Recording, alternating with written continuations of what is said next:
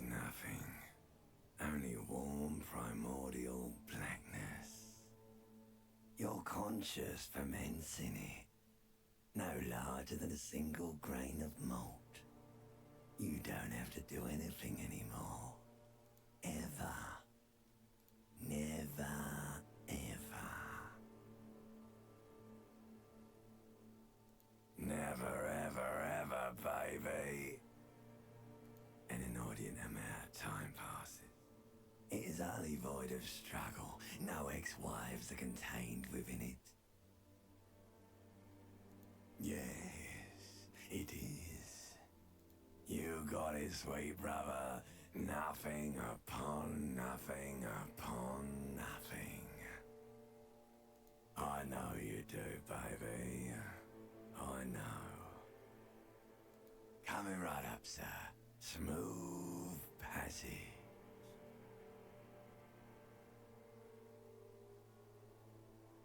All right. Nothing down to fuck all, borough.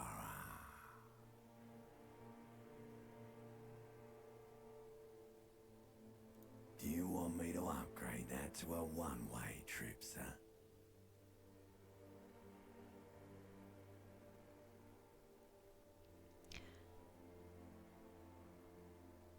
Can I kill him before this game begins? The song of death is sweet and endless. But what is this? Somewhere in the salt-bloated man meet around you. A sensation. Like a fly to the ointment, your conscience sticks to it. The limbed and headed machine of pain and undignified suffering is firing up again. It wants to walk the desert, hurting, longing, dancing to disco music. The stench of liquor rises from your mouth, and with it, an ungodly headache.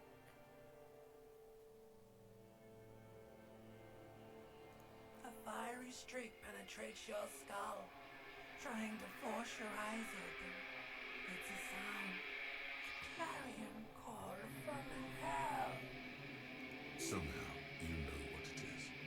A Caprice Canadian motor carriage.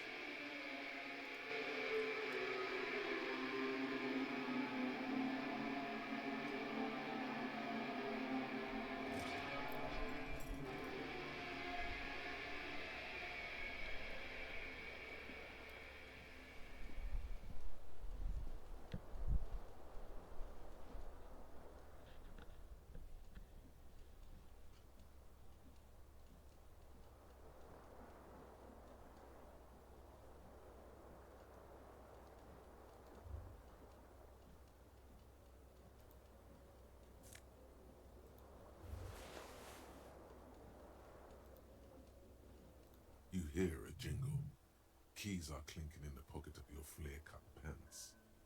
It says, whirling in rags, on the aluminium keyring. There is a single key on the ring. The number 1 is etched on it. It should open the door. The whirling in rags is a hostel cafeteria on the urban coast, frequented by dock workers. The window stands broken in its frame. Cold wind blows in. The shards face outward. Whatever broke this window came from the inside. A fine web of scarring covers the back of your right hand, but none of it is recent. More likely a projectile than a held object. There are no fragments on the floor from pulling a tool back in after impact. It is too large for a bullet, yet too small for a piece of furniture. You're looking for something heavy and larger than your fist, like the green shoe that's on the hat rack in the corner, which, coincidentally, is missing its friend. Congratulations, you smashed the window with your own shoe. Now you only have one. If you're lucky, you can still find the other on the balcony outside. The door to it should be outside your room. The window agrees. Its cracked smile is cold and sparkly.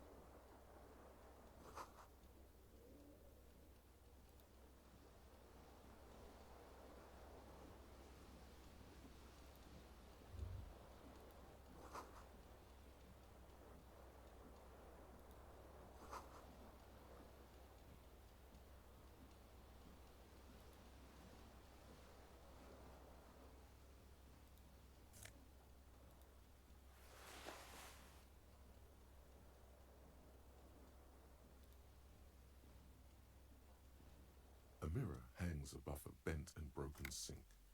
In a fierce discharge of masculine energy, someone has ripped half the faucet off. Was this not the same Elo that founds empires and lays waste to cities, virile, uncaring towards the little things? Probably not, no. Hot water sprays from the faucet's base, and steam covers the mirror. You cannot see yourself, just the vague impression of a man. Suddenly, you realize you have no memory of the face that awaits you there, underneath the soft vapor. Oh, hang on. Twitch changed the way that... Hi, Ray. Twitch changed the way that the stream manager looks. That was surprising.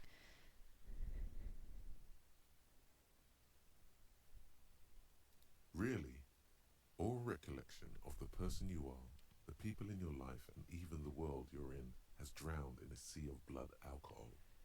This was no mere night of drinking. It was a deluge of world-ending proportions.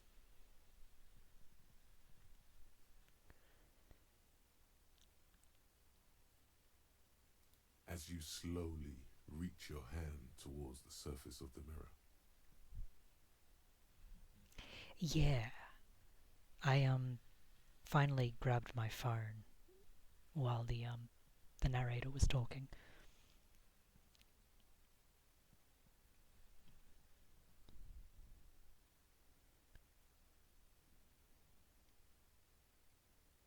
Yeah, there is definitely something wrong with it. Where to even begin? There is the bloatedness, then the swollenness. It's like there's an upholstery of alcohol underneath your skin.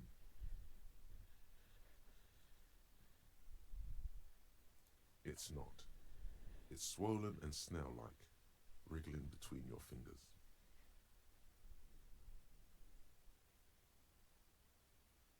Bet you are. Your nose feels like a small balloon in the middle of your face. It hurts when you honk it. It doesn't appear to be a particularly tiny nose either. Not with all the drinks it's absorbed for you.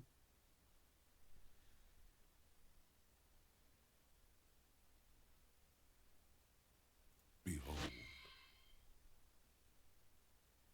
You have no idea who this thing is, do you?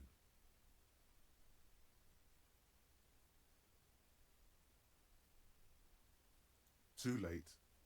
You clearly have rigor mortis on your face. Oh wait, is that an expression? Are you trying to make an expression with that face? Why? Please stop. It's horrible. You're scaring yourself. You can't, can you? It's like it's not even voluntary anymore. You have worn that grin into your face, and now it won't come off. What does it even mean? What is the emotion you're trying to convey?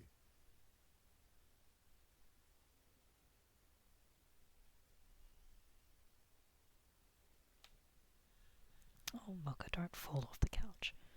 She's here too, by the way.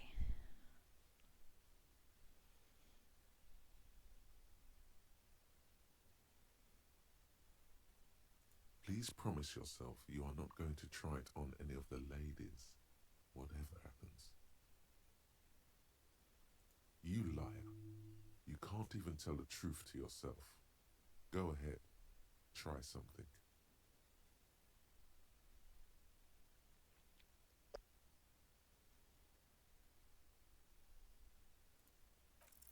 It belongs in the new, the third decade of the current century.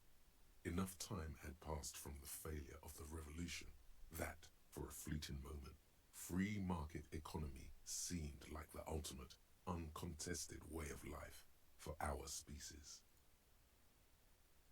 Things were good. It was smooth sailing.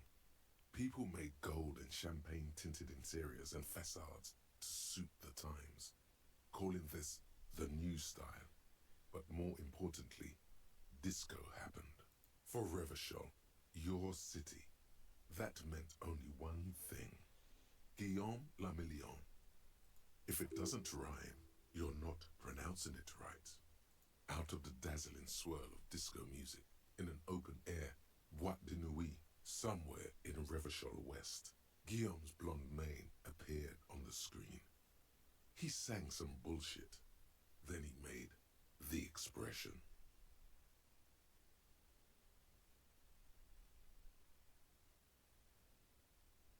The click is used to spur on a horse. It also features heavily in Guillaume le Million's regional mega hit, Don't Worry, Your Pretty Little Head. Everyone loved it. Maybe you thought some of the stardust would rub off on you. Maybe it did. Either way, it's all gone now. Only the grimace remains. Some 20-odd years. There is a vast ocean of time between right now and the expression. Looking good on you, or anyone. Humanity has run aground in that time. It's a different world now. The expression is a relic.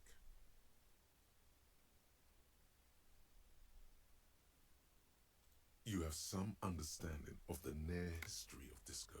The rest is darkness, aside from the useless fact that the motor carriage outside was a caprice canema.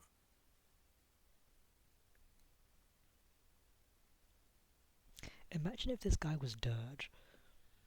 It doesn't have to be. You can swoon over Guillaume and his champagne-corked smile whenever you want to. Maybe some of the stardust will return.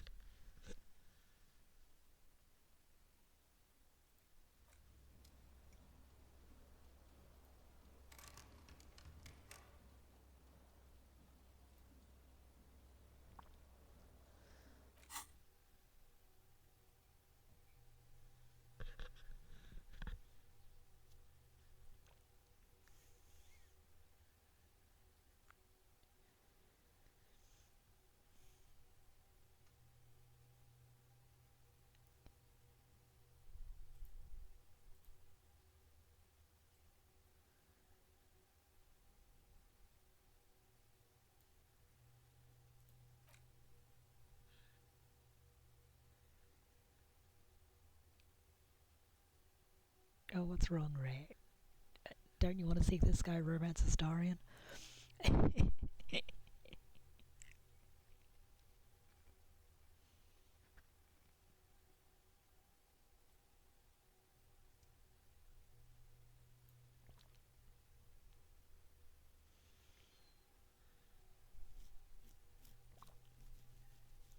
Should I be reading out the extra text?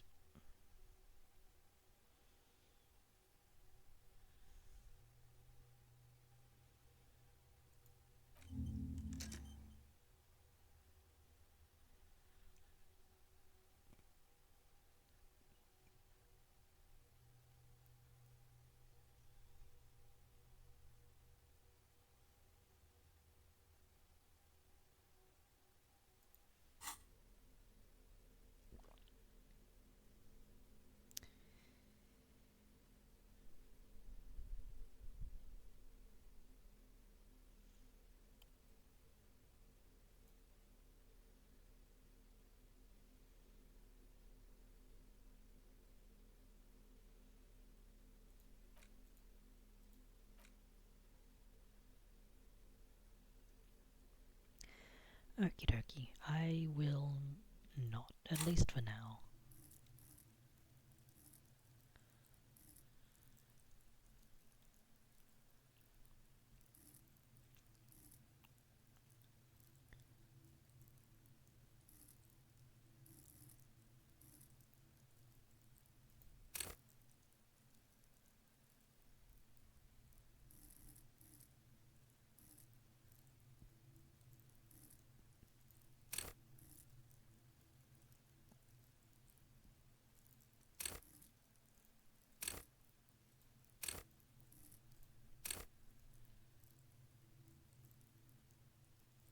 I don't know how familiar you are with this game, Ray.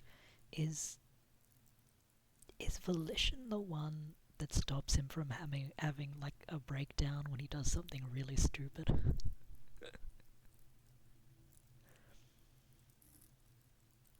Because I realized looking at him,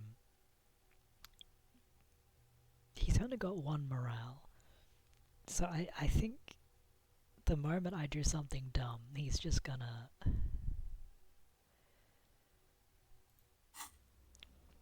He's just gonna keel over, I think. Oh, you don't know anything.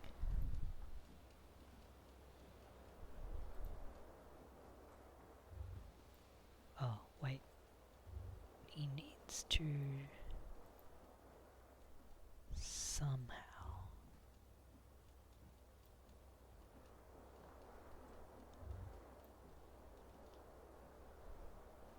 Okay, that doesn't turn the view of the room. I don't think I can.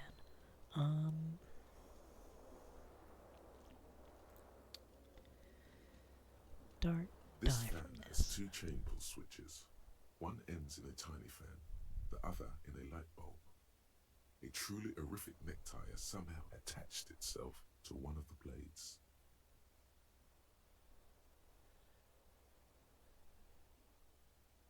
The blades come squeaking to a halt. It should be easier to reach the tie now. You swoop up and catch the tie. Snap! It's released from the blade. What you have in your hand is a truly hideous necktie, with 4 or 5 different patterns. The knot reminds you of a noose. A terrible mistake. Turn the lights off immediately. You can practically feel the photons burning a hole in your brain. The lights are off.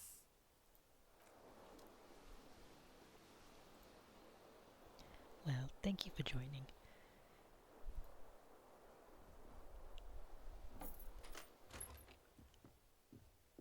I made it, I think, a decent amount of the way through when I first tried playing.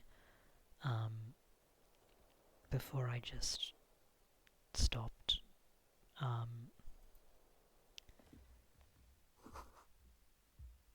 Hopefully I won't get as lost as I did this time. Hello, officer. The young woman raises a cigarette to her lips. Her eyes are brown and her face is speckled with birthmarks. She can't be more than 28. A silver jumpsuit falls off her like scale armor, sparkling. This is the sparkle of too many nights out on the city. No. Because you're a police officer, sir.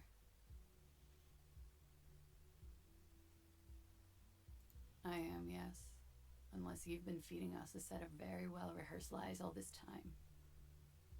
You've been here for 3 days. On official police business, no less. Couldn't say. In truth, so far, mostly drinking.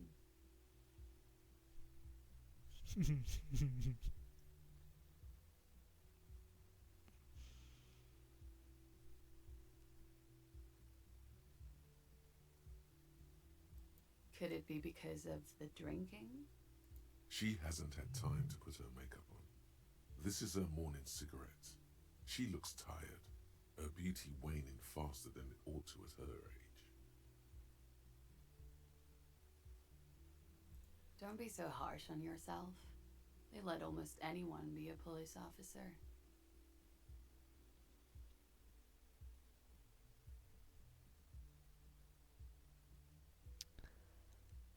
think maybe I won't try that, just in case failing to flirt with her sends him into a Of meltdown. course.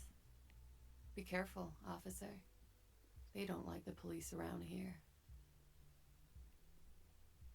Something stirs in you as she's about to go. Call it an instinct, a need. The need to ask questions. It's like you said the words a million times before. She looks back at you, a light glinting off her eyes.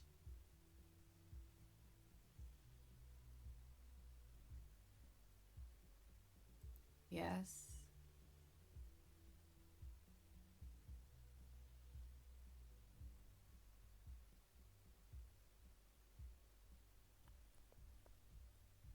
The dock workers are pretty cocky. They think they're police enough. At least here on the coast. I can't say about the rest of the city. There was the usual ruckus. Loud disco music. I couldn't say. It's impossible to hear people speaking from over here. Oh, yes. Various artists. Ostentatious orchestration prime among them. Oh, that. Yeah. Whoa. The less said about OO, the better. OO were huge where I come from. I was very young then, of course. Like 7. Life gets hard, but we go on. It would appear so. At around 2 o'clock, the disco stopped and there was a change of pace. A slow, sad song started playing, like organ music on repeat. That went on for quite a while. Some of the time, you were yelling along to it. Yes, there was a church in there, a really small church, like the smallest, saddest church in the whole world. It was about that. And also, that it doesn't matter anymore and that we're alone now. It was difficult to tell. The song itself was very quiet and soft, but you sounded like a winded boar, sir. It was hard to understand what you were singing on top of it.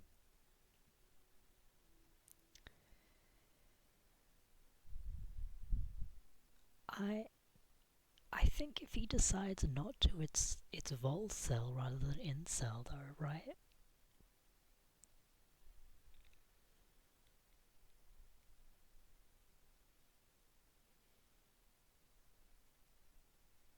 Yes, it was very cool. It's impossible to say whether she's being sarcastic or really means it. Then you started screaming and trashed the place.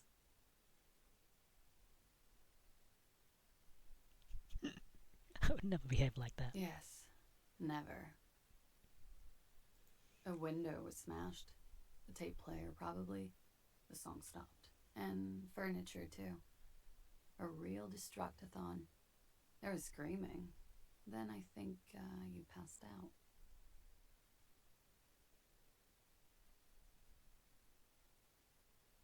There was.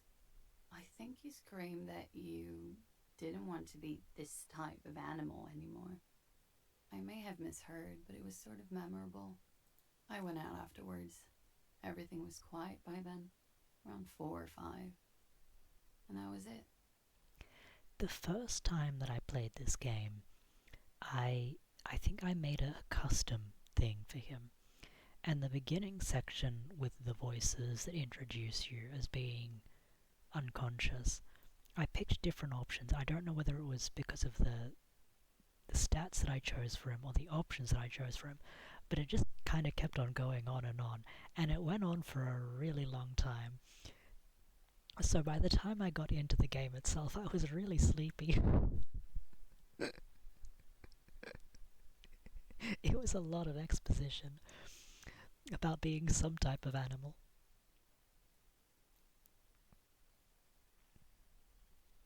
You're in a hostel, sir. We are in Revachol.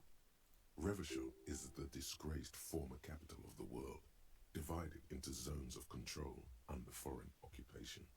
Half a century after a failed world revolution, she is central to our moment in time.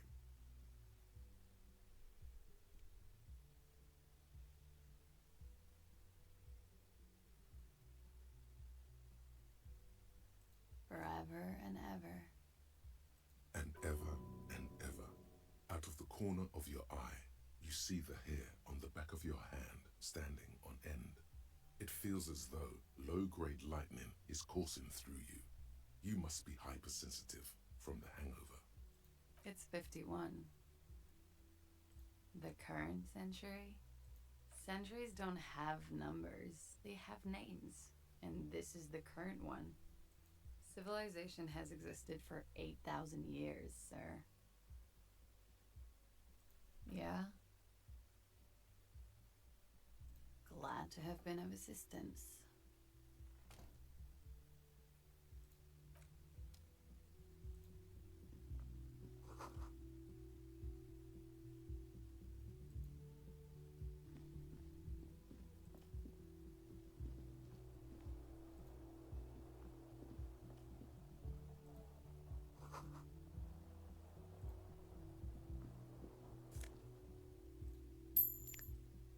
Hell yeah, money.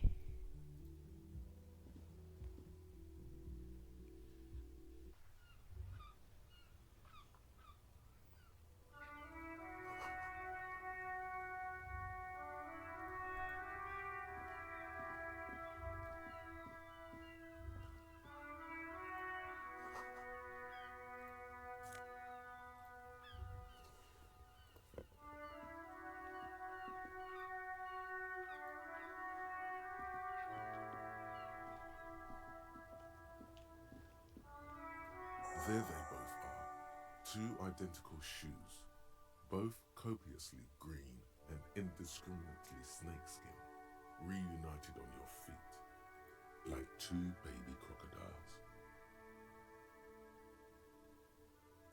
It's pretty clear a normal cop is not what you are. Good, they're balanced, comfy. Feels like the only good thing about you right now, truth be told. Okay, well, that didn't help.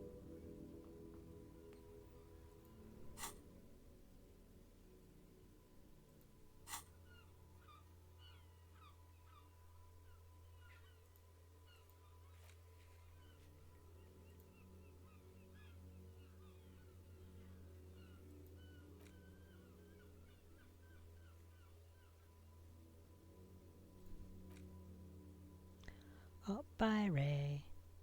Thank you for joining me.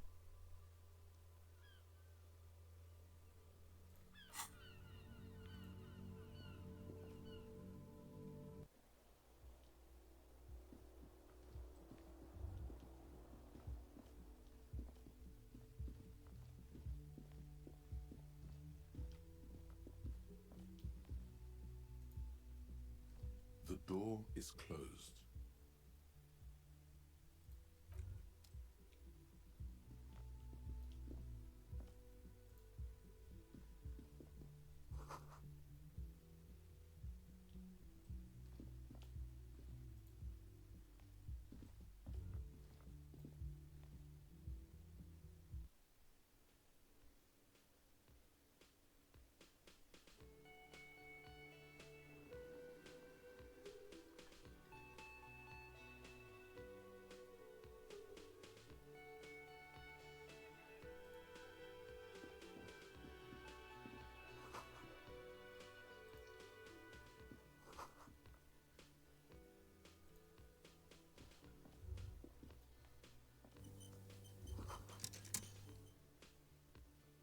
You should totally sing karaoke here, the first chance you get.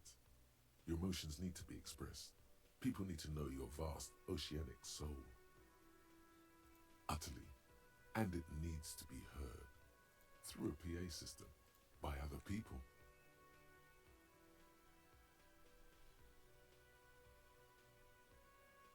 You should sing the sad small church song from that tape you found. Thought it was obvious. No, don't sing the happy song. It's stupid. Sing the sad song. It's profound. You would need another copy of the tape first, though. The one upstairs is destroyed.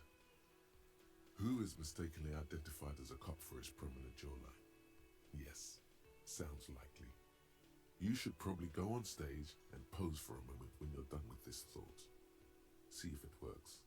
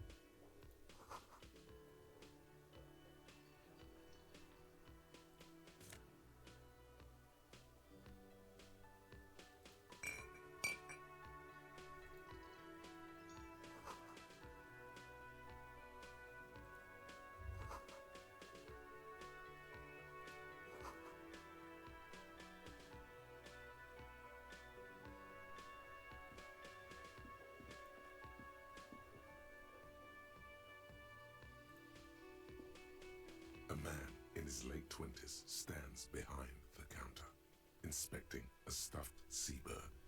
As you approach, he gives you a sideways glance, then looks down again. Everything is cool between you and this guy. He's a big fan. Make some small talk. A competent work of taxidermy. The white and brown seabird lies among piles of coasters and drying mugs. One of its wings broken. The man is trying to mend it. Looks like the bird was ripped off the shield that was used to mount it, most likely on a wall. This is the great skua. The seabird is the symbol for the discovery of the Insulindian Isola, the part of the world you are in right now. The small steel tag says as much. The great skua. Steaquarius skua.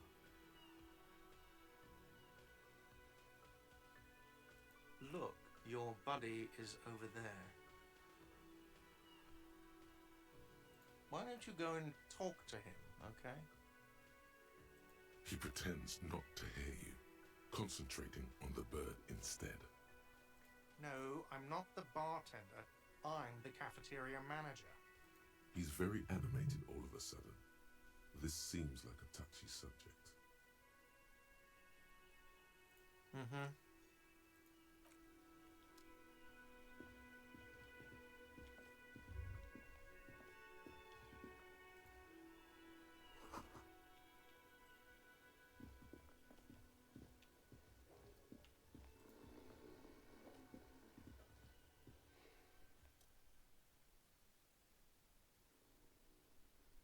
A colourful piece of plastic is dangling from his carabiner. Makes your fingers itch. On the counter, rolled out of his open hand, you see a blister pack of headache medicine. The man does not mind. You probably need them more than he does. You've just picked up some magnesium. This item is stored in the bottom left corner of the screen above your character portrait. Use magnesium to heal your morale if you have morale damage. It's a dock worker's ID, doubling as a shift card and a job permit. A young, able-bodied man stares back at you from the photo. Santiago S. John. Your fingers find their way into the shackle, flicking open its spring-loaded gate. The metal loop holds the plastic ID and a leather-bound pocketbook. The man emits a loud snore. Is he about to wake up? Doesn't look like it, but you never know. Better be quick.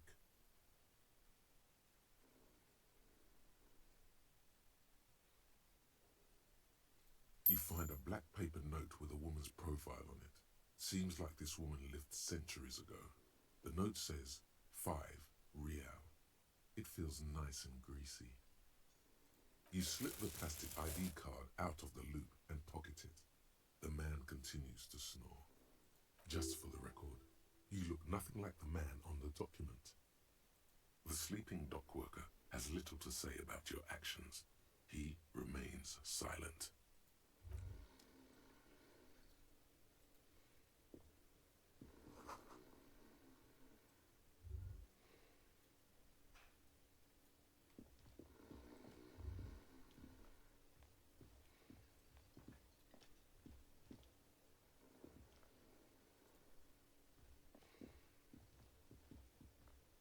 That sugary black rum stain on the counter makes you teary-eyed with joy. It's almost touching how syrupy and sticky it is. How long have you been up already? Sweet Lord, a whole hour. And you haven't thought about rum and lemonade in all that time? You've truly extinguished all trace of yourself.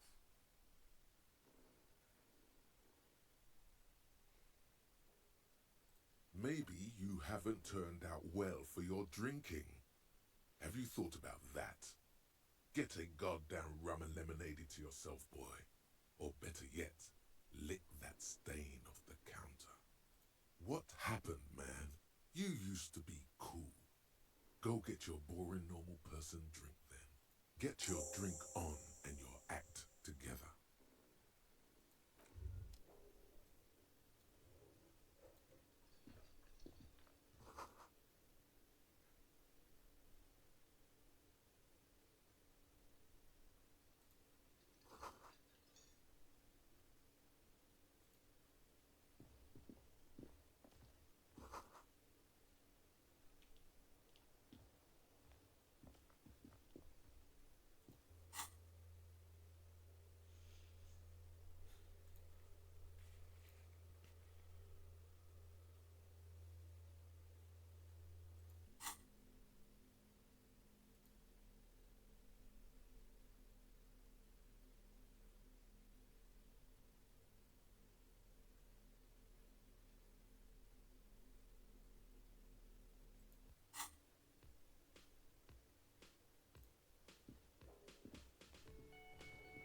go, sweetie.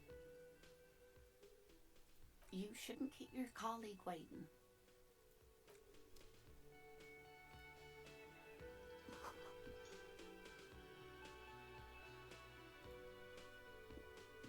A bespectacled man in an orange bomber jacket is tapping his foot on the floor.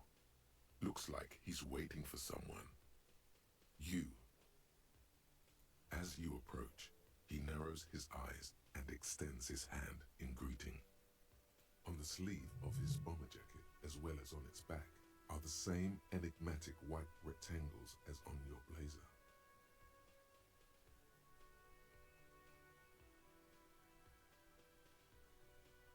Hello, I'm Kim Kitsuragi, Lieutenant, Precinct 57. You must be from the 41st. You realize he's waiting for your name. Concentration makes you squint your eyes. Your name should be deep gold and orange, like a forest fire looming on the horizon, but mixed with the stench of liquor rising from your breath. You're 2 steps closer to it, but there are still many to go. Okay then. It looks like we had a little scheduling error on Sunday. Saturday too, actually. Have you had time to talk to the manager here?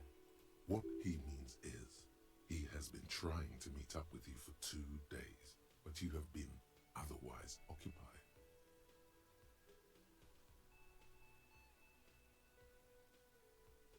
Then we should ask him for a rundown of the area. Get me up to speed. I understand the scene is out back, right? It also wouldn't hurt to assure him the police are finally here. In full force, I mean. Have you mapped out the initial interviews?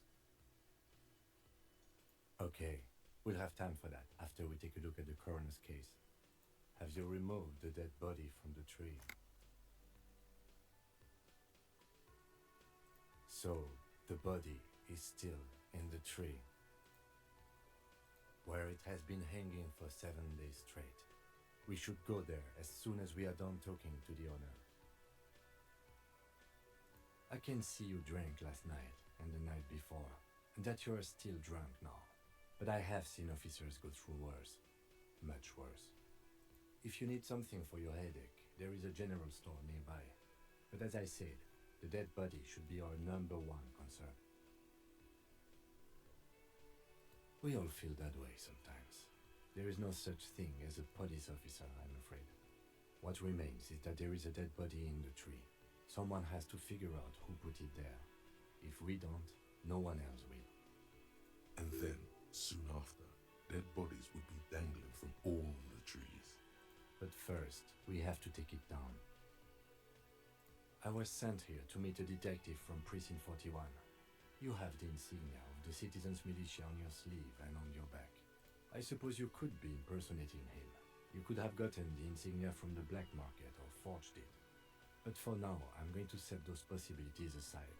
I'm not from the Inspectorate General. Inspectorate General means internal affairs. What he's saying is, he's not from the rat squad and isn't supposed to suspect such things. No need for derogatory terms. They're only doing their job. Yes. They are not just white rectangles. They bear a halogen watermark with the letters RCM and a pattern resembling the street grid of Revachol West. I would ask you to step into the headlights of my motor carriage, but again, it's none of my concern. I just need you to do your job. You mean you don't have a badge? Losing your identification card is a serious matter. My vehicle has a shortwave. You can use it to report your badge missing. I would advise you to locate it as quickly as possible, but getting the body down should still take precedence. After you, officer. Lieutenant Kitsuragi is now in your party. You can talk to him whenever by interacting with him. Yes?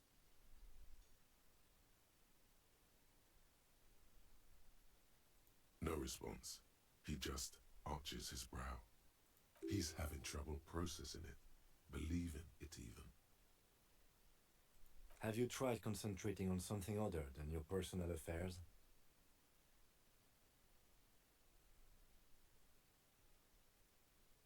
Really? You look fine to me. This psychodrama is unbecoming of an officer.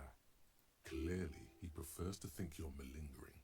He cannot fathom that anyone could drink so much as to retroactively erase their entire life. Then you should consider seeking medical attention. You can use the radio in my kinema to call your station's Lazareth. Was there anything else you wanted? Me? I don't see how my life is pertinent to the investigation. That's mean. That's a fair point. All right, for the good of the investigation, what do you want to know?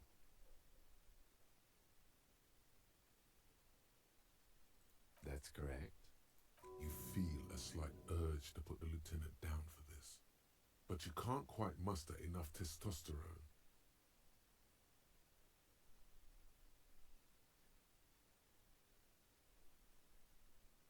I guess you don't need glasses, then. That's because I'm half Seolite, or quarter. My father's father was from Seoul, so was my grandmother, but from my mother's side. It's not an interesting topic. It's a part of the world, officer. A geopolitical entity, and a geographic division. I told you it wouldn't be interesting. Seoul is a protectionist, isolationist, pan-Isolary state west of the Insulindian Isola. Actually, it's quite interesting. Some would even say mysterious. You're barking up the wrong tree. I don't speak a word of Seolite. I've never met either one of my grandparents, and I've never been to Seoul. I'm a regular Rebachelier. A point of pride to him. No.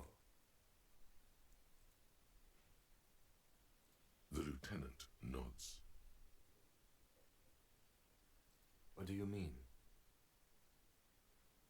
I have no idea what you're talking about. The lieutenant's conceptualization skills must be rather rudimentary. I can't say that it does, no. When I need to think, I just use my notebook. The lieutenant produces his small blue notebook and idly thumbs through a few pages. We all have our different mediums. His is written.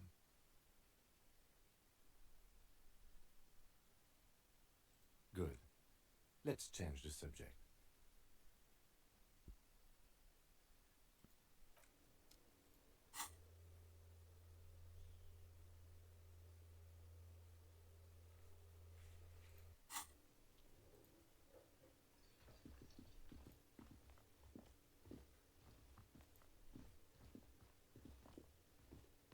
The man with the unimpressive beard notices you approaching.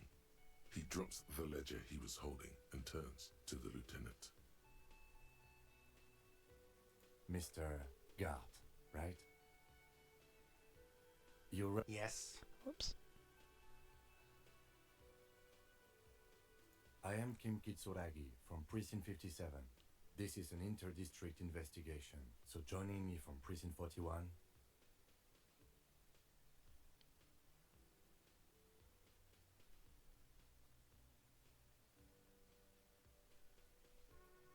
Are you kidding me? Right. Now, I know it took us a while to arrive at the scene. It also took you a while to call us and report the dead body. It was you who placed the call, yes? No, I only just got here. It was probably Sylvie who called you. She usually works the bar here. I'm only temporarily taking over her duties. Do you have her number? As a matter of fact, I do. This sounds like something you can use to call this Sylvie later. You said you just got here. From where? Are you a local? What, of Martinez? No, I live in Jamrock. I only sometimes come here to keep an eye on the place. This is just one of the many cafeterias I manage. But you still know your way around, yes? In case we need directions. Yes, I know where some things are, but as I said, I don't live here. I just used to work here. And I'm not going to start working here again, if that's what you think. I didn't imply that. Detective. He probably means this is where you step in and ask your questions. His face expresses profound doubt in your having this. Ask him about the body's location before asking if he killed him. People give up information in the more innocuous questions, which you can later use in the more sinister ones, not vice versa. Behind this building, there's a courtyard. They hoisted him up on a tree there. That's easy. See that door there? First you exit through that. Then to your right, you should see a big hole in the fence. A really big one. You can get to the courtyard through there. No need for the keys. The hole is big enough for the Franco-Nigerian cavalry to fit through. This man means the heavy cavalry of the innocents Franco-Negro, sweeping over the plains and nations of the enemies of mankind. 5th century style. Unified currency and the concept of cool came in their wake. They wore lamella and carried guns. But first and foremost, Franco-Nigerian heavy cavalry was really, really wide. That hole in the fence must be enormous. She went away because none of your business. Have they not been telling you you're a cop? Okay, you got me. She went away because of the dead body out back. And because I asked for her number. That's why Sylvie went away. I hope you appreciate that. Thank you.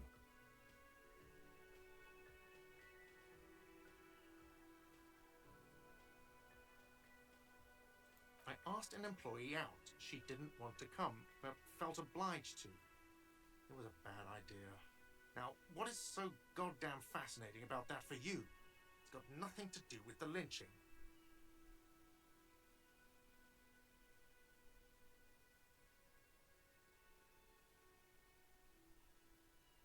Good for you. Was there something else? I'd like to get back to what I was doing. I don't know who killed him. I'm not the police. That's your job. This is it. He said they hoisted him up on a tree. Who is this they, if he doesn't know? Oh, people are saying it was the union dock workers, that it was a lynching. The locals, customers, the people who eat here, a lot of dock workers eat here. Sylvie told me everyone knows the dock workers did it.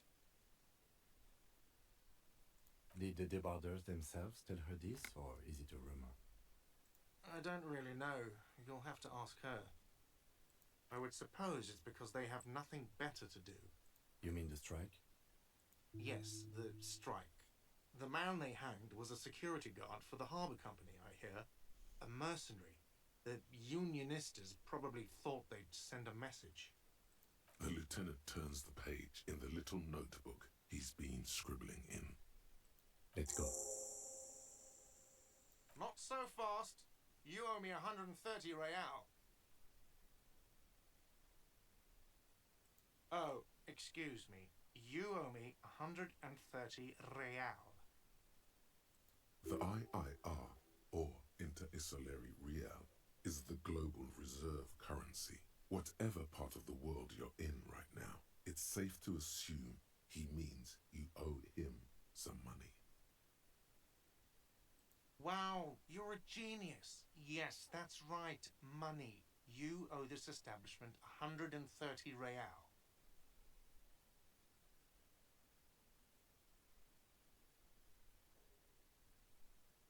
Let's see. 3 nights at a tariff of 20 real comes to 60 real. Then there's the window you annihilated. The hole in the window was the first thing I saw when I came to work. So don't try to tell me you didn't. That will be 40 real in damages. Another thing you've annihilated is half the Yes, bar. Miss Mocha. You've run a tab of 30 real. Actually more, but We'll round it down to 30 for your hard work maintaining the stability and order of Revachol. That's 60 plus 40 plus 30 equals 130 real. And yes, real is still money. What are you, a philosopher?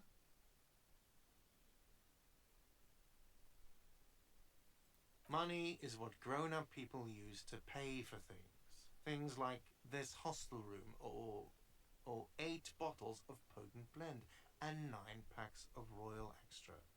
We use it for everything, really. Yes, it is.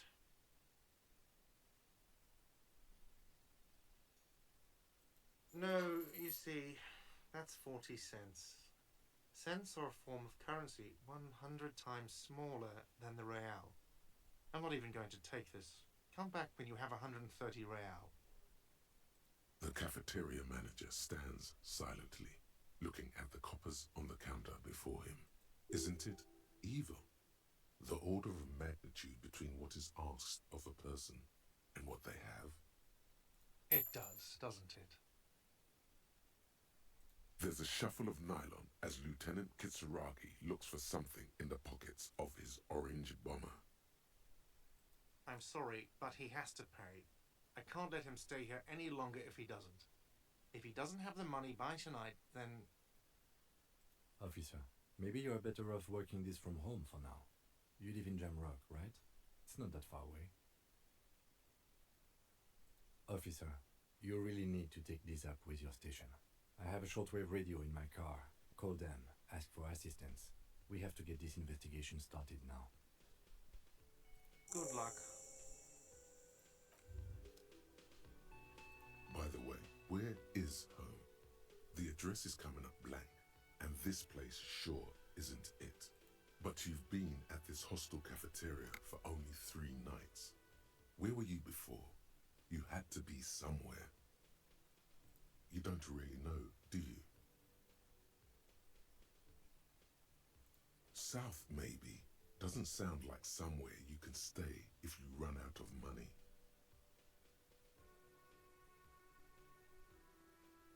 Entertain the thought when you get the time. Maybe being a hobo and a cop has its advantages.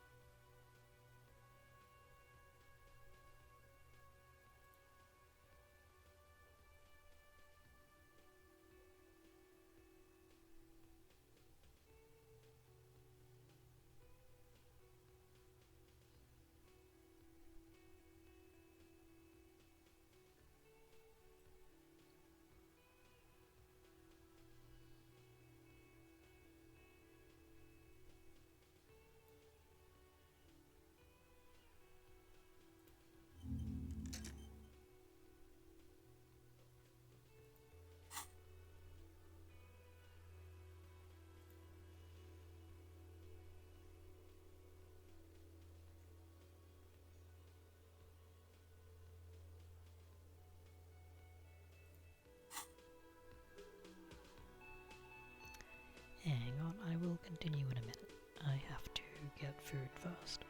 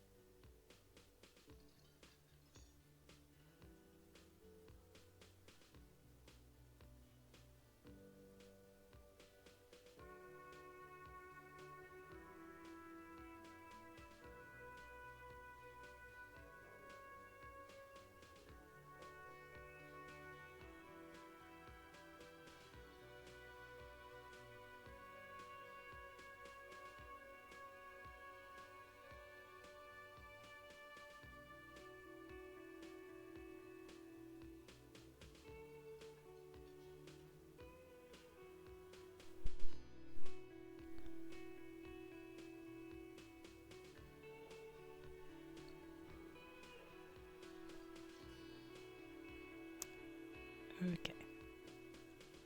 Food is on the way. I was going to cook, but it didn't finish defrosting, so...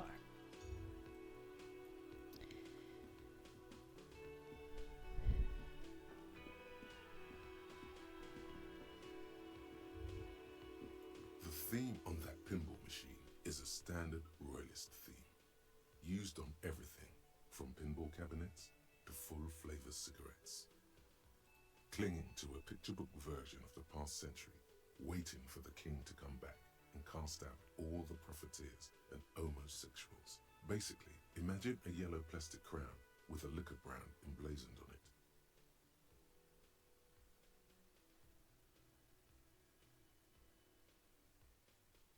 It comes free with a six-pack of Vermilion Roy d'Or. The words Roy d'Or are stamped into the crown's plastic. The sentiment is called anti-centennial nostalgia, pining for a time before the turn of the century. It's common even now, after 50 years.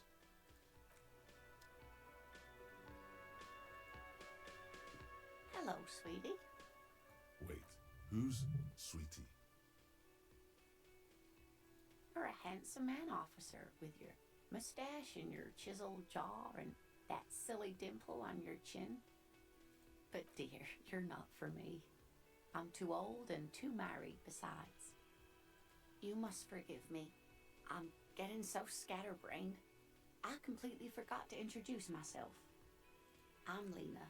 My husband Morel and I are staying with our friend Gary just down the street, but I come here for tea when they're away. This Lena is wacky enough for the Motley crew. Hire her on the spot.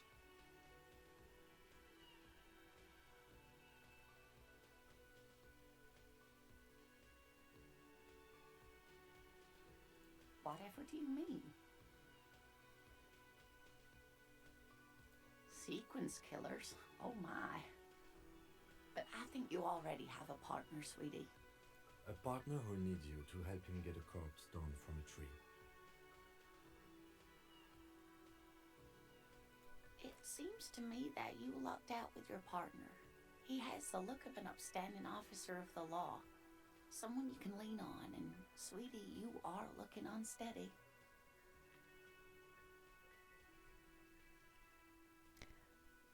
I have vague memories of failing a check to do with option number 4 here. Yes, Mocha, I'm not talking to you. And dying somehow? Of course, dear. Good luck with your case. So we're gonna leave that.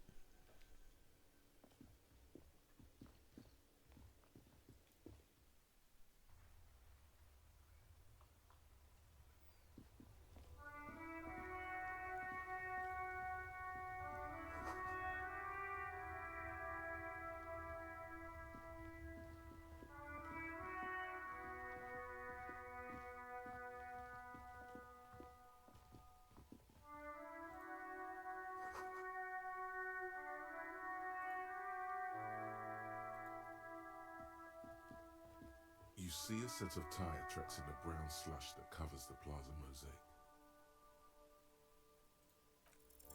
The tire tracks were left here by an unknown event that took place some days ago.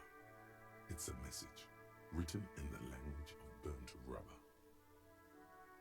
Some of that rubber stuck to the tiles right in front of the whirling in rags. This is point A. The driver started there, and then accelerated straight into the fence, left a hole big enough for the Franco-Nigerian cavalry, according to the cafeteria manager. The driver proceeded to back out of the yard, barely stopping before hitting the adjacent building. Before heading south, must have been in a hurry. You are correct. This is a rather motor carriage-friendly city. I'm not sure. There are plenty of traffic accidents waiting to happen in Martinez. With the jam right here on the roundabout, I would keep them separate. You could follow the track south. There seems to be a canal there. See where they went. If you find time.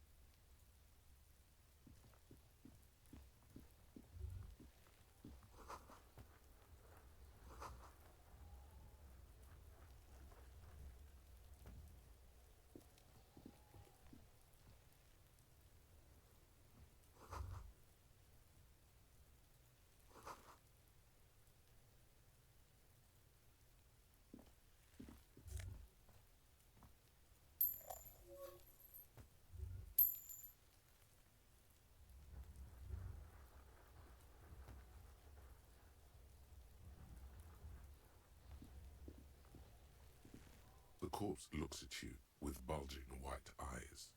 The face around them does not look human. It's swollen and ready to burst. His lips are fish-like and his tongue like a ball gag in his mouth. You seem to be holding your breath. A cargo belt twists his neck at an unnatural angle. The body below appears stiff. It's letting out an ungodly rot. The smell seeps in even through your clenched nostrils. Active decay. It's okay to throw up, officer. No one is judging. He's about to blow! Cop's gonna blow, Kuno!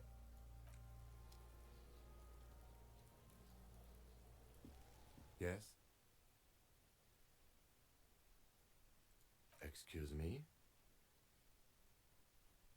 You have a distinctive way of walking. If I were to walk in front of you, we would surely collide.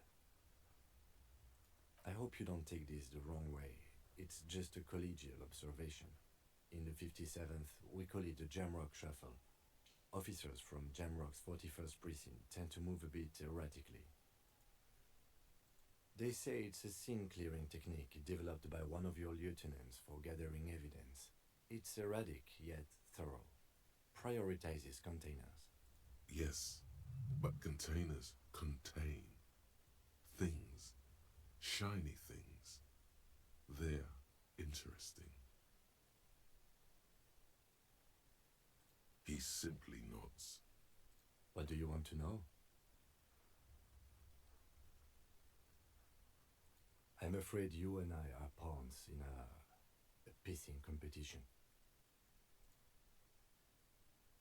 You don't know? I assumed you were in on it.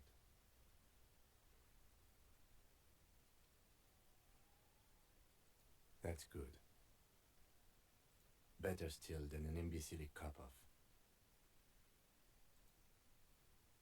It's just stupidity. We shouldn't waste any more time on it. If you want my take, ask me after we've inspected the victim. Was there anything else you wanted to know about the case? Maybe you can tell me what you do know to help me narrow it down a bit.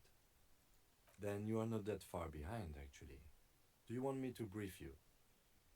3 days ago, the RCM Emergencies Desk received a report about a security guard who was found hanged in Martinez. An anonymous caller said there was a dead body behind the Whirling in Rags hostel cafeteria. The cadaver had been there for 4 days. No one had come to investigate. During that time, the victim had been stripped of his belongings.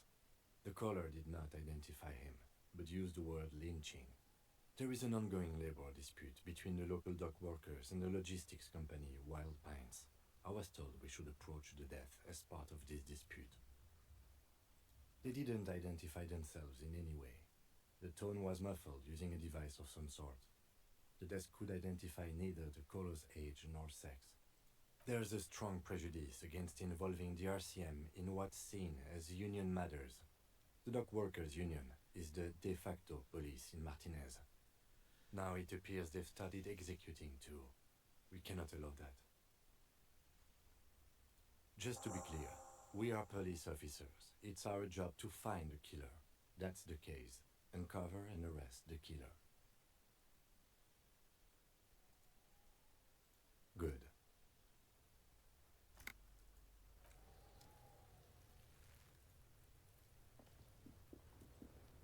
Kuno's got this. If there ever was such a thing as an ugly kid, then this is it. He's almost exquisite in his ugliness, like a gremlin. Oh yeah, nappa comfy, Kuno!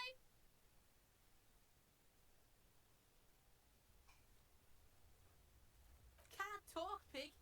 Shit's coming up strong. Throwing rocks. Shit coming up strong. That sounds good. Joyous. You should hang out with this kid and see what that juicy shit is all about. I mean drugs. The kid's on drugs. Yeah, Kuno, ride the lightning, Kuno! Kuno's riding it, see? The rake, Kuno! You should throw the rake at him, Kuno! The fuck does Kuno know what a rake is? Kuno's not a gardener. Fuck no! Kuno doesn't buy that shit. Fucking entrapment shit. Fast. This kid has got street smarts. We shouldn't do anything. I don't tempt such forces. You will see. The language these kids are using, pure unfettered id. There will be no reasoning with those creatures.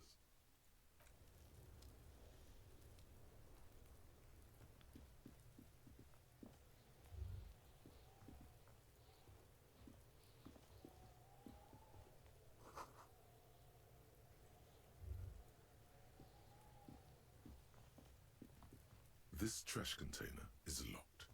The sliding lid has a padlock that says, whirling in rags. Well, it is a container.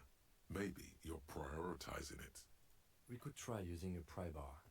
There's one in my motor carriage, or we could ask for a key from the manager of the Whirling in Rags. He probably has one. He might also have information. This is better than the pry bar idea.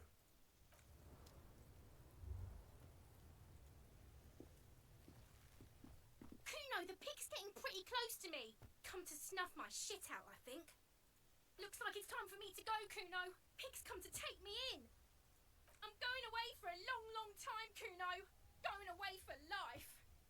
What's going on there? Fuck are you trying to pull, pig?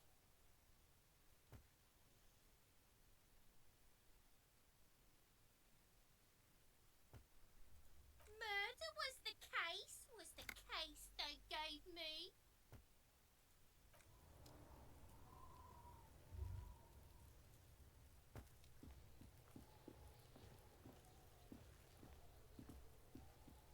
There are several footprints in the mud, left by work boots. Anywhere from 6 to 12 pairs have walked here. Maybe more than 12. No, 8 pairs of boots have shuffled back and forth in the mud. 1. Standard work boot, steel reinforced toes, number 46. 2. Standard work boot, steel reinforced toes, number 44. 3. Hobnailed work boot, steel reinforced toes, number 43. 4. Standard work boot, number 45 or 46. You don't know. It's a miracle you can tell the prints apart as it is. The cold must have preserved them. 5. Another standard work boot, steel reinforced toes, number 44. 6. An aberration, light as air, even pace, same make of boot, but number 41. Impossible to tell. Could also have been an adolescent. The gait is undeveloped. You're not bad. It's as if the whole world darkens. Everything else has a thin film of unimportance on it, and the tracks burn in the middle of it, in a strange, beautiful way. 7. The glowing outline of a standard work boot, number 46, but the imprints are twice as deep as the others. The weight exceeds 200 kilograms. 8. And yet Yet another standard work boot, number 44. There's an aberration in the pattern of the sole, however. The right sole is smoother, more worn. How many? I was pretty off then. I counted 20. I never got the hang of it. Hyperopia. Do you see anything out of the ordinary? A woman? Or a kid? Understood.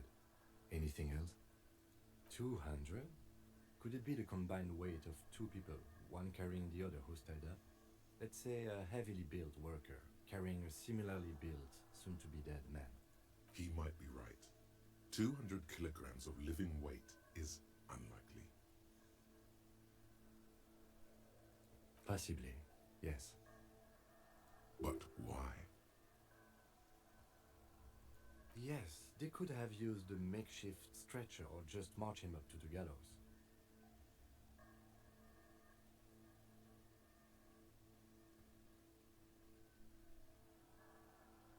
Even easier to carry on a stretcher or between two men. Anyway, it's for future consideration. What else can you see? Interesting. Let's name it the odd soul. Someone operating a workbench with a pedal, like a joiner at the harbor, or maybe a drummer? No, it's not. Forget I said it. We are not looking for a drummer. Perhaps it could be a driver. A driver would wear out the right shoe before the left. The accelerator is on the right.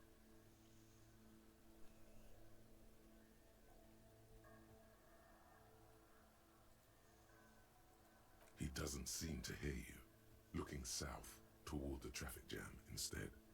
The machines are silent. The engines are all turned off. We should keep our eyes open around the traffic jam. See whether anyone strikes out as a potential suspect. Seems prudent, no? Mm-hmm.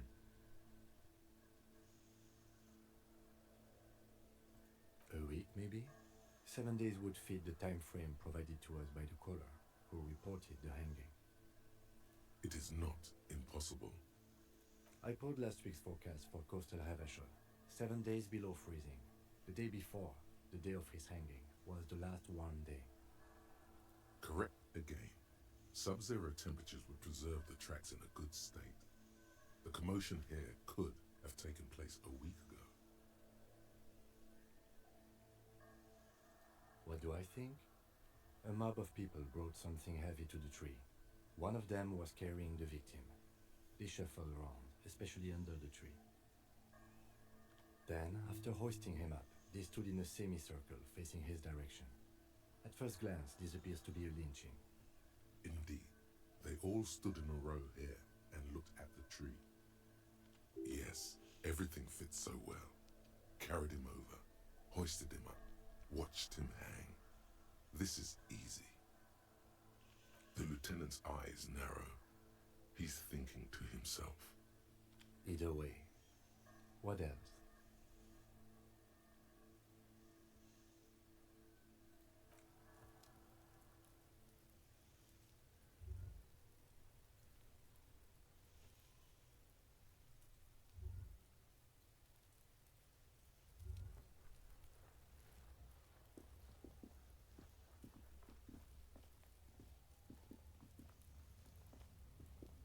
An inconspicuous pile of the roofing material, Eternite.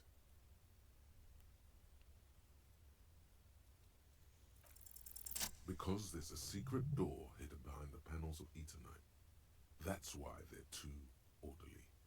There it is. You see a shabby little door.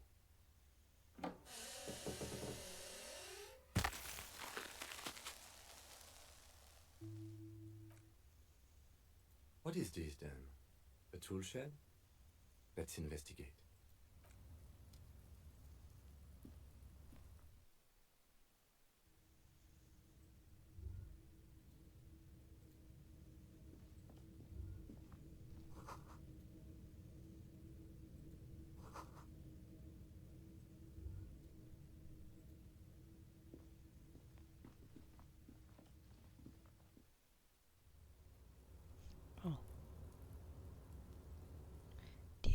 do that?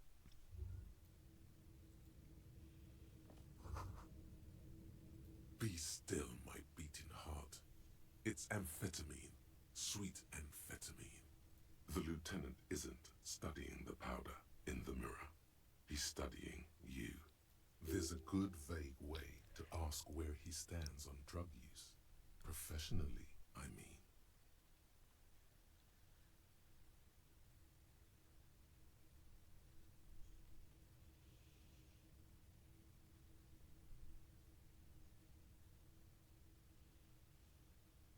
Of course, detective. Swift justice. Don't worry, we don't have to investigate every trace of narcotics. Yeah, swift, lightning justice. Faster, harder, justicer. See that ladder there? It's probably another way into the industrial harbor, no? The secret path the local kids use.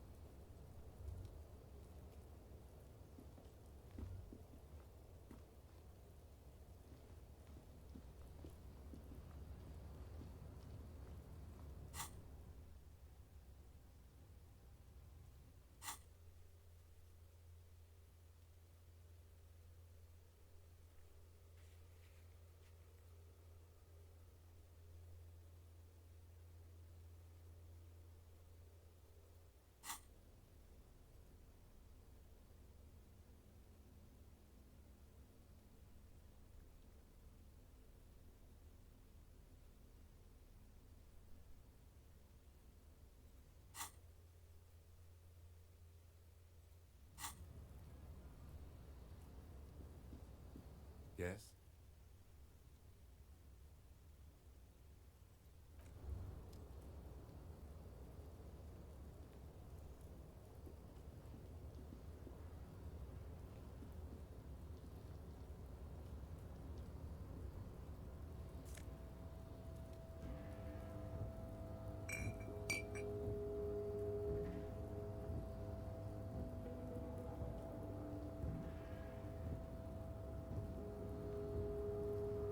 Looks like someone left his tarpaulin cloak hanging on the railing here.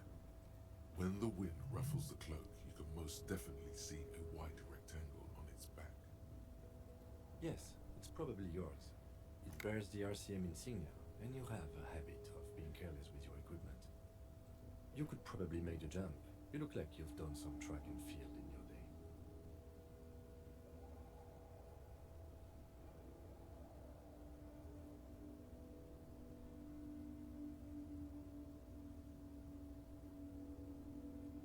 The wind is aggressive up here. The lieutenant looks at the enormous crane towering in the distance over the container yard. That machine is a Kvalsund 1020 HK. Is it? Qualsund makes a lot of heavy equipment, but this is phenomenal, even for them. But I digress. We were focusing on your cloak here. What are we doing? We're awfully close to breaking into the industrial harbor. They are bound to have information for us. I thought that was our intention. Or it could be that we are just exploring. The cloak? I do think it's yours, yes. As to whether you should go for it? Well, It doesn't seem too dangerous. 2-meter stops. Whenever you're ready to do it, I'll be right behind you. The cloak looks like a bag of goodies floating in the wind. Who knows what its pockets may hide?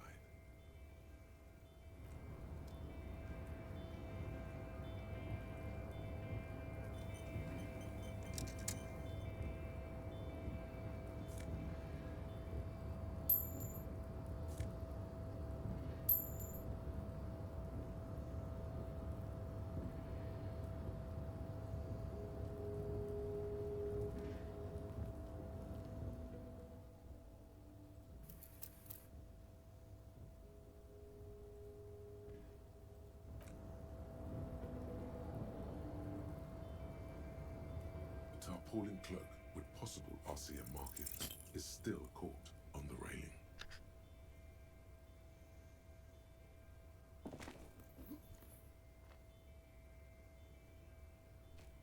Nope, no. That's still too high. What were you thinking? You're not a gymnast. You're a boxer. And you've climbed way too high up here.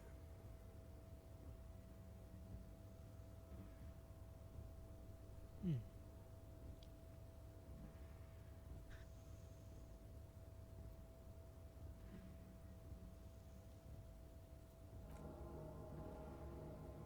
You could have died there. Shit, shit, shit, shit. I'm failing you. This wasn't part of our deal. Hey, hey! What happened? I understand. We can always come back when you are feeling better. It's just a cloak after all.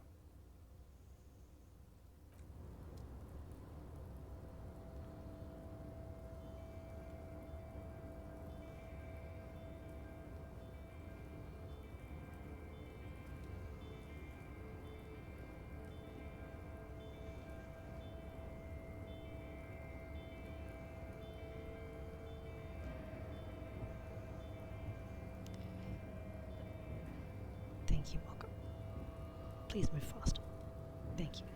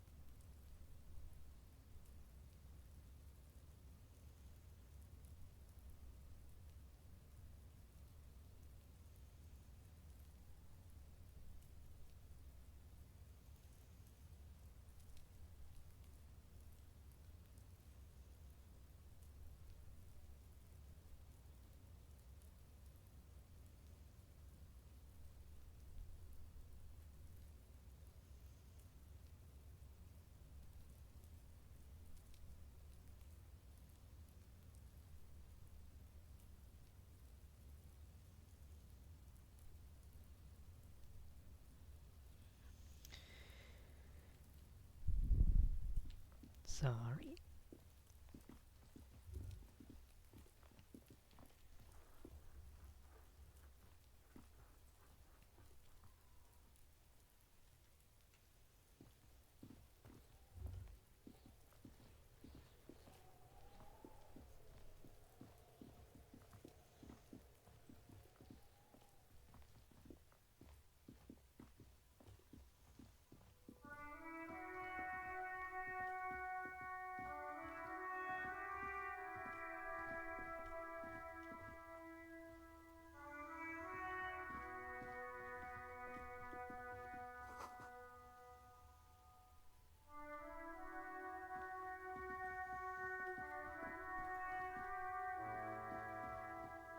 This Postler Vantorie mail collection box has been heavily vandalized with graffito.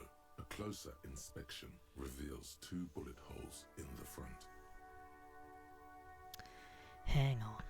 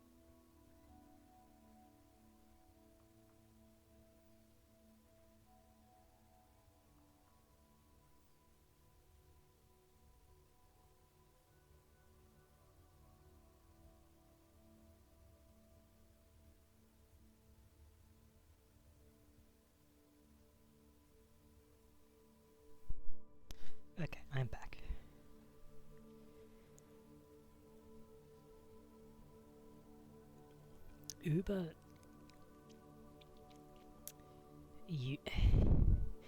Uber has my location wrong, and nothing I do can fix it. I've reached out to their quote-unquote customer support. Nothing fixes it. Usually, the delivery instructions that I give to the delivery drivers help, and they figure out that they're on the wrong street, and they go around to the correct street on their own. But this guy got really lost, and he didn't understand that he was on the wrong street.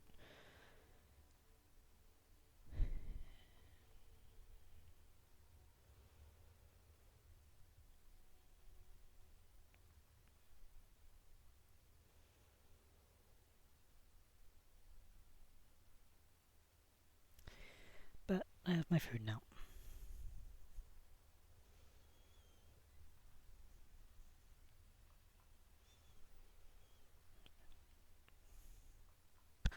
A faint sticker on the side reads, RCM Emergencies Desk number 8102, with a slogan, Mankind, be vigilant.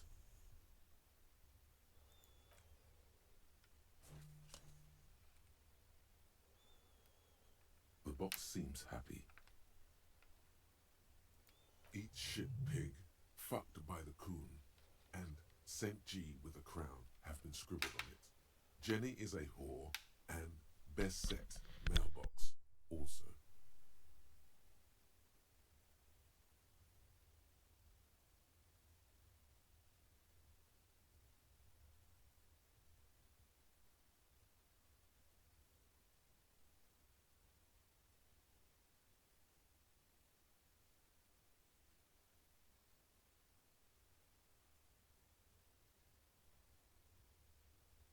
The mail collection box seems cathartic, thankful even.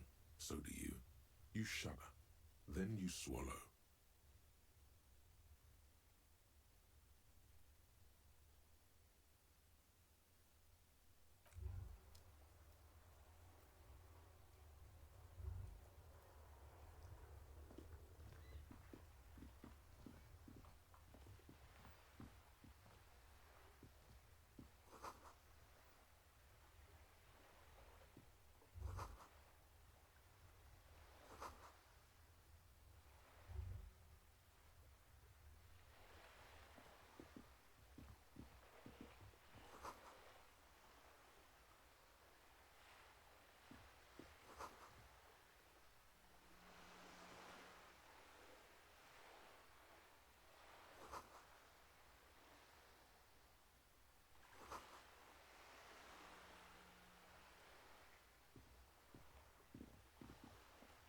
Hello, sir. Step right in. The store is open. Are you interested in a new and exciting book? Okay, sir. I'll try to answer any questions you have. I hope they're about books. My name is Annette, sir. My mum, her name is Plaisance. She owns the store. She's inside minding the register or organising the stock. Feel free to step in and browse our wares. I'm signalling that the store is open. Otherwise people might not know. They'd miss out on the crime, romance and biographies of famous people.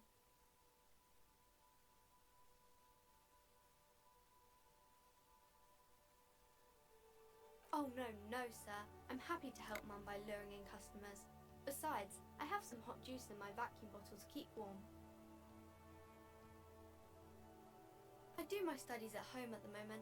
I have to help Mum keep this place running.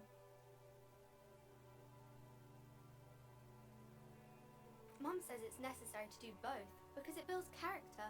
Mum says a proper worker is dutiful. That's how you get ahead in life. You succeed. There is stress and unease behind these words. She's reciting etiquette. Mum says it's peachy. She was a little afraid at first. There's talk about this house being cursed. Cursed in the way that makes them say that no business has ever really thrived here, sir. That they all go... Exactly. but we've been doing fine so far.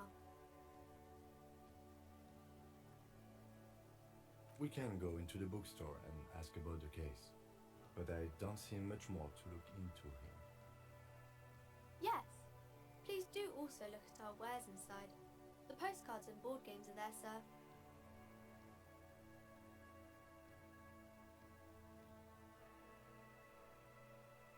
Nothing really, sir.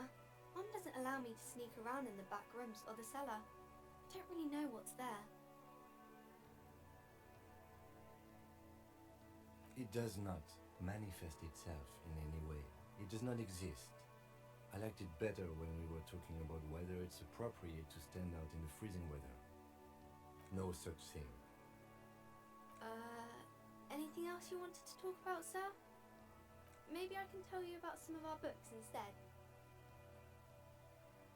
Crime fiction is about murders or burglaries or things like that, and the work of a policeman or a private detective who's trying to solve a crime and catch the criminals.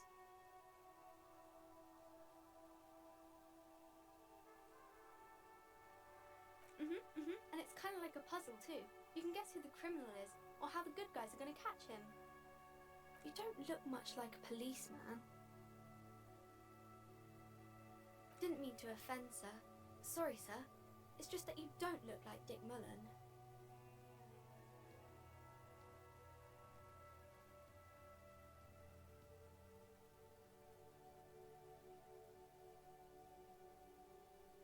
Head, yes.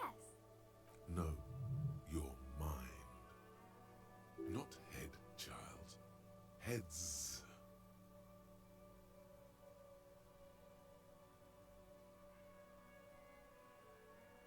No, he's wicked smart in the stories.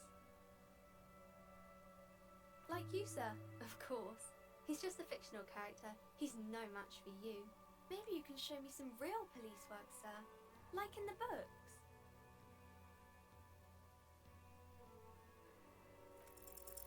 You failed to deduce anything substantial. No.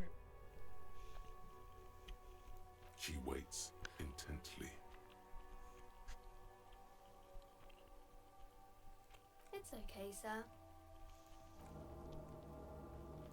You just wanted a small child. Well done, champ.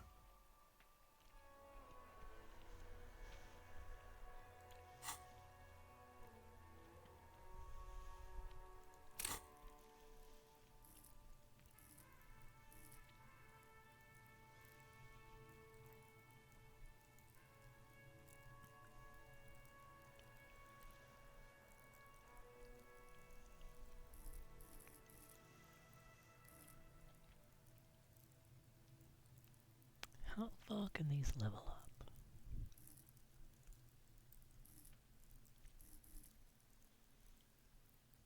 Oh, as far as... I see. I understand.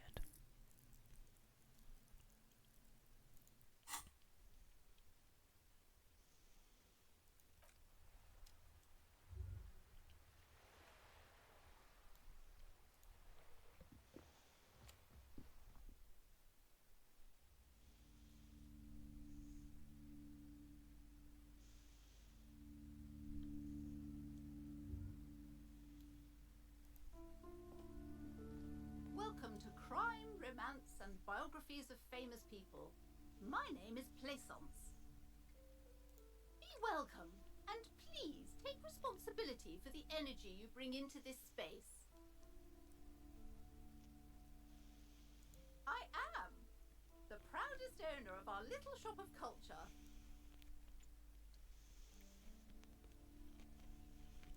Annette, yes, my daughter.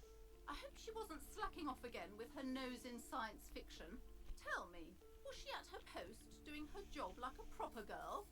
Wonderful! Did you talk to her? Great! On a scale of 1 to 10, how compelled were you to buy books after talking with her? Come now, it's not personal. It's about proper sales practices and market research. I expect an answer. My precious, her dedication brings joy to my heart. If you have children, I hope they turn out as great as Mayonette. Mind your own business, sir. In our society, people don't get to tell each other how to raise their children. It's none of your or anyone's business. Denial is the way she copes with criticism. You must be kidding. There's nothing like that happening. Good, sir. What does a young child do with money anyway? No, I save it for her as a fund. She's securing her financial future out there. Such criminal behavior would not happen in more developed countries. Those countries will realize they've raised a lazy and spoiled generation. Are we done with the jokes now? Yes, we've had quite enough fun here. Right. The woman before you scans the store, her shoulders rigid and tense. Every now... Cursed? Who said that? Annette? I will have a word with her. This place is not cursed. It has a robustly magnetic energy. Good for commercial activity. My business is thriving, sir. What in God's name is she talking about? Then why are you talking to me? Everything is on the shelves to browse. Don't you feel compelled to buy anything? See those shelves there? Go, be drawn. She smiles and nods, seemingly relieved.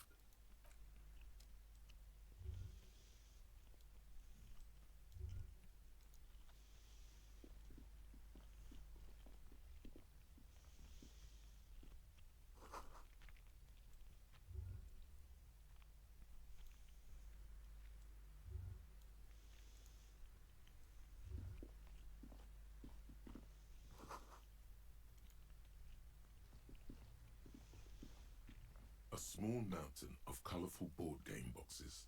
There are numerous types of games for all ages. A lot of shelf space seems to be taken up by Wirral-related merchandise.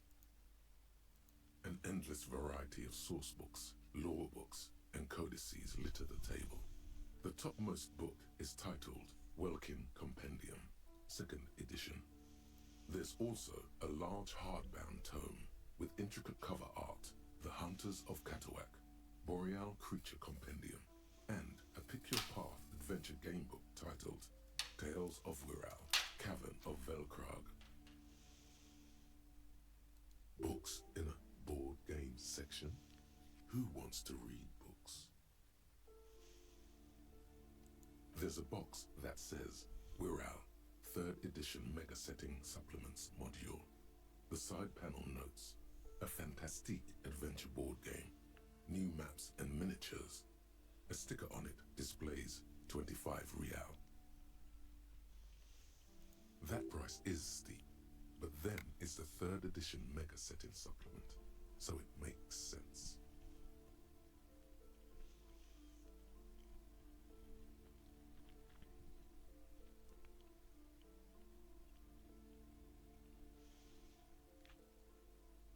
Is it possible to play fictional D&D in this game? I wonder.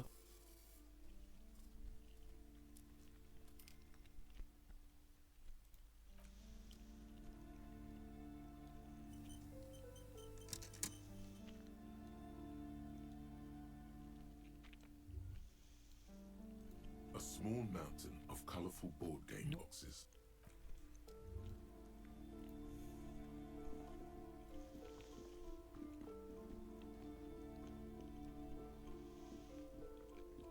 These shelves are overburdened with books from the same series. You see the name Dick Mullen over and over. A couple of spook novels hide amidst all the detective books.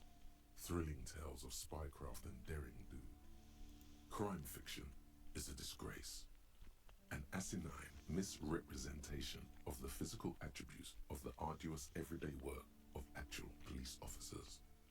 These books greatly overstate the excitement of police work, glossing over how long it takes to actually follow up on leads and eliminate dead ends. What's more, they completely ignore the psychological hardships of year after year coming into contact with days of their lives. Not a single mention of all the stress this work creates upon the officer's family. Detective fiction just doesn't tell the truth at all. Now, would you like a list of all the books found on the shelf? You see Dick Mullen on the job. Get Me Mullen. The Stalwart Adventures of Richard P. Mullen. Dick Mullen and the Murder in the Orchard. The Sordid Affair of Dick Mullen. A killing is declared. Dick Mullen in the Murder House. The Final Case of Dick Mullen. An Obvious Lie. Dick Mullen in the Clock Tower. The Ordeals of Dick Mullen. Dauntless Dick. Dick Mullen's Funeral Pyre. The Murder of Dick Mullen. Oh no, turns out he faked it to solve a case. Yes, there's also The Dame Who Did It. Farewell, my Mullen. Faking death seems to be a common trope in the Mullen series. The morbid tales of Dick Mullen. A dark tide turns. Tragedy calls for Dick Mullen. Another one with fake death. And, of course, Dick Mullen, the murderer. In order to catch a murderer, Dick Mullen must become the murderer. After all this, you still haven't found the answer to the one question that matters. Who is Dick Mullen? Your quick eye notices a small caterpillar crawling across the spine of a book. The title reads, Dick Mullen and the Mistaken Identity. A worn paperback from Dick Mullen's classic Hard-Boiled Phase. The premise seems to be that Dick Mullen is framed for the murder of his best friend and has just a few days to prove his innocence. Could it be the motifs of unstable identities and shocking betrayals? Then this is the book for you.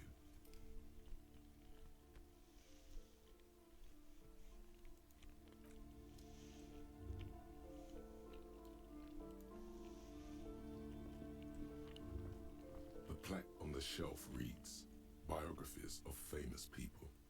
You see a large variety of names, none of which ring a bell.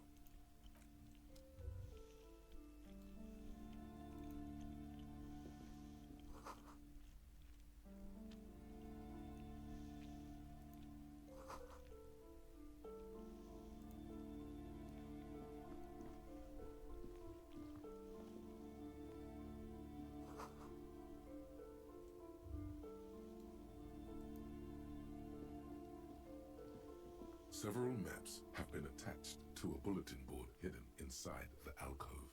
They're held up by small pins. The board has come loose from one corner. The maps look old and faded. Your eye catches a map of Insulinda, a map of Revachol, and a map of Martinaise. The north coast of a verdant island is shattered by the delta of a river. It is the River Esperance. Countless bridges put the shards back together, connecting city blocks to river islands. La Delta says a great artificial heart in the center, teeming with life forms and construction.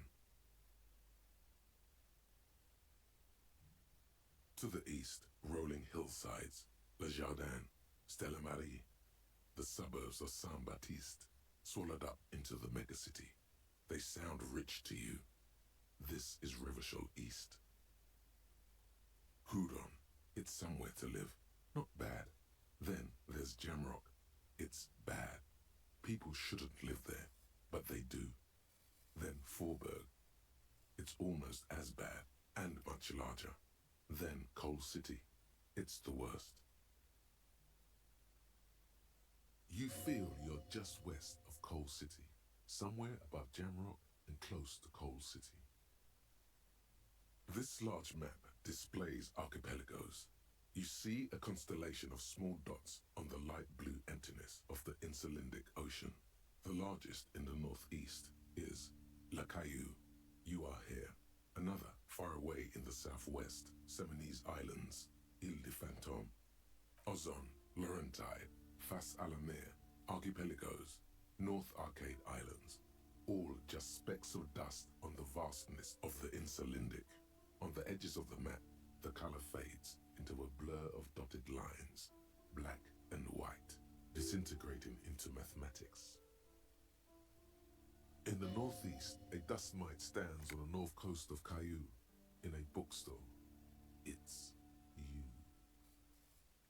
You can, on Caillou, Rivershore, a single black star, on Ozone, Fondelier, and Vimandu, on archipelagos, Croyan Moran, Villiers, on Seminine, Olduvai, and on Laurentide, Deora of the Seven Seas.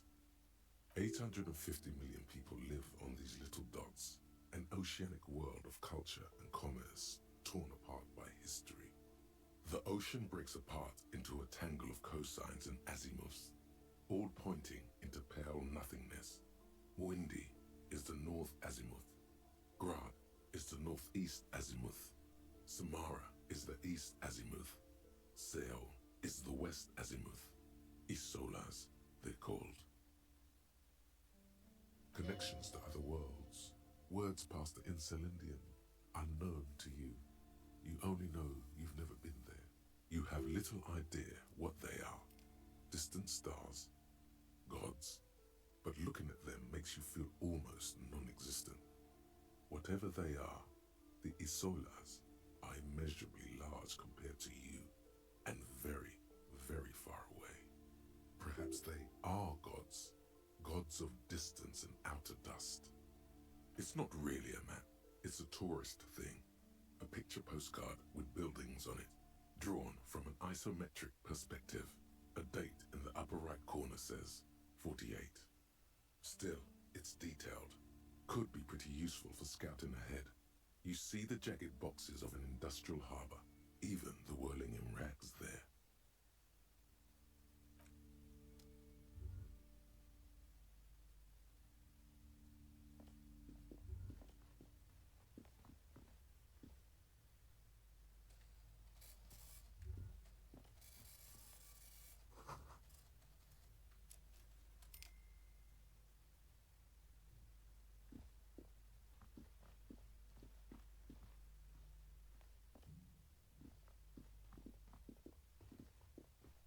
You see a set of tattered curtains blocking the way to another room.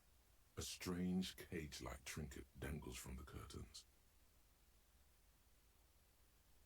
Excuse me, officer. The back room is strictly for employees only.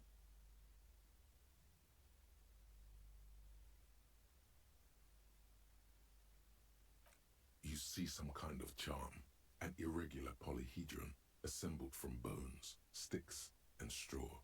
Inside, a disturbing fish head with empty eye sockets stares at you. This is a traditional Seminese ward, meant to provide protection against ill luck, bad dreams, curses, and other supernatural scourges. Inhabitants of Ile de Fantôme, the Seminine Islands down south. Aside from poking at it suspiciously, there is nothing else to do with the fish head charm at this time. The curtains remain shut before you. Nothing.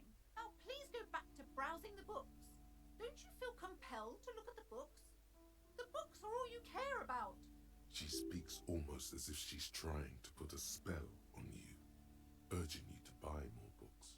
Oddly enough, the more she tries to draw you away from the curtains, the more alluring they become.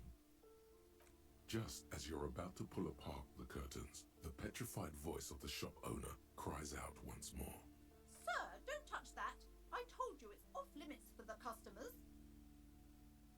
Parapsychologically speaking, we're done if you decide to open them.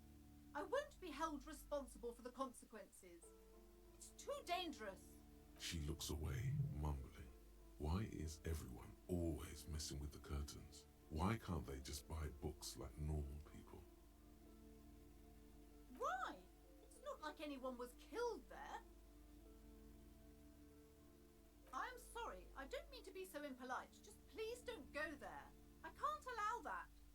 You'll only make things worse and unleash the powers. The curtains do seem frail suddenly, not robust enough to contain a slippery darkness. No, it's just a storeroom for the employees, I told you. Now please step away from the curtains. You do? My God, Even more reasons not to mess with the curtains. Just step away, dear sir. No! Please just talk to me, officer. Come here and let's talk this through before you decide to do anything extreme. Talking is always good. Go see what she has to say. The curtains, tattered with age and covered in dust, hang before you, as if taunting you.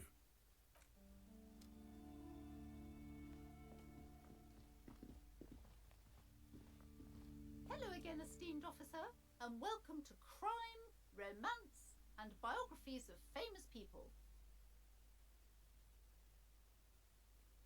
I already told you, it's just a storage room for employees. I don't understand why it's so important to you. Just let it go, officer. Go buy some goddamn books. You're supposed to be drawn to the books. She recites it like it's a poem, or like she's playing a role she's grown tired of. It's just for decoration. Okay, fine. It's because this place is cursed.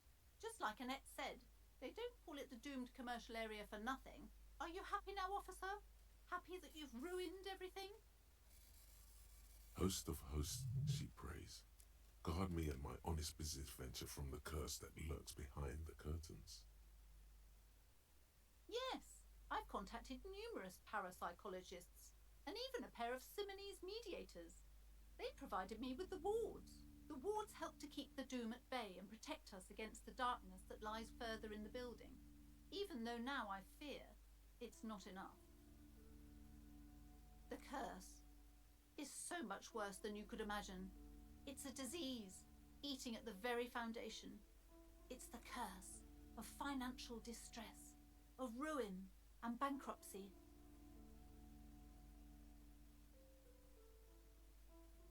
It's not just that, officer. We're dealing with something supernatural here. It's the cacodemons feeding off bad business practices and disappointing income statements.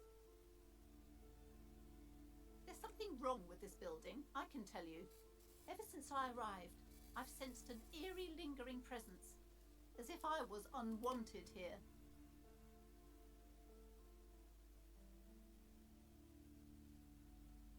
Most certainly not. I don't want anyone who's not familiar with the psychic arts to get involved in this mess. Stay away. Leave the spirits be, so they can return to their slumber.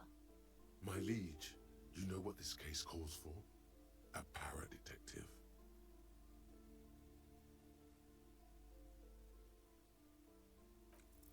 Time to fire up the old lie machine. No. The lieutenant looks at you, waiting to see where this is going. You've got this. Just go with it. This is elegant. Stop being such a fussy prude. You can't convince her without lies. The woman before you scans the store, her shoulders rigid and tense. Every now and then, she nudges her glasses.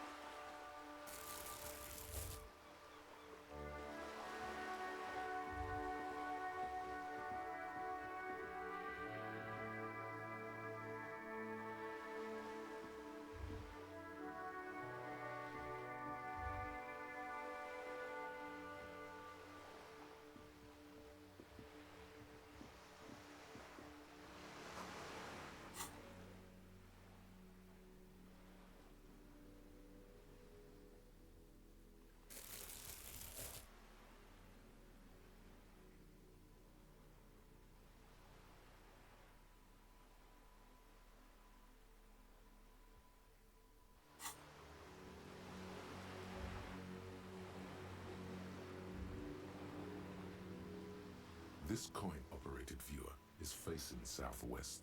Its coin slot is full of fossilized bubblegum, rendering the machine permanently inaccessible.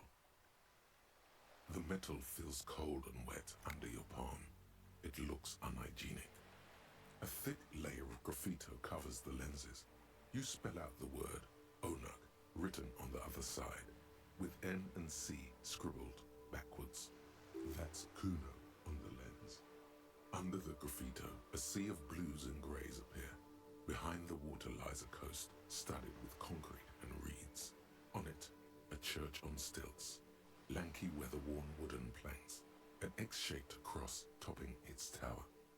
You know this to be the star of Periconesus, or the Cairo, the central symbol of the Periconesian church, a star, a great moral height to be strived towards. Around the large wooden building you see chunks of sea ice gathered on the beach, and a small tent set up on the ice.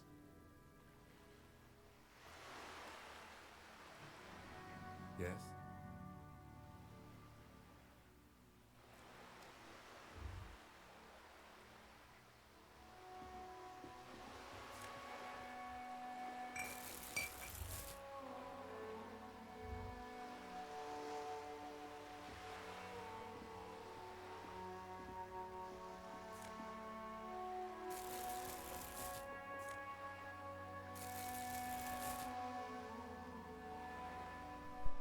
Kim, you're a very helpful young man, but you are in the way.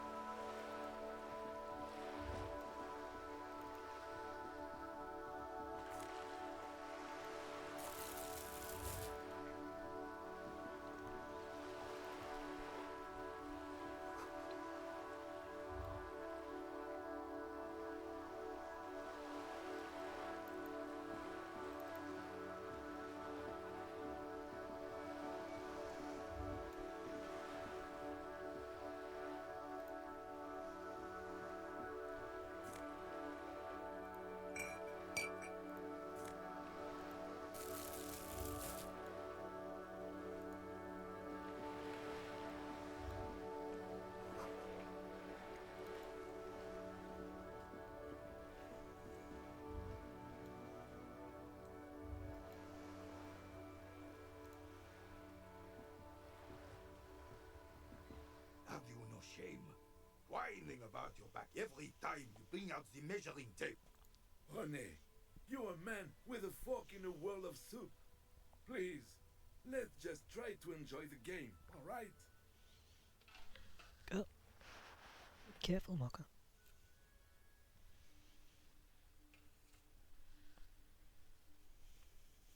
I'm trying to, but you keep breaking my concentration. You're old. I can see that. We're both old. Now stop grabbing your ass like it's a girl. These manly men are playing balls. This is a ball game. Grab a ball and play it. Don't ask questions. Shoot. No, you got this. There's the ball. You're the game.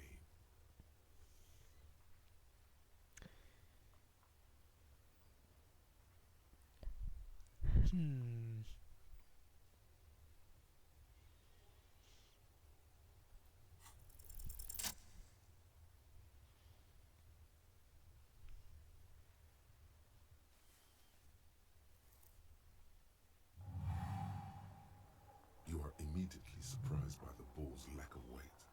No matter, you'll make it work. The cold metal ball is surprisingly smooth against your neck. It has a pattern on it, Probably a sponsored ball.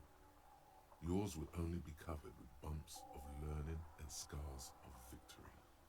Already your muscles are adjusting to the weight, the nervous system calibrating, until you and the ball have merged into a single entity. The man ball is ready. A chilly breeze ruffles your hair as you stand there, feet firmly planted.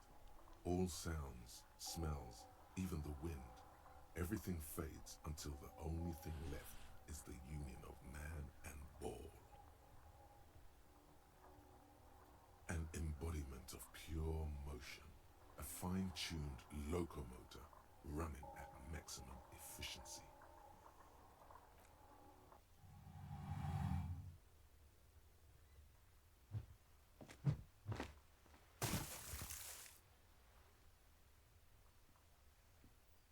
Merde!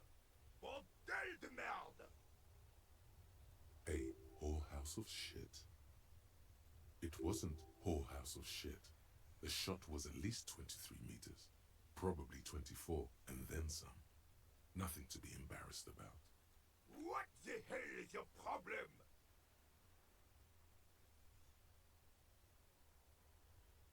I don't care if you are a cop. You do not just ruin someone's game. It's so goddamn disrespectful. You vandalized our game, son. We can't play pétanque with 5 bull. Well, it damn well isn't. It's pétanque. You ruined a pétanque game. We want our bull back. Take it easy, René. This is just a misunderstanding, isn't it, officer? No harm done. Of course there's harm done, you orange slug. You owe us a goddamn bull. Good. Mistakes are forgiven, when men at least try to right their wrongs. I believe you will try. Now, why did you approach us? Yes, why did you come here? It's unlikely they know anything about the murder. Unfortunately, I don't. Unlike most of the locals, I have no qualms about assisting law enforcement. But this affair has passed me by completely. In Martinez, the union is the law, so can you really blame them? Cop is a pejorative term. I don't have a problem with policemen. On the contrary, I admire the effort to bring order to our streets. He doesn't know about the crime. Your time is better spent discussing politics. I'm confident they are indispensable in regard to all the paperwork and other administrative duties. But you must agree that nature, in her infinite wisdom, has made men more fit to perform certain, more challenging tasks, don't you, officer? Really, officer. Match an average woman against an average man in a dark alley and see who comes out on top. Gender equality is a very noble, very modern idea. But in real life, primal roles prevail. But I do not wish to discuss this matter further.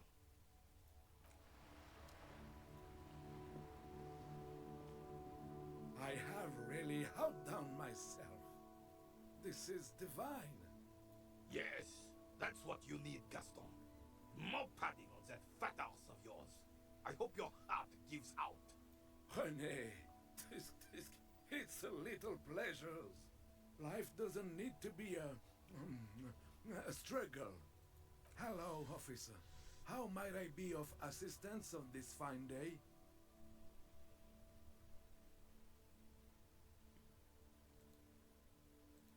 Let me think. I heard someone was hanged and left on a tree for a week. But that's all I know, really.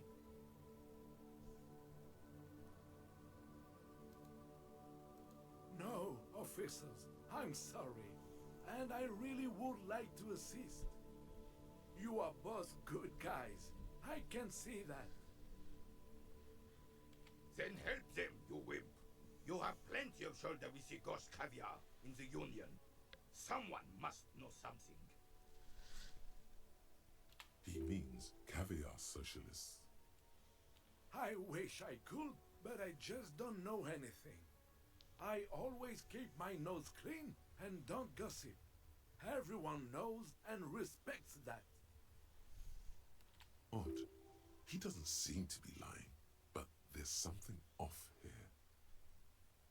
I'm not even anyone. Of course he's holding back. His mouth is so full of union prick he can't even speak properly. Can I at least finish my fucking sentence before you piss on it? Is that okay, René? I'm not anyone important in the Union. I just know Evrard. Evrard Claire. Everyone in Martinez knows the Claire brothers. I taught these boys human studies and history in the gymnasium. What do you know about history? You never witnessed history, only heard about it years later, when it had already moved on. You don't... The old soldier mumbles something under his breath and turns to face the sea. There he stands, proud, rigid and alone, like a cracking marble statue. Let's try not to get caught in a crossfire. Everyone in Martinez knows the Claire brothers. What do you know about history? The old soldier, there... Let's try not to get caught in a... Oh, in many ways, yes. Like an honorary member. I attend meetings and parties, help with little things. Evrard, Edgar, and the older debarders all know me. Oh, yes. Not in the technical sense. I don't have a vote or a membership card, but Evrard keeps me on the payroll, just for the little things. So that's what it was before. Him hiding something. He tries to make it look like he's a big deal in the Union, and now the illusion is disintegrating before your and René's eyes. He doesn't know anything, because no one tells him anything. He's an outsider. Of course he's not a member. He's not a member of anything. I knew that. He's a Vezavane. Turns to where the wind blows and tries to look important. I hate the socialist rabble, but even siding with them is better than living your entire life on the fence. Never committing to anything. Pick a damn side already. Writing work mostly. Occasionally, he needs something written, and I happen to have a way with words, people say. Oh, nothing official, I assure you. Just essays for the newspapers. About Martinez and how things are and how they could be. Evrard and I had these long talks where... Well, he tells his little pen man exactly what to say. It's commie propaganda, plain and simple. You should be ashamed of yourself. I don't even consider myself a regular socialist. Politics is not really something I involve myself in, officer.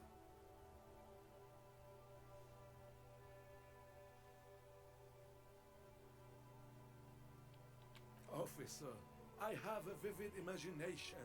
And like I said, I have a way with words. That's enough. No need to sink into politics. He just fluffs it up. Of course. Don't sink into anything. Don't sink into any fight. Only sink into your couch. I prefer highly adaptable myself. Have a better ring to hit, don't you think? Mon Dieu.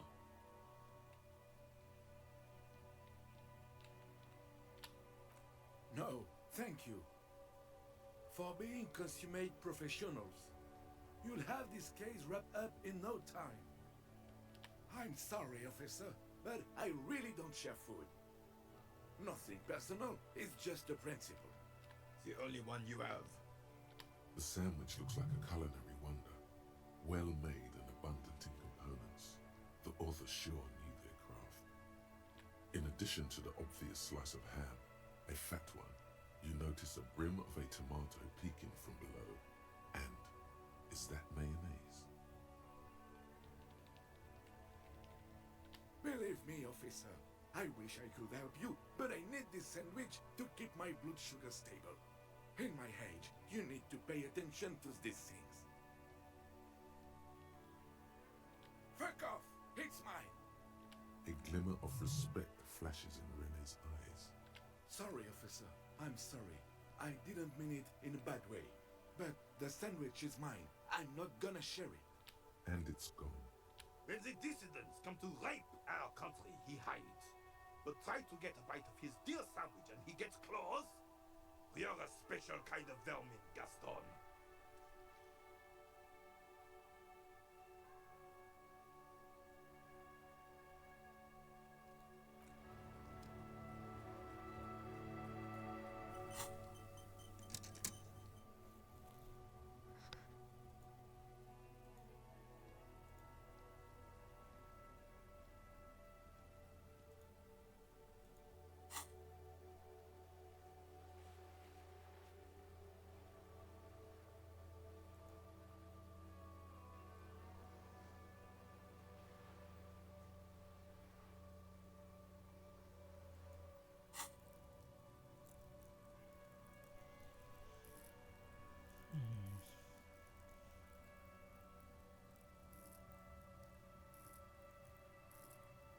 I'll leave it till I need it.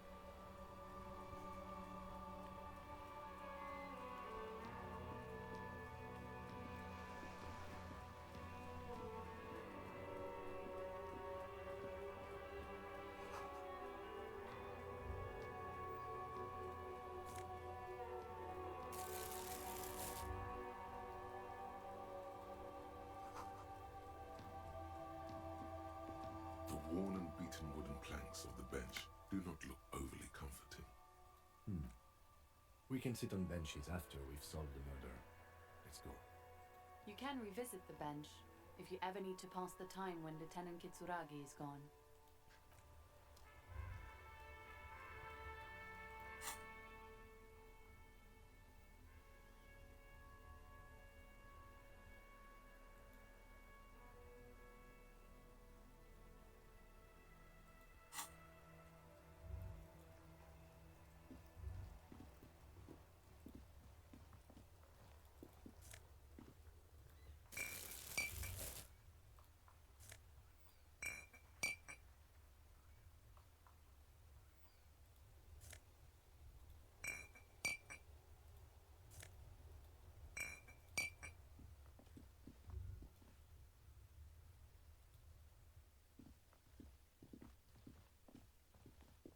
An old call box with a matrix of push buttons lists all the companies in the East Delta Commerce Center. East Delta Commerce Center? This must be the name of the doomed commercial area. Hold on, I need to give Mocha her dinner. I will be back in a minute.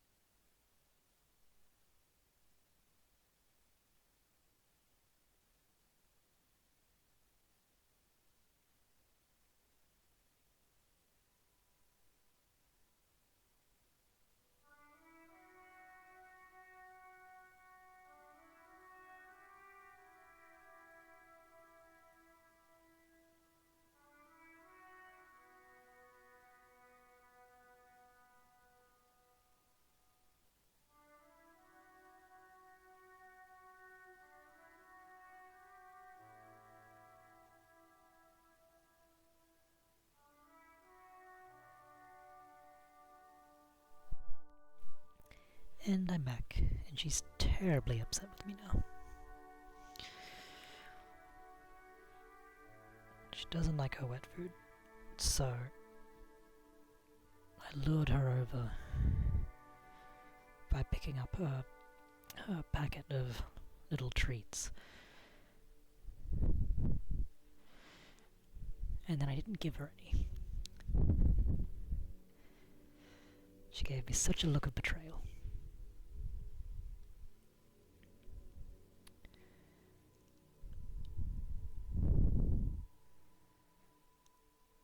Nothing happens after you ring the doorbell. They don't want to talk to you. An off-key melody starts playing after you ring the doorbell. Then a woman picks up the receiver.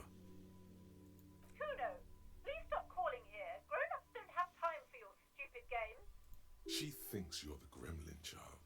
What would he say to this? Oh, I'm sorry, officer. I thought you were... But the doorbell is broken, and the bookstore shouldn't even be on the list anymore, so I can't help you. Please don't call here again. Thanks. A single beep indicates that the line has gone dead.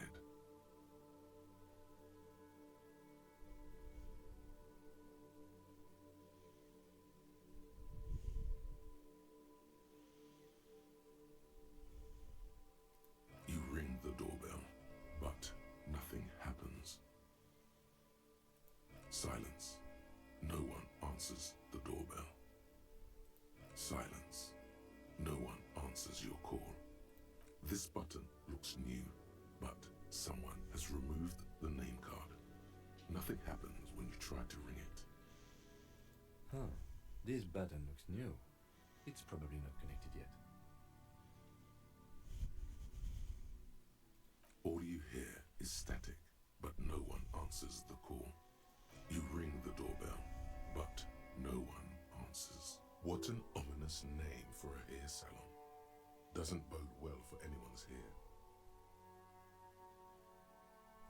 You wait for a minute or two, but all you get from the call box is silent. Looks like someone has melted half the plastic off with a lighter.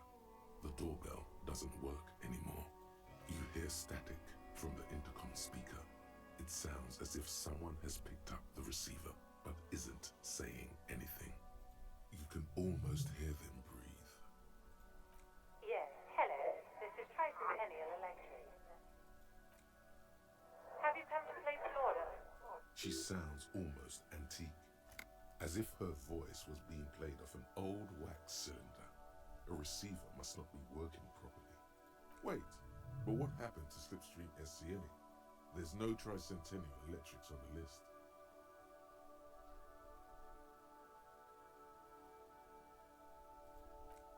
My God.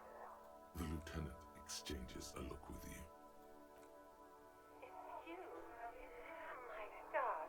I didn't think I would hear your voice. She must be mistaking you for someone else. Who cares that you don't remember her? Just go along with it. Michelle, just please. Why did you even call? I don't understand. You've been gone for months. I thought you didn't care. Ever since I came to work here, it's different. As if my mind's been wiped clean. A spot of static overrides her words. When she speaks again, it sounds like she's submerged. It's so nice. It's so nice to be able to finally meet again. She sounds like she's about to cry. She doesn't answer. Silence. The only thing you can hear now is static and waves washing ashore on the bay. You press the number sign on the keypad that terminates the call.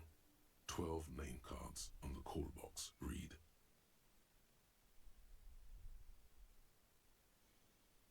Silence.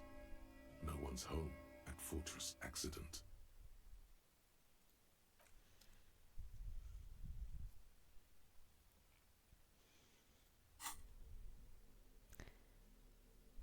does it keep on giving me a...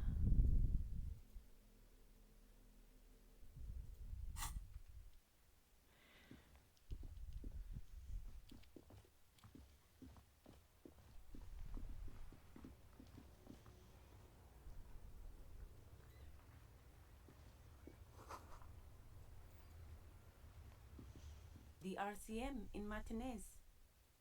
What can I help you with? Of course. What can I help you with? Of course. Where to? Some shops and a bridge. The canal bridge leads to the coast, but it's broken, I think. Some kind of accident, probably. Just coast. There's a little fishing village there, and a fish market. But that got closed down ages ago. The harbor gates? Some kind of commotion, I think. I don't follow the local politics. A fleet store, too. It's just water. No, actually, I think they call it the Martinez Inlet. There are some islands in the bay, but they're hard to reach. There's the pier, the Cape Side apartment buildings, some more tenements. Not a lot, really. No problem. Me? I am just a gardener. I am working. I have a greenhouse in the yard there. I've been trying to get some work done. Well, as you probably know, there's a corpse hanging from a tree there. It smells pretty bad, so I have to take breaks. Don't worry, miss. We are here to clean it up. You can get to work soon. Mm-hmm. Thank you. My head is about to explode from all the salts I've had to inhale. Salts? Ammonium salts. Perhaps useful for later.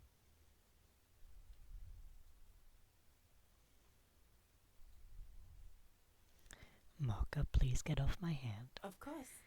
I won't hold you back. She's forgiven me. She's come to cuddle. And she's decided that she wants to cuddle with the hand on the mouse. If there's a corpse, then you're going to need those gloves for the autopsy. Sure, keep them. I have another pair.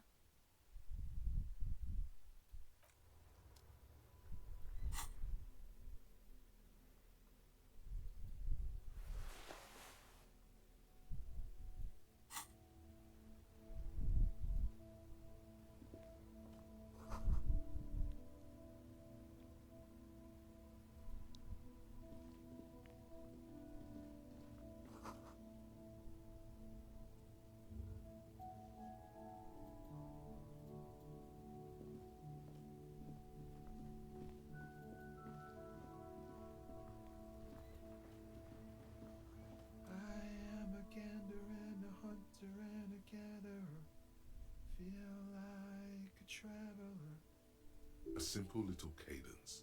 He seems to be making it up as he goes. From another planet. Hey there. It's the jam, my man. The air from the east is thick with the smell of crude oils, heavy metals and other byproducts of the modern era. You could almost taste it. It's a traffic jam for the ages. Harbor gates up the street are shut tight, no explanation given. Workers on strike, scabs agitating, an all-around clusterfuck. Meanwhile, we're all stuck here in long-haul limbo for days upon days upon days. Upon days. Feels like forever. Like I was born on this here roundabout and this was all I ever knew. Just me and the metal and the tires, the oil and the fumes of mazout. Mazout is an antiquated term for heavy fuel oils. This man has a barely suppressed performative streak, or he just likes unusual words, or both. Yeah, imagine. It's been a whole week already. So tell me, what do you need?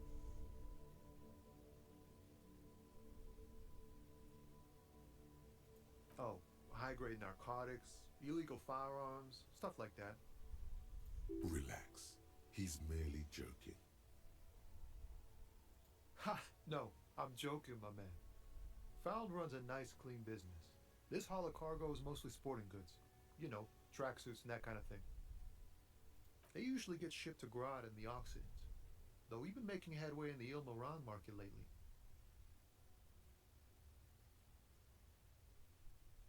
This rockin' beauty. Sure is. Like a rash you can't get rid of.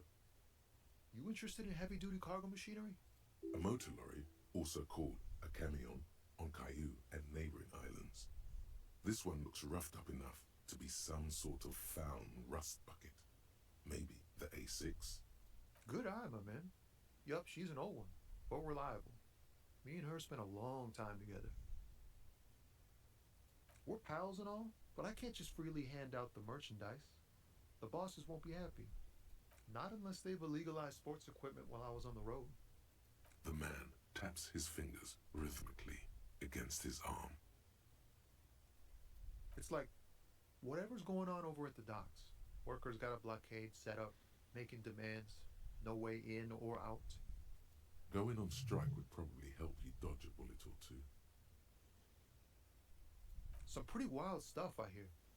Like a giant new power crane in half the company? I forget what exactly. Good on them, I guess. I've heard talk there's a company rep in town, too. Like a strike negotiator type. They'd know what's up. Precise demands and so on.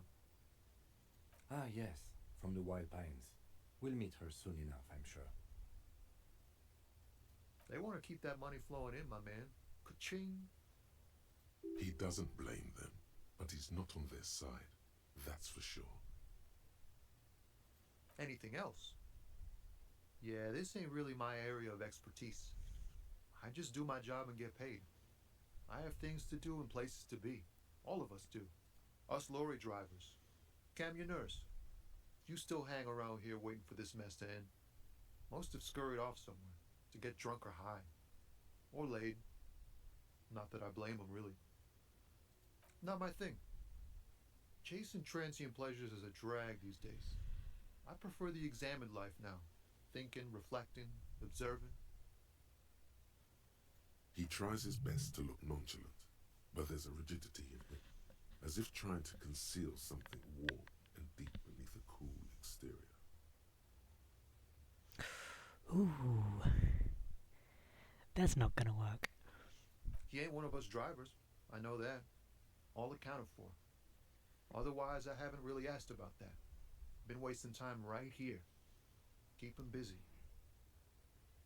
It's easy to see he's telling the truth. He's kept his nose out of the dark stuff. Analyzing the fundamental structural and psychological conditions of being stranded in the midst of a sea of motor lorries and their sad, despondent chauffeurs. Ask for his conclusion. A sense of surprise there ain't more bodies hanging from more trees.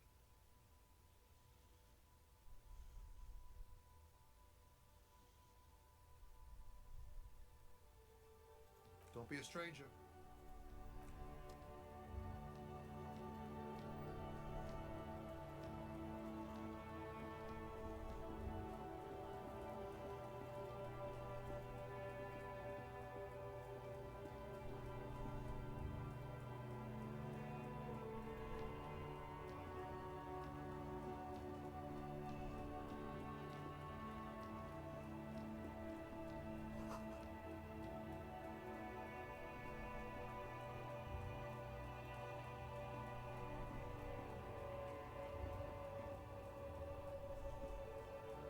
Old monument stands in the middle of the traffic island, pointing toward the sea. It looks as if it's being reassembled piece by piece, secured and mounted in the air with the aid of numerous ropes and rods. A silver plaque on the statue's pedestal reads, "I am Philip III, the Squanderer, the greatest of the Philippian kings of Revachol, son of Philip II, the opulent, father of Philip IV, the insane." As you look up, you notice something about the statue. There are some odd indentations on the king's chest piece, What did he do? You have no idea what you did a week ago. How would you know what this guy did many centuries ago? High above you, the king stands triumphantly oblivious to your memory trouble. Something with great kinetic energy seems to have impacted the cuirass, around where the heart is. A bullet? Someone shot him in the heart. Interesting. Okay, I can't see it, but I take your word for it. Well, Martinez is riddled with bullet holes. This place saw a lot of action during the revolution, but the statue is recently renovated, so maybe a joke? Target practice or a political statement? Why not? What this shows us is guns aren't too uncommon here, and people still shoot them, sometimes at kings. The king stands high above you, surveying the bay, mute and indifferent to your sightings.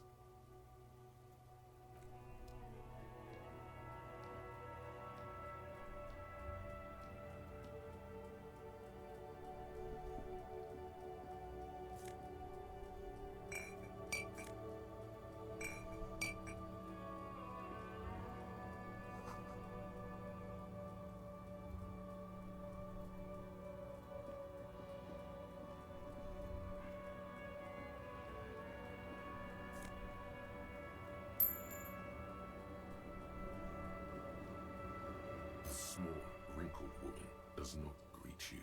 She nods along to something on her radio. A photograph is clutched in her hands, and there is a warm smile on her face.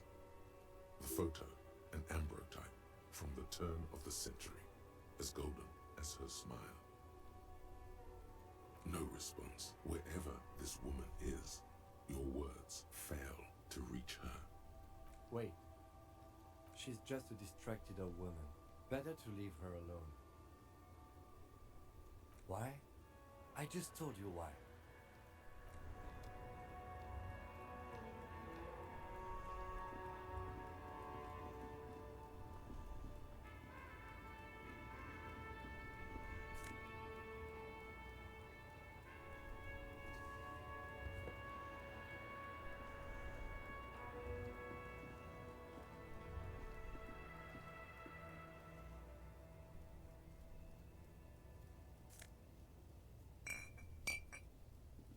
A Stars Ryko, one of the finest Zhimsk-made motor carriages ever.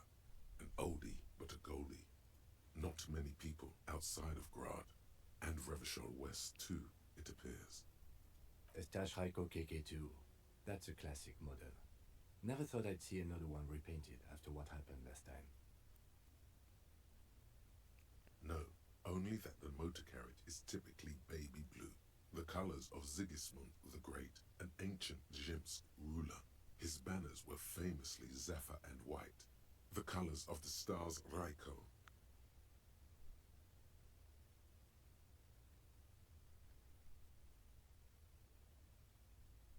An old case for my precinct. A couple of Zhimsk migrants saw a Stage Ryko stopped in the street, painted just like this, muddy brown. Murdered the driver on the spot. They said it was an honor killing, hussar style. The Zhimsk community protested the trial, flying the banners of some old king or whatever.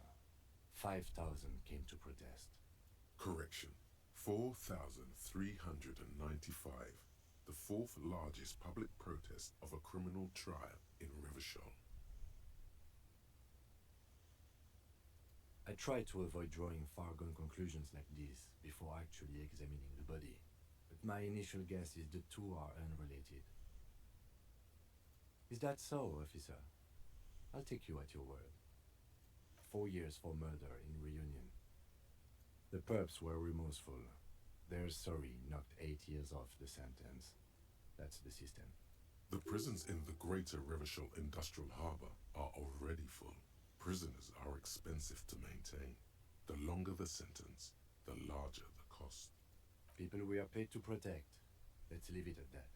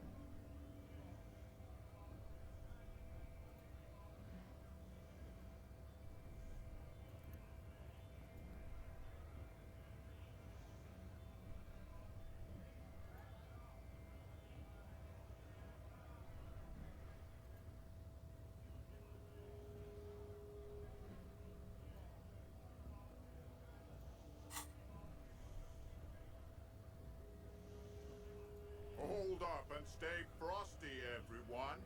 Cops are here. You here to fuck with us? Beat the honest worker down. Good. We're fighting for a cause here. Right to work! Right to work! Besides, we're not that different. It helps if people see us talking, cops and strikebreakers together. Shows authorities are on our side. Builds confidence. Rights of people, rights of workers, to have gainful employment, to make a salary, and feed their families. His manner of speaking is wooden, the tone of voice bland and uninspired, almost as if compiling replies from a set of learned phrases. Maybe you should ask them the questions, like, why we're not allowed to make a living here. Shame on you! We have families to feed, you piece of shit. So do we, Scott.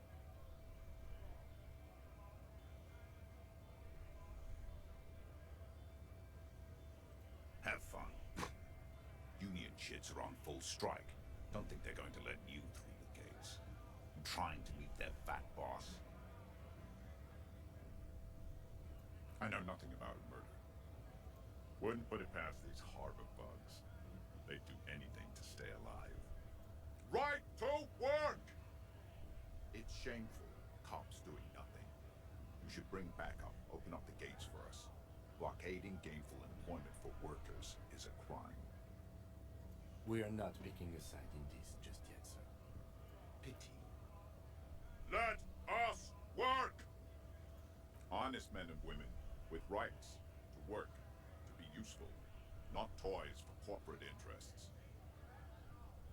We came here to help the harbor run smoothly in time of crisis. If union fucks don't want work, they ought to let in those who do want work. I have a question. Why do all these men follow your leadership? You think they follow because I'm big and loud? No. They follow the rules of the market, the rules of the economy, because they were given a job to do!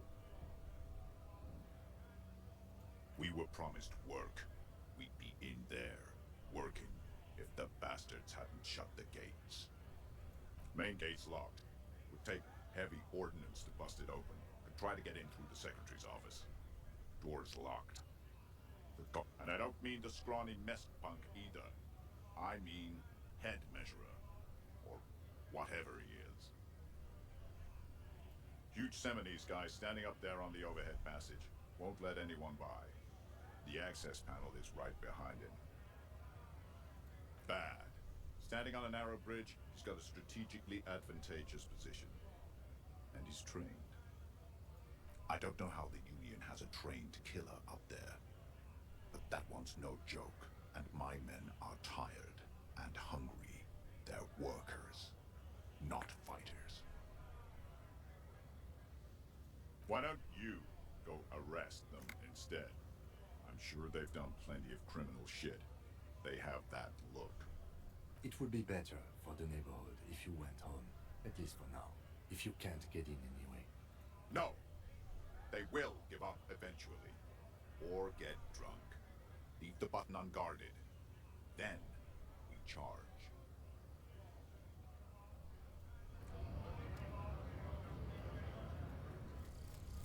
Guillaume Lemillon. Bad news. Guillaume Lemillon did not become a cop. In 38, he went on a tour to the Sinyao province in Safre, where he died of autoerotic asphyxiation. His body was found hanging from a decorative dragon tree in his junior suite amid drug paraphernalia, unwholesome objects, and the Sylvia Trainer single, Wonderland, skipping in the background. And yes, you can take this as a metaphor for Revachol in the 30s, and also as a warning.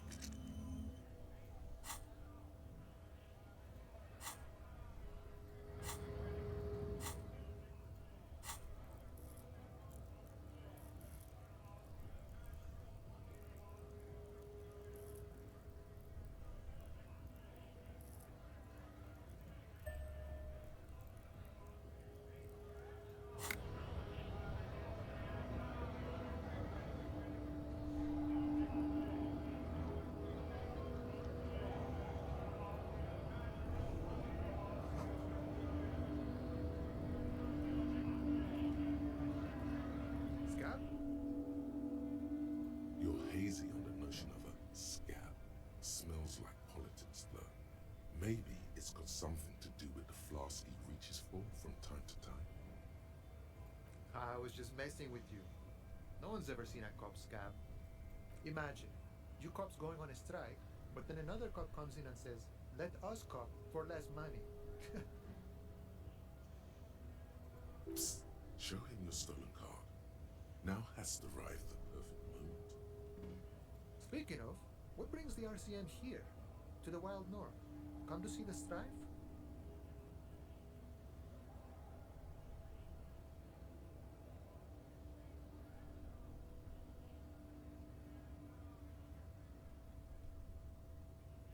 The man looks at the colorful piece of plastic, then at you, then back at the card, then at you again. But that's not you, officer. From back when you were not a cop, but a heavy-set, dark-skinned dock worker named Santiago Jean? Highly unlikely. I've known John for several years now. Also, you told me you're a cop, remember? How did you get his shift card? Now you're in a mess. The time hath not arrived. Sorry. Oh, John's been out drinking himself blind again? He should watch his step, that John. Can I have the card? No, it will prove useful still. Believe your thieving fingers.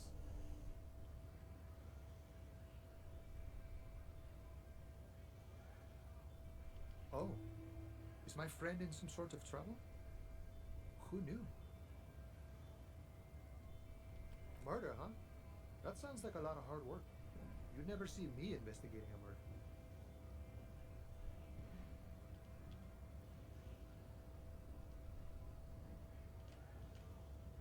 That's okay. I have no idea what I'm doing either. I don't even know what day it is.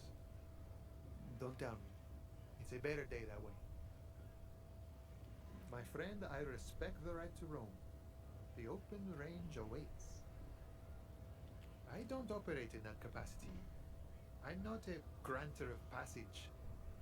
The passage grants itself. If it's so simple, why did the scab leader warn you of the guards blocking the way? Aye. Walk right past Measurehead and go in. Yeah, the 2.5-meter tall Semini supremacist there. Walk right past him, then press the button to unlock the door, then go past him again, and you enter the arbor through the office. Está. Don't worry, I'm sure it's not completely impossible. For example, you could best Measurehead in a physical confrontation, or you could convert to a Semini supremacist worldview, or maybe it actually is completely impossible. Not yet, no. He's incredibly strong. Jean-Luc himself would say the philosophy has proven overly heroic for the scabs to convert to. Not enough intuition. Sure.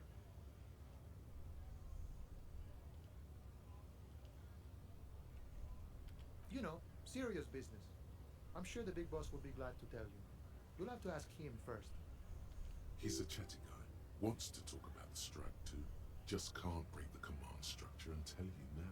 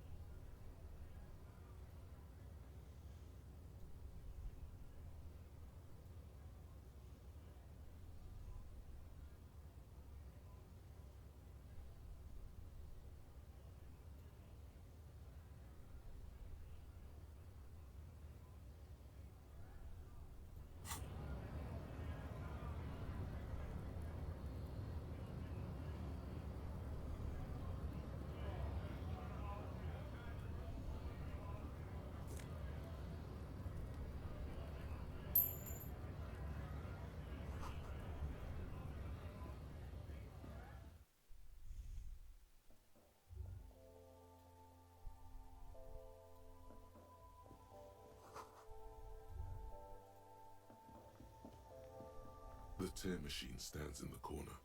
A sign says, 1 bottle equals 10 cents.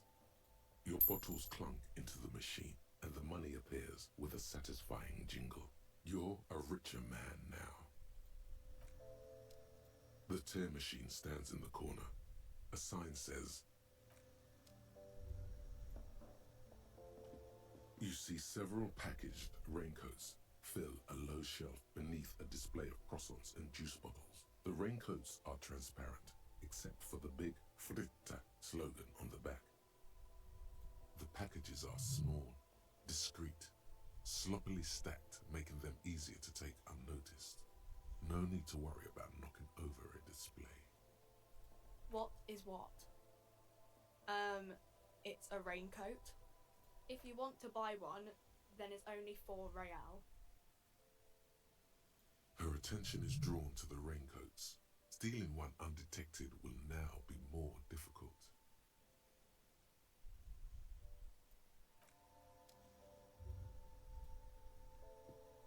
A small cabinet on the wall is filled with various medicine bottles, nasal sprays, and blister packs.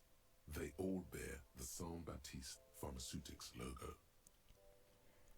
Their logo is the bloodless rose, pure white, untouched by harm. Just ask me if you need anything from Saint Baptiste. We don't stock prescription meds, but we do have Nosafed, Duramine, Magnesium, and Hypnogamma.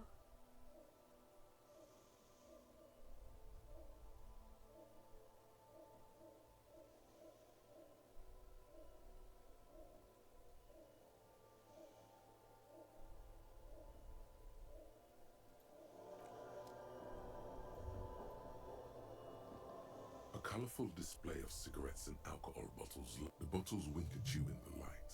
The smokes too glitter in their wrapping. It's like looking into a kind of heaven. Your knees are weak. There, in that dark green glass, all in vain. The great flowing river of warmth, wine, alcohol, beer, alcohol, love, alcohol. Guess not, no. I'm obliged to inform you that both alcohol and cigarettes damage your health, but I guess you already know that.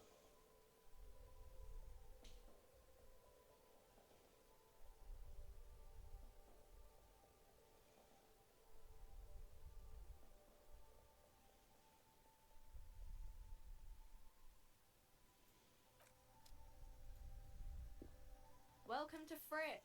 Feel free to look around or something. Everything is out on the shelves.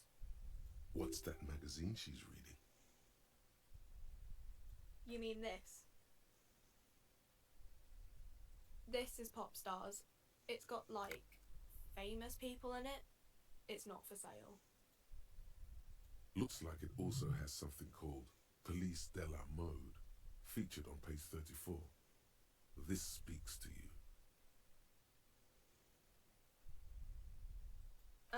It's where they rate different outfits famous people wear. It's kind of funny. They're kind of mean. It's about who's the most stylish.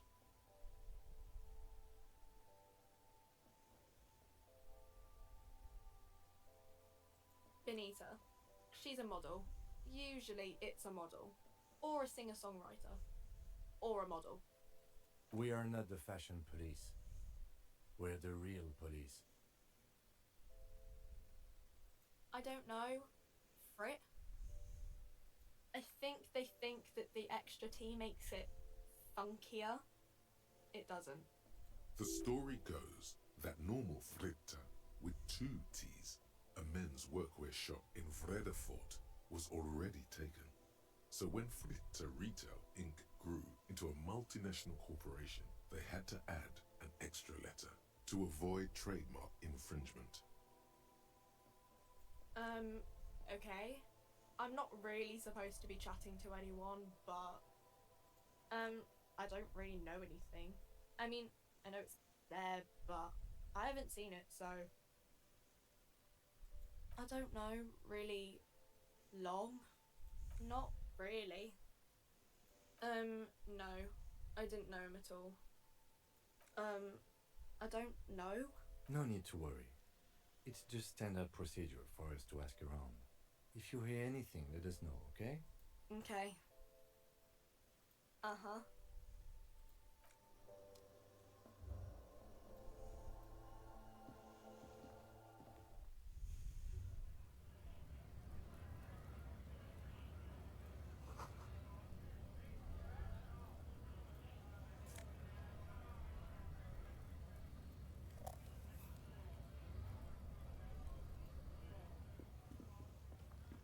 Welcome to Rivachol.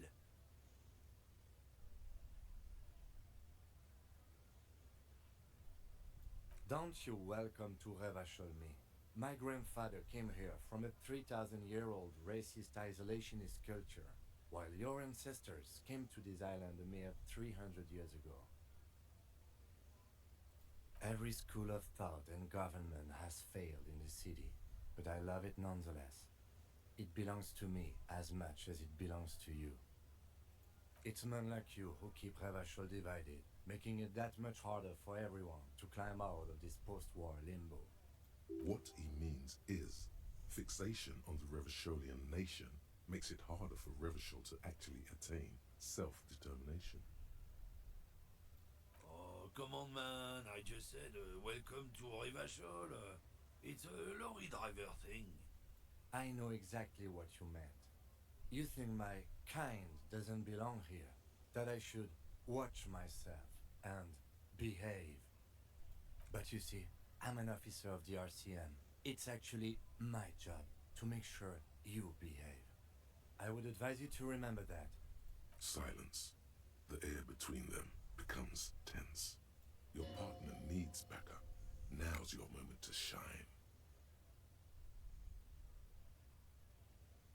You two make a cute couple. You know that? The lieutenant exhales and resumes his regular calmness.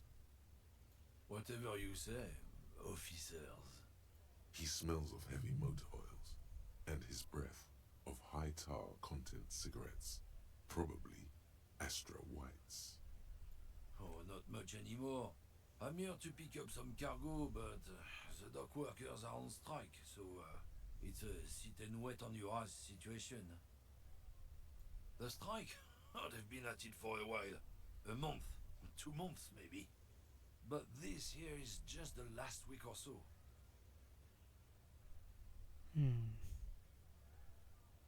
Apples? Apples is exactly the kind of thing you'd say if you had something to hide. Yeah, apples? I take it you had other questions? Oh, not much anymore. Apples. Apples is exactly... Look, as detective. I come from a long line of lorrymen. We got ancient rights and privileges. Oh, I'm here to pick up a load of fucking apples, man.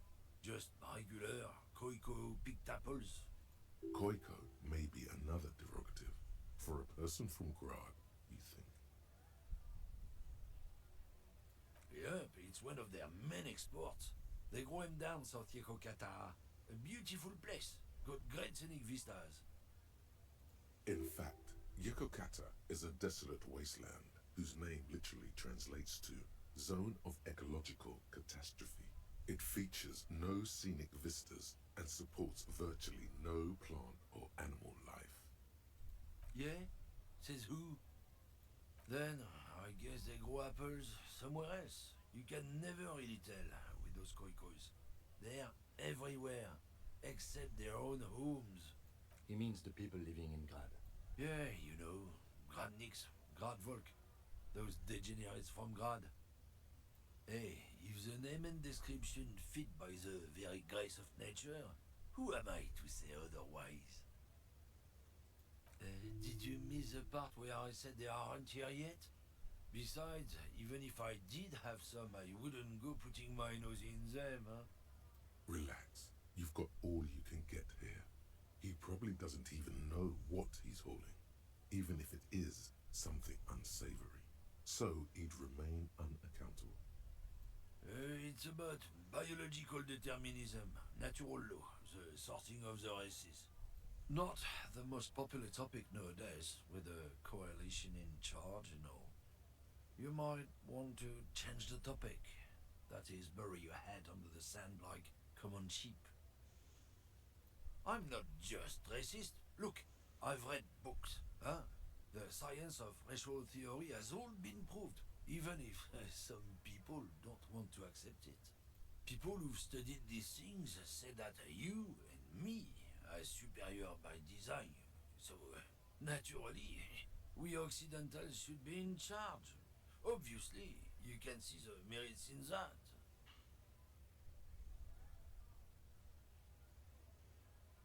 Open your eyes. Haven't you noticed something different lately? An unfortunate downturn, maybe? Huh? When members of the superior race cease to believe in their innate superiority, they stop competing for resources. This concerns you, policeman, so you better be vigilant. The damn kids are showing up good lately. Same with the mosquitoes. And the other intruder species too. They're on the precipice of cultural victory. Cultural victory? What is this then? Oh?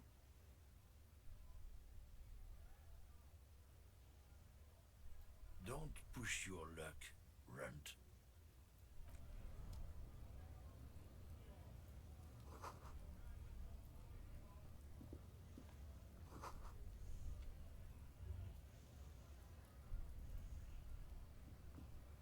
Looking for something, Runt? Come to tell me to fuck off again? Oh yeah, they're a big deal. My great-grandfather was a carter, had a royal license and everything. We've tried to hold on to our privileges. Sure fucking is. We have a guild and everything, huh? Very ancient. Very prestigious. Hell no. It's a guild. Invitation only. Unions work for the rich fucks. They're basically the same. Been trying to fuck us out of our heritage in the name of profit, but you can't replace experience. Trusting street thugs with their goods is going to fuck them right up the ass. Mark my words. Generations of practice ain't no laughing matter.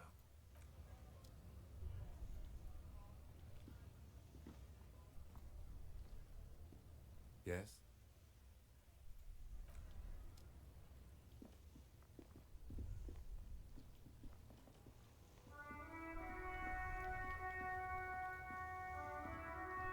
Before you stands a motor carriage.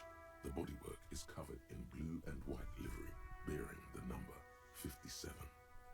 This must be the infernal machine that tore you from oblivion.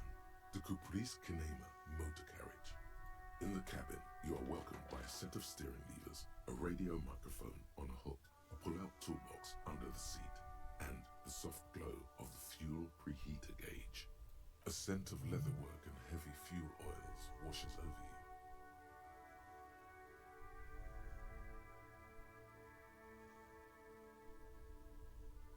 A metallic drawer slides out from under. Take what you need, officer. It's going to be a long case. I'm not protective of my tools, like some men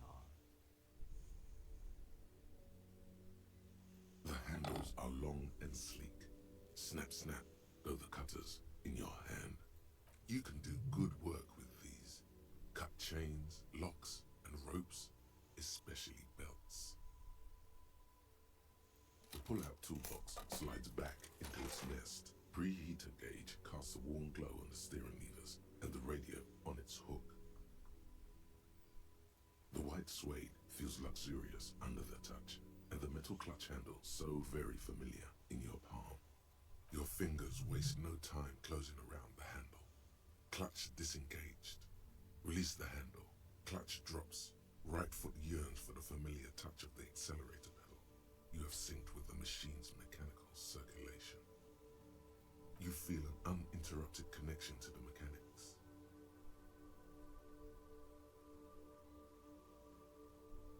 After a while, you realize silence is your only answer.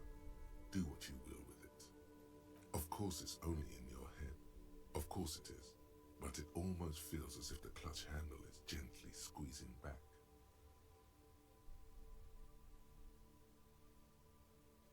The smell of freshly treated leather, the lack of dirt and dust on the dashboard, and a all seem to be whispering. I'm good, cherished and cared for, in the hands of a tending owner. At the bottom of the sea. So strange. The machine is not on the bottom of the sea at all. It's right in front of you, well kept. Why did it say that? The handle is pulled back. Somewhere deep inside the drivetrain, the disc is mated to the flywheel again. In the cabin, you see a set of steering levers, a radio on a hook, a pull-out toolbox, and the soft glow of the fuel preheater gauge. As you tap on the gauge, the indicator pin jerks as if startled. It's in the large orange sector, indicating the engine is warm. Next to the gauge is a red switch labeled heat. There's no use pressing the heat button. It won't start without the ignition key. Translation. We're not going anywhere right now. The frequency tableau lights up, and the green button labeled Prime Line glows like a feline eye. And then you hear something. The soft purr of electrical kittens, radio waves cast far and wide over the metropolis. A woman's voice greets you through the static. This is Precinct 57. Hello, Lieutenant. How may I assist you? Hello, Alice. Please assist our colleague from the 41st precinct here. I'm putting him on. Operating the radio is easy. Just be confident. You've probably done it 1,000 times. This is Officer Alice Demetri, Precinct 57. How may I assist you? Under the green prime line, a yellow saved button catches your eye. You wonder what the lieutenant's default radio station is.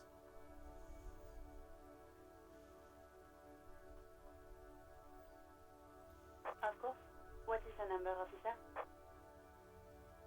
Yes, hold on. Her number is 005 1944 298. Received. Hold on, officer.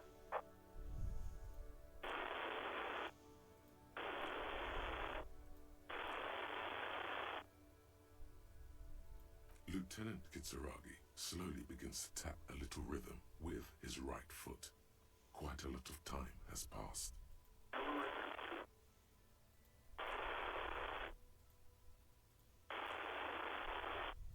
Officer, I have Sylvie Malaika on the line for you. Yes, hello?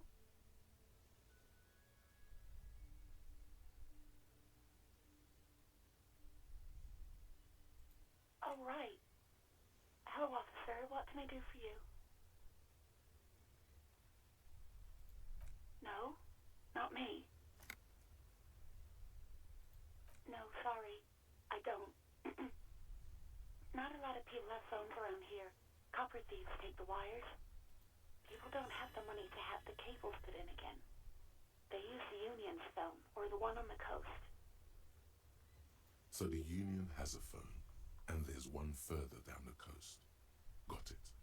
It was someone else. We'll find them sooner or later, officer. It just might take a while. What? Of course it bothered me. But I thought the Union already knew about the court. No one calls the police. The Union would get angry. You know, what the Union says goes. People listen to them and they take care of their own, which is like everyone here.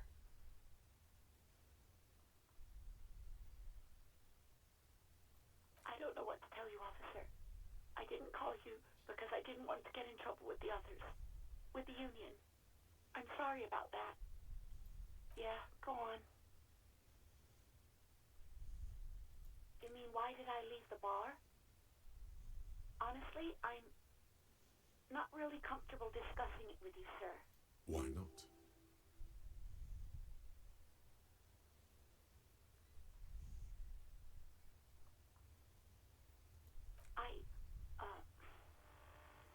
Let's just say I left because I needed to get away from someone. What? No, why would you even think that?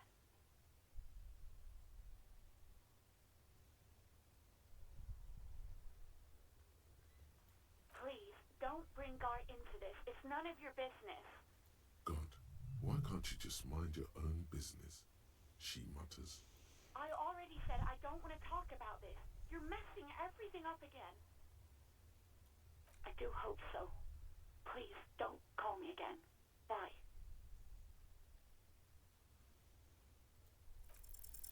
Yes, you have obviously done something to upset her at the Whirling in Rags, when she was still working there. I'm not mad, it's just... You were so drunk and so emotional all the time, and then the skewer thing happened. It just made me want to quit. Yes, obviously, you were the worst client I've ever seen, and I have seen so many assholes in this place. I've had sailors fighting, union guys grabbing my ass, kids stealing booze. Once a guy was glued to the karaoke machine every night for 2 months. But you... Well, you were worse than all of them. Honestly, you were getting borderline aggressive. Even about little things like not turning down the volume at 3 a.m. I even liked one of those songs you kept listening to on repeat. No more. I hate it now. We Go On by the O.O. I can't listen to it anymore. You've turned it into a parody. To hell with that song. Then there was your room. Your project. An experiment to see how bad it can get in there. I tried to send the cleaner, but you wouldn't let me. Threatened to make me understand. I had no idea what you meant, and I don't want to know. And then you screamed something about how you're actually a real cool guy, and no one understands it. One of the coolest guys there is. The coolest guy in Jamrock. Something about disco, too. And then I had to deal with your toilet. The one you clogged with police documents, causing water damage downstairs in the kitchen. I won't even mention you waving your gun around, harassing customers, threatening to sing karaoke, threatening to kill yourself.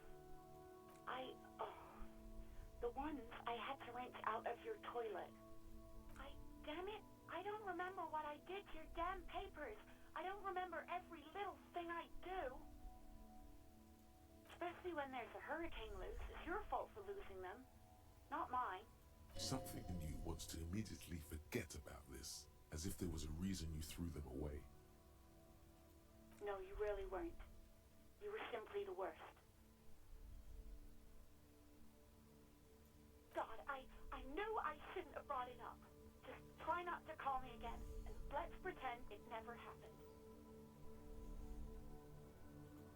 Stuffed bird, the great Stua. You threw it against the wall while screaming, "Fuck that bird," and laughing like a maniac. I think you said it had been giving you shit ever since you got there. Didn't seem like you had fun doing it, though. Wait, really? No, this is absolutely not true. I like Guard. I really do. No, I was actually flattered. I've always liked him. It was just bad timing. With the corpse and all that. There's a pause. You can almost see her on the other side. The telephone cord coiled around her index. I didn't know what to say to him later. Then you came and destroyed the place. So I left without explaining. I should have told him, maybe. Okay, but please don't mess it up. Please don't take out your gun or something. All sorts of things. From disco, rock too. So much disco and rock. Yes, that's the one you like to sing along to the most. The later it got, the more that one came on. Interesting. You still have to find a copy though, before you can blast it. You hear a sigh of relief on the other end of the radio. Wordless, the call breaks. Then the already familiar voice.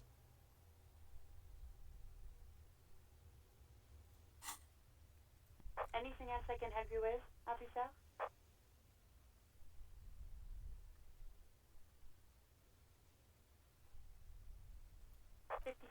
Over and out. In the cabin, you see a set of steering levers, a radio on a hook, a pull-out toolbox, and the soft glow of the fuel preheater gauge.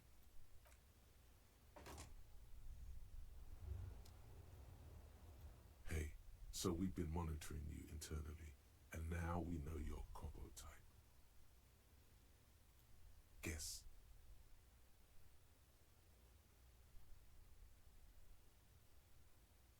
No, you're the sorry cop. The cop who's sorriest. Let's make it official then, shall we? Of course you are. It's okay. See if you can get something out of this, like info. Or maybe every time you say you're sorry, you get $1 million. That won't happen.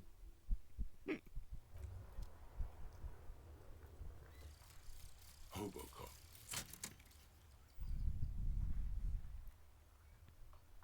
Technically, you wouldn't be a cop anymore, but a hobo. That would mean game over for the cop chapter of your adventures. But who knows where the hobo part takes you? To the bar? The old L'Assommoir? To the pier or the sewers? To Le Royaume, where for 300 years they interred the dead. You could plunder royalist crypts for long-forgotten triple malt bourbon, then fight the Aramakan beast that lurks the bottommost sepulchres. The secrets of the city are all yours at last.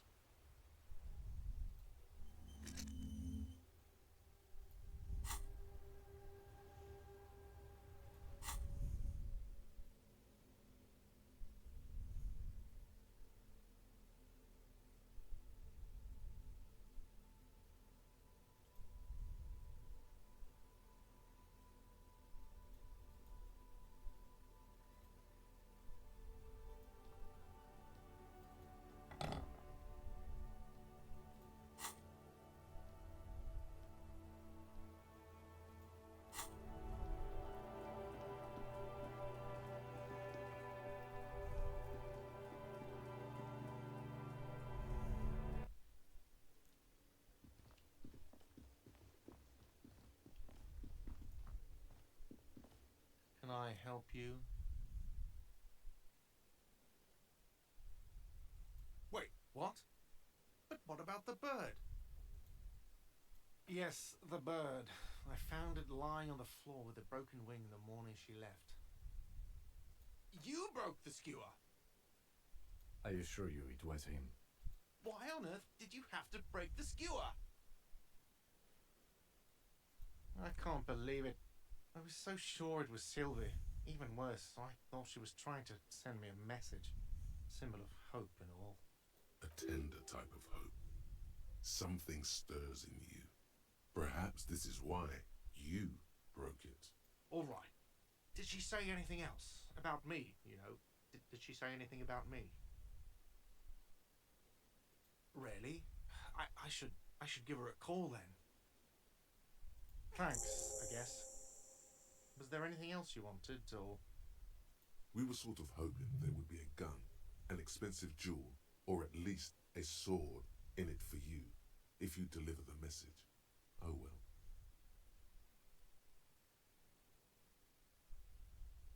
Mine? No, it belongs to the Whirling in Rags. Thank you for clearing that up. Why do you keep the container locked? Why? To keep the hobos and drunks out. That's why. And the neighbours too. They put their trash there and they don't pay for the garbage company. I thought as much. And are you the only party with access to the trash container? Well, yes. Us and the garbage disposal company. It seems a little callous, doesn't it? Something stirs in you.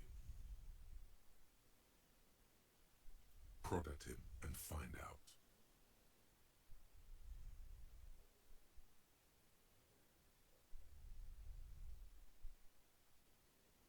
Callous? What are you? Kras Mazov? Almost all establishments in Revachol keep their trash locked. The Whirling in Rags is not special in that regard. Krasmazov, nom de guerre, was an economist and a historical materialist. He was a leading figure on the Grad side of the Centennial Revolution, where he headed the 9-day government. Mazov is considered the father of scientific communism, Mazovian thought, or Mazovianism. What are we talking about? Was this not about the trash container? We should return to the case of your mistaken identity at a later time, officer. This was about the trash container. What for? Mazov? Are you planning to nationalize my trash container? It concerns the case. Please cooperate. Just bring them back once you're done, please.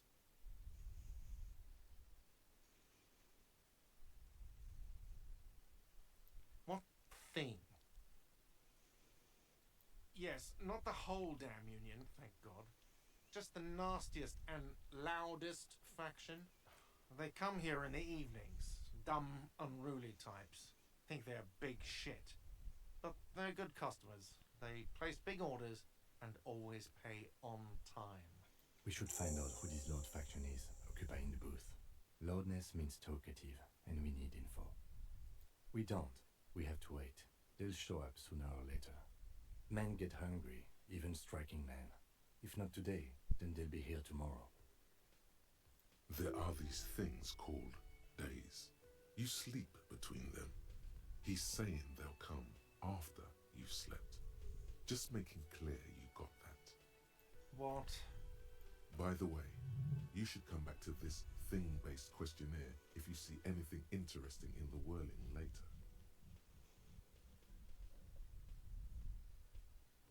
Absolutely out of the question. Absolutely in the question. First we find a sad banger. Then we sing this place to shit.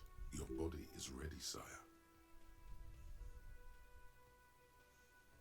Yes, have you got it? A lot. A lot. For the room, drinks, and broken window, 130 real. Like what? I was rarely enjoying talking about the money you owe me.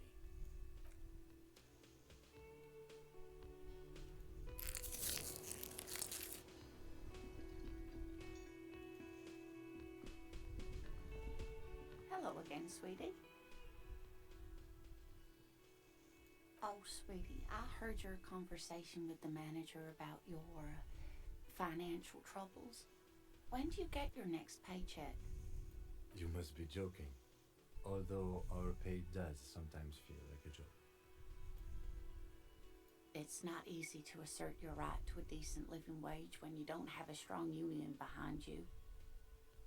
Maybe you should talk to Everard, the union leader. Interesting idea. This Everard sounds powerful.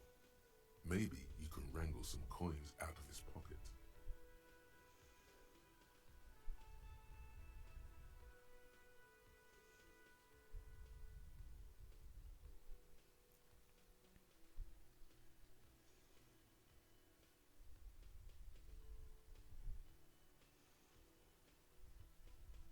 Oh no, I'm so sorry I don't have money for you. If there's anything else I can do for you, just ask.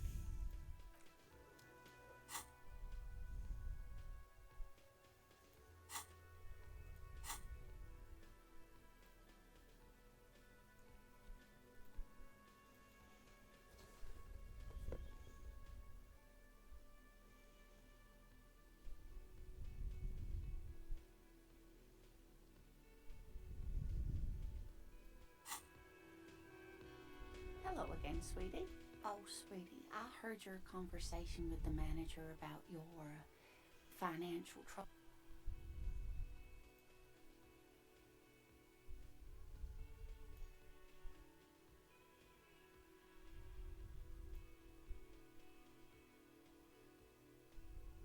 Oh no, I'm so sorry I don't...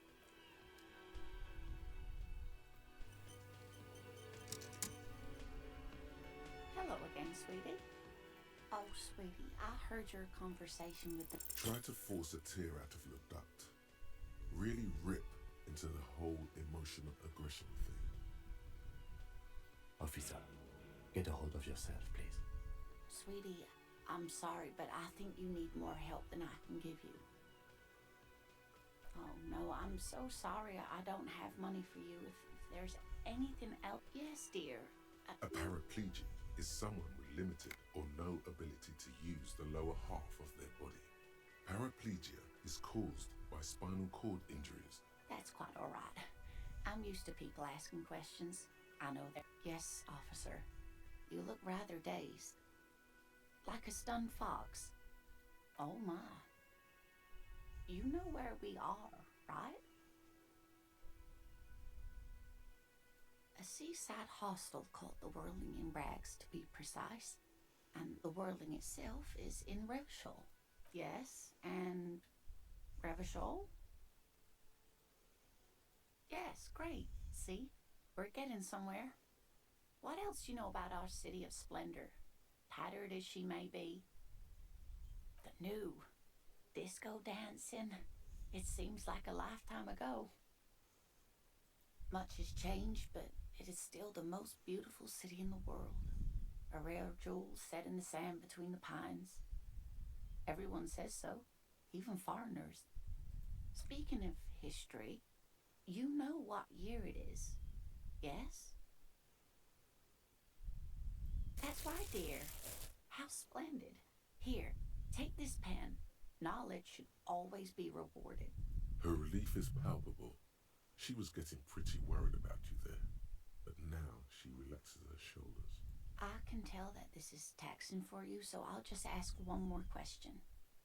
What regime are we living under? What mode of government?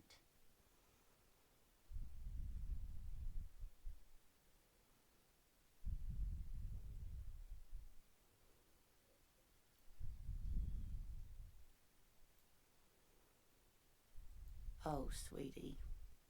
It's really not. There used to be people who thought that way. Other people who wanted those things, but they all went extinct. Revachol is a zone of control led by an alliance of foreign powers called the Coalition. We have almost no government of our own, and certainly no dictatorship of the proletariat. But they still have cops. Oh dear. And you were doing so well. There aren't any cops in Revachol, not in the traditional sense. The status of law enforcement has been a complicated matter since the revolution. But we should stop for today, sweetie. You look like you need a break. Besides, I'm not the best person to explain the big things to anyone. She's scared now. She's realized you really are brain damaged. You were doing quite well up until the end there. It does look like you're having trouble remembering things. History and places. Remembering reality in a word. It's very odd. A sigh. The lieutenant buries his nose in his notebook. But maybe a fresh set of eyes is what the world needs. And while I'm no doctor, such bouts of amnesia are often temporary, so I wouldn't worry too much. Someone more educated in sweeping matters. Maybe you should ask. No, I'm not an encyclopedia. I won't be a guide either. I'm a detective. Of course. Then I don't know. Someone rich, maybe? Wealthy people are educated. Though I don't know where you would find a wealthy person in Martinez. That's a good point. This doesn't look like Rich Central.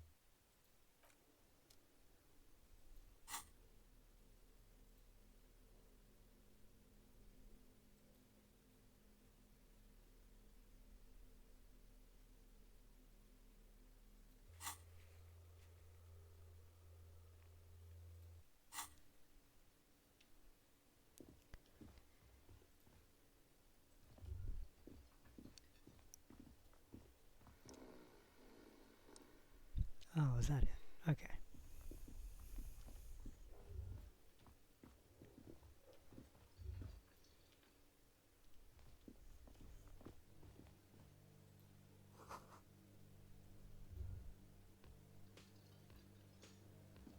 A thin man is smoking below an exhaust hood, occasionally sipping from his mug. This must be the Whirling's cook. As you step in, he nods toward the table and says something in a completely foreign language. The only words you can make out are Garancy and Kubek. Okay, it's definitely not his name. Whatever you do, please don't call him Garancy, Quebec. Please, it's not funny. The man puts his cup down and replies something, his left hand drawing arcs in the air. He smiles and bangs his ladle against each of his pots in turn. It's almost like music, especially with the sounds of assorted dishes boiling and simmering on the stove.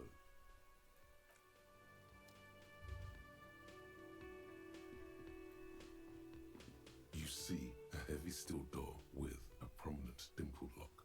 It's painted blue. The door does not budge. You do? It's a door in the back of the kitchen. Why do you care where it leads? The winch, outside, in the backyard. Remember? No, your fingers do.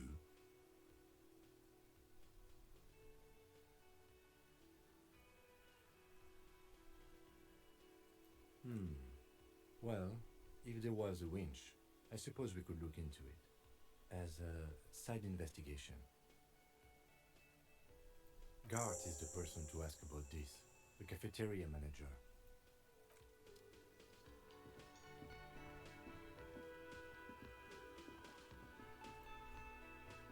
Can I help you? Another thing. Great. I love those. Oh, yes, that door, sure.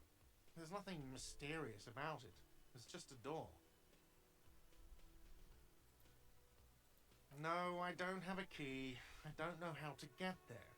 And I don't care either. It's not like I've been wondering about it for 10 years. It's just a frick warehouse, probably.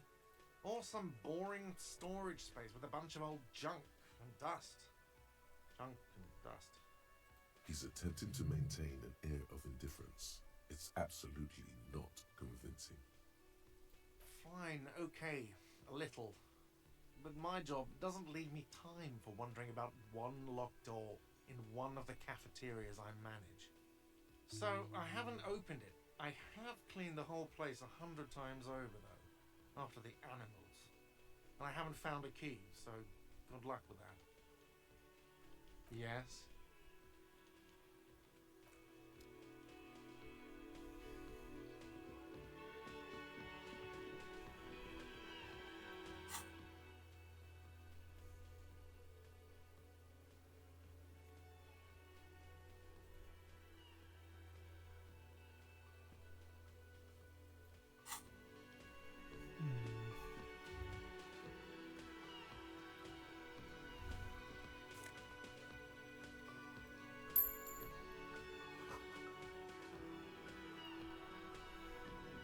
The man ponders his cooking utensils and gives you a little nod, acknowledging your presence. He looks up at you, then looks away quickly, shrugging and muttering something to himself. Shrugging is an international sign for, no, I don't know what's behind that door.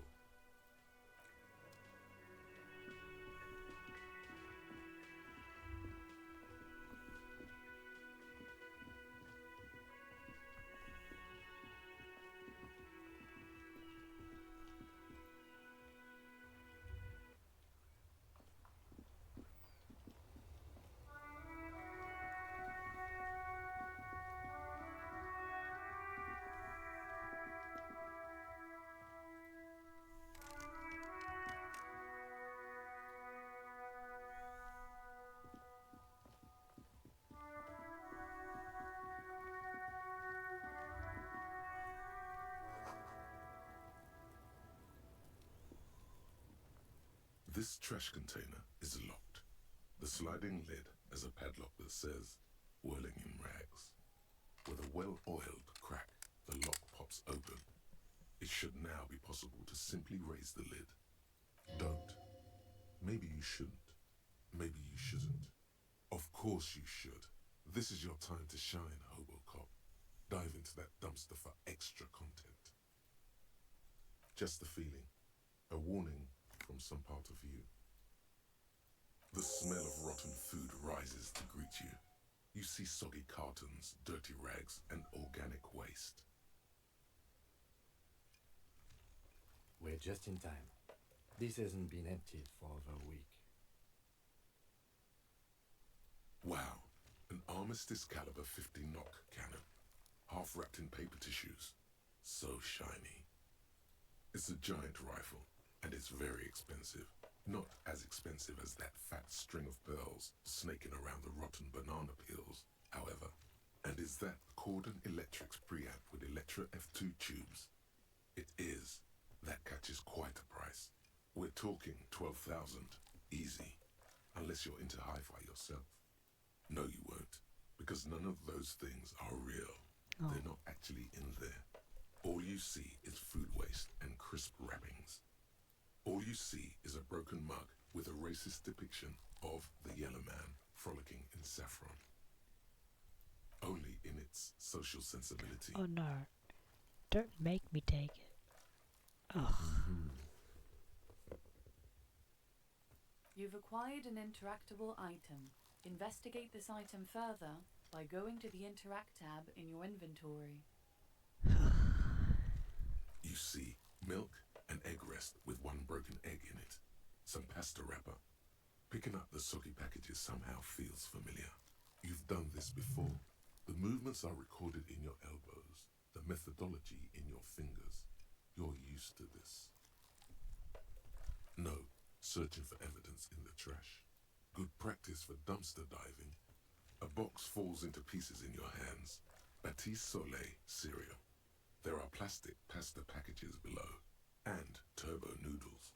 Nothing of note, however. Among the threadbare kitchen towels, something catches your eye. A pair of denim trousers.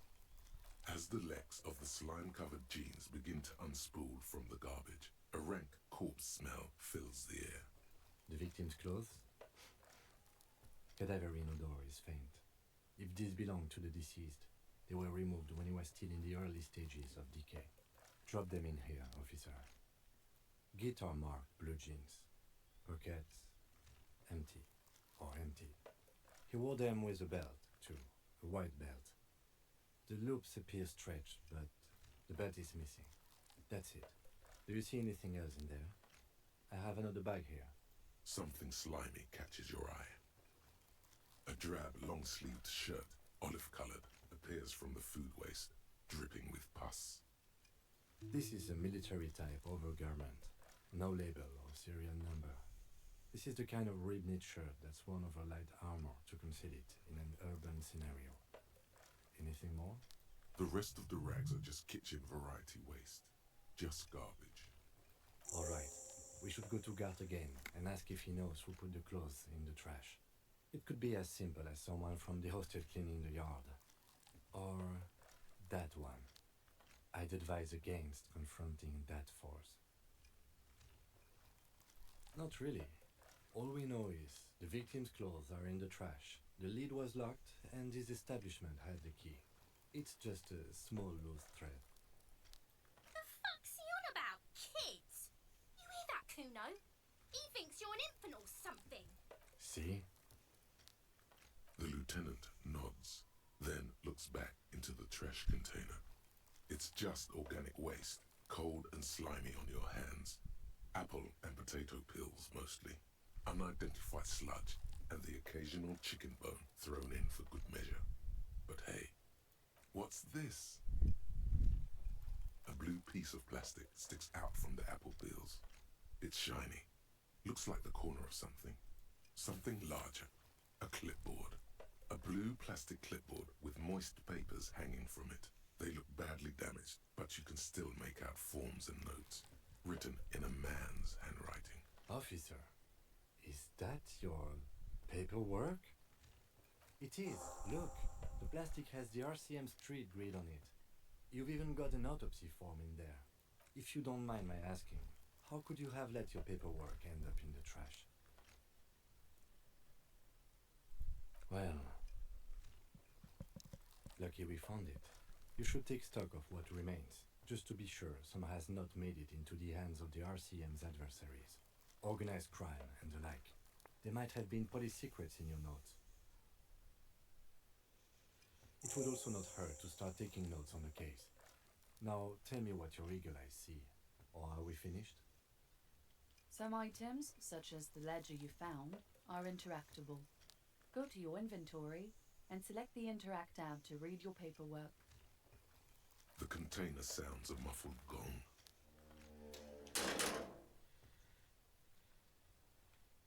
That's one thing off the list. I think we got it all.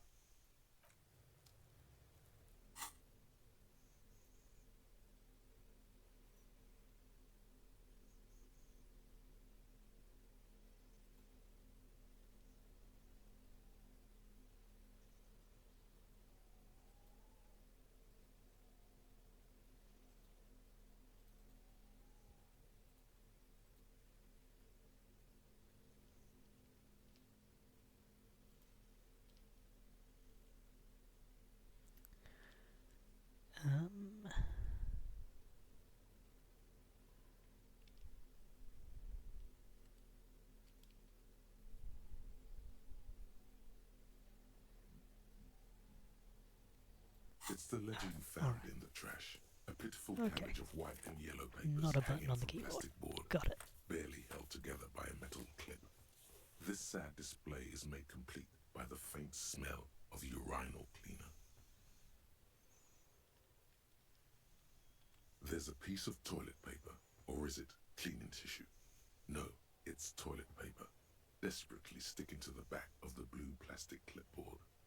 It's a metaphor for you.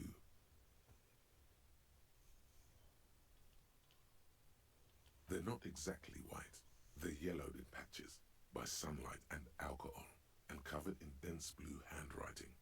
Ink escapes into watercolor patterns, reaching its tendrils across entire pages.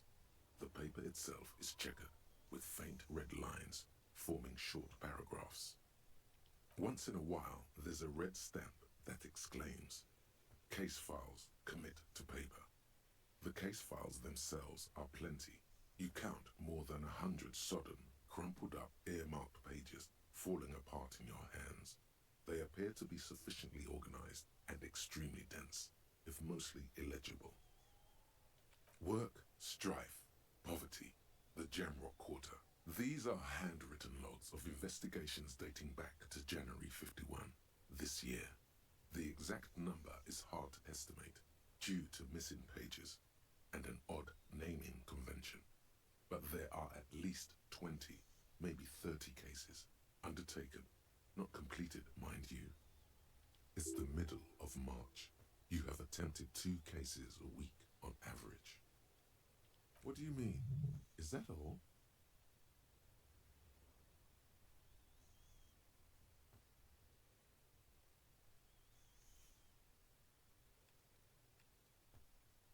The notebook is annual. It says 51 on what remains of its cover. A molten strap of cardboard. Everything prior to this must have belonged to a previous volume. In short, there was more. Huh? 2 complex cases to undertake is a lot, yes. You really have to push yourself. I would not suggest it, lest you start making mistakes. 2? That's a lot. I didn't mean to say you are making mistakes, by the way. That was presumptuous of me. That's okay. We all do, sooner or later. Like a fan of gills, the checkered papers dry in your hand. The handwriting is extremely dense, if mostly illegible. Yes, it appears you employ a, shall we say, robust yet literary system. Each investigation has its case number written on the margins. Yet, still more tellingly, most are accompanied by a name. A title, one might say even. One that draws inspiration from snoop fiction and vespertine cop show staples. Yes, all caps. One is called The Next World Mural. Another, The Square Bullet Hole Murders. Another yet, The Unsolvable Case. Others appear more light-hearted. The guys on a couch in an unexpected location, and the murder at the Ukar Parlor. Even the rare article-free collapsing tenement. Murder features prominently throughout. It's going to take an effort to piece these case files together, but it can be done. Once you're done inspecting them up close. You mean the alphanumeric? Officer, precinct, time of arrival at the scene? Oh, you mean the titular? Yes, well, so do I. In our defense, almost everyone in the RCM does. It's a holdover from the early days of the RCM, right after the revolution, when the organization had little idea how to do things. It persists in an unofficial capacity. Officers use these titles to refer to their work among themselves.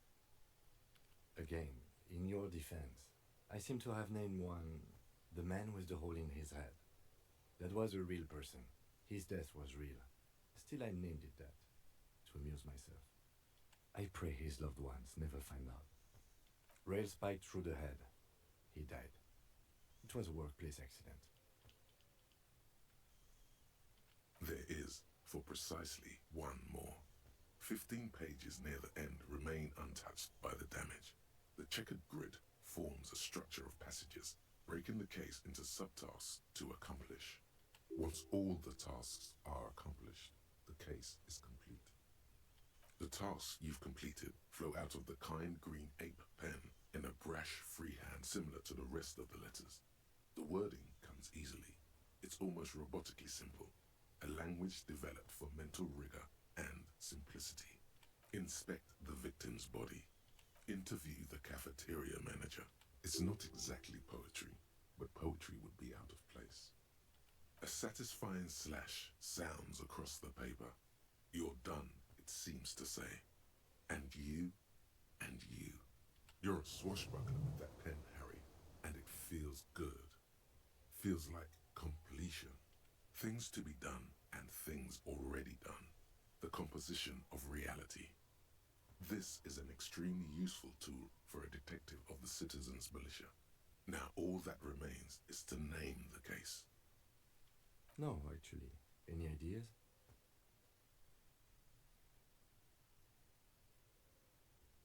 Great. That's great. That's actually what I was thinking too. The Hanged Man. Good, strong name. We have a very good name for the case now. I'm going to start calling it the Hanged Man. It's good we sorted this out.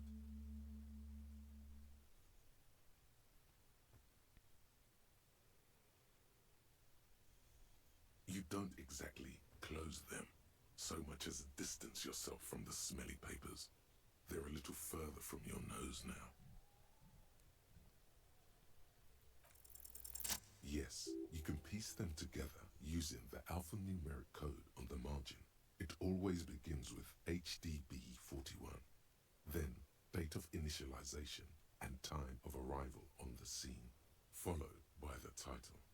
For example, HDB 41120111700, the next world mural.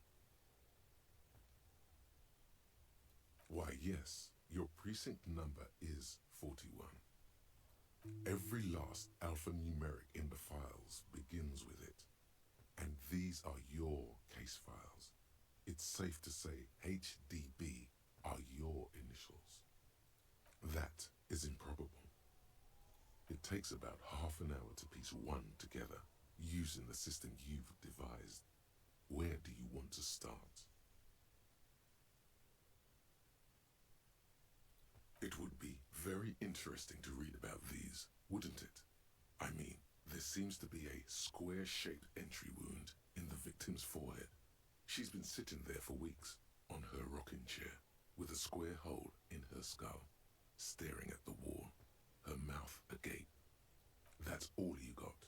From the half hour you spent piecing it together, all you know is the entry wound was square-shaped.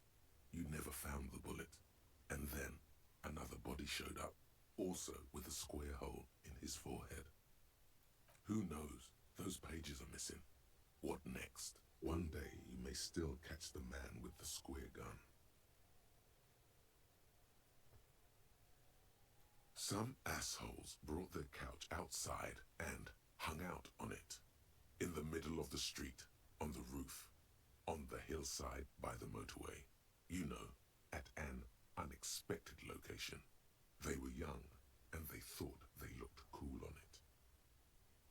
Insufferable dicks. Young people are the worst.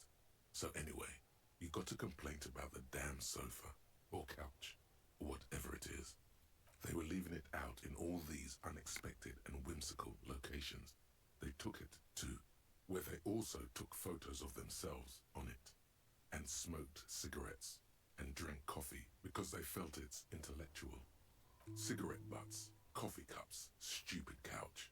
You had to clean it all up, and you did. So congratulations to you. Case solved. No, you didn't have time for that. These notes show that you have what is called a real goddamn job. You don't have time to be chasing down the couch assholes. You have a real job to do.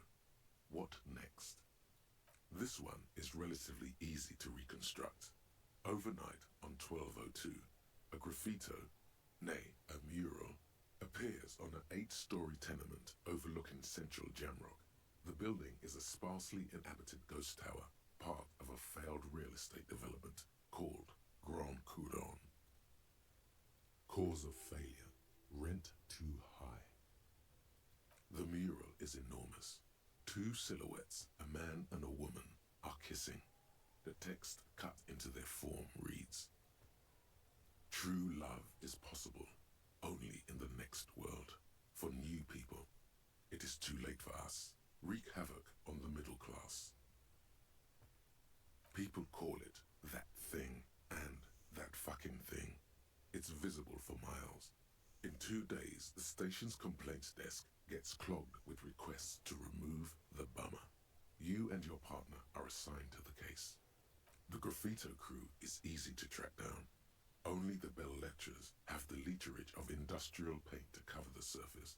One of the graffito artists is rumored to be rich. They take responsibility for the execution, but not the design. The ideologue of the next world mural, as the crew calls it, remains an unknown. The case files do not show you finding the author of the design. The crew agrees to clean up after themselves.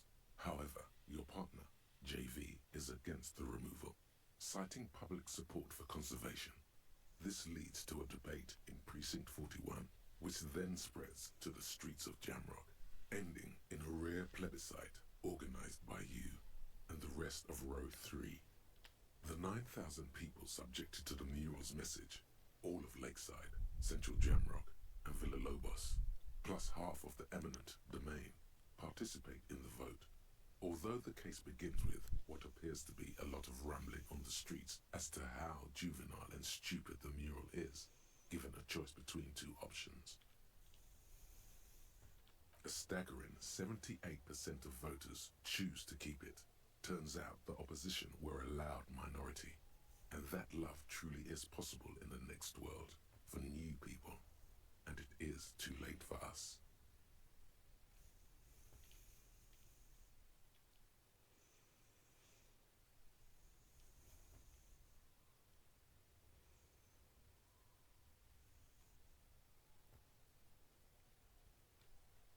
In any case, it appears to have been a rare case of civil activity in the quarter, and agreement as well. What do you want to tackle next? AKA Leslie and Burke, AKA the public indecency drunk and the property damage drunk, is a cursed case. It has been passed from unsuspecting officer to unsuspecting officer for 10 years. On January 29, the unsolvable case made its way to you. Why you accepted it, it is unclear. Every officer, and indeed most civilians in Jamrock, know it's unsolvable. Leslie will always take his pants off when he's drunk. Burke will always trash everything. It's just what they do. It is their nature. You cannot change the nature of a man, and you can't lock them away because public indecency and small-scale property damage are not punishable by incarceration. The only way for Leslie to stop flashing his genitals to bypassers and for Burke to stop dismantling signage and rear-view mirrors would be for them to stop drinking alcohol, which, in their 40s or 50s, it's hard to tell because of their distorted features, is a medical improbability on par with you ceasing to produce the expression. Threatening, fines, dragging them to the station, locking them up in the hellholes they live in. locking them up in the station, hypnotherapy, even trying to get the local gang of Zemyaki to take them out. The Zemyaki gave them ethanol, so Burke and Leslie would expose and rampage even harder. You tried it all, and still the complaints wouldn't stop, as they hadn't stopped for 10 years. It's plain to see from the files that you, Satellite Officer JV, and Special Consultant TH, had more important cases to attend to. You uncover cross-reference to several ongoing investigations, each brought to a standstill every time you drive down Main Street. Because there they are, on the corner of Perdition. And what is Leslie doing?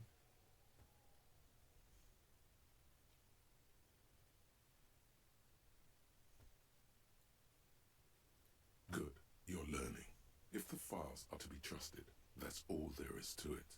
That and Burke breaking things, and the fact that they're both drunk. But then again, so are you. The case becomes considerably less comic one day when Burke takes a swing at your ledger. He must have it confused with the property he likes to damage. But the joke's on him. You're drunk out of your mind on potent Pilsner. You slam the hardened plastic board in his face. Then you proceed to beat him unconscious with it. In the process, the ledger sustains damage. The compartment within, reserved for permeable documents, is jammed shut. You stop your assault on the now unconscious Burke to open it, but are unable to do so. The officer began to cry, reports Leslie, who, at this point, is tending to Burke. He came at us, and at us. I think he was trying to kill Burko. While trying to kill Burko, you slowly come around. The permeables compartment is open. You've smashed it open on poor Burko's kneecaps. The good news is, Burke can't walk anymore. Can't get out of his apartment, an invalid. With Burke to tend to, Leslie cuts back on the indecent exposure. Maybe he flashes his genitals to Burke. Who knows? But both drunks are off the street. The complaints stop. The unsolvable case is solved. Which is also why the officer responsible narrowly escapes a disciplinary hearing.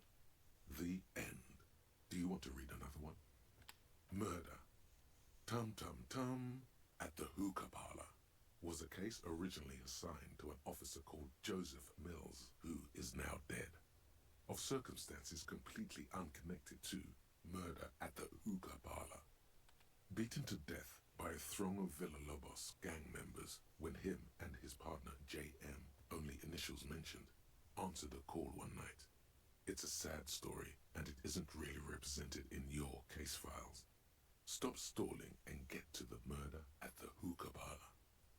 Joseph Mills was on this case that he just couldn't solve, was doing it solo, said it was a real nutcracker, a real brain twister, was on it for, like, a month.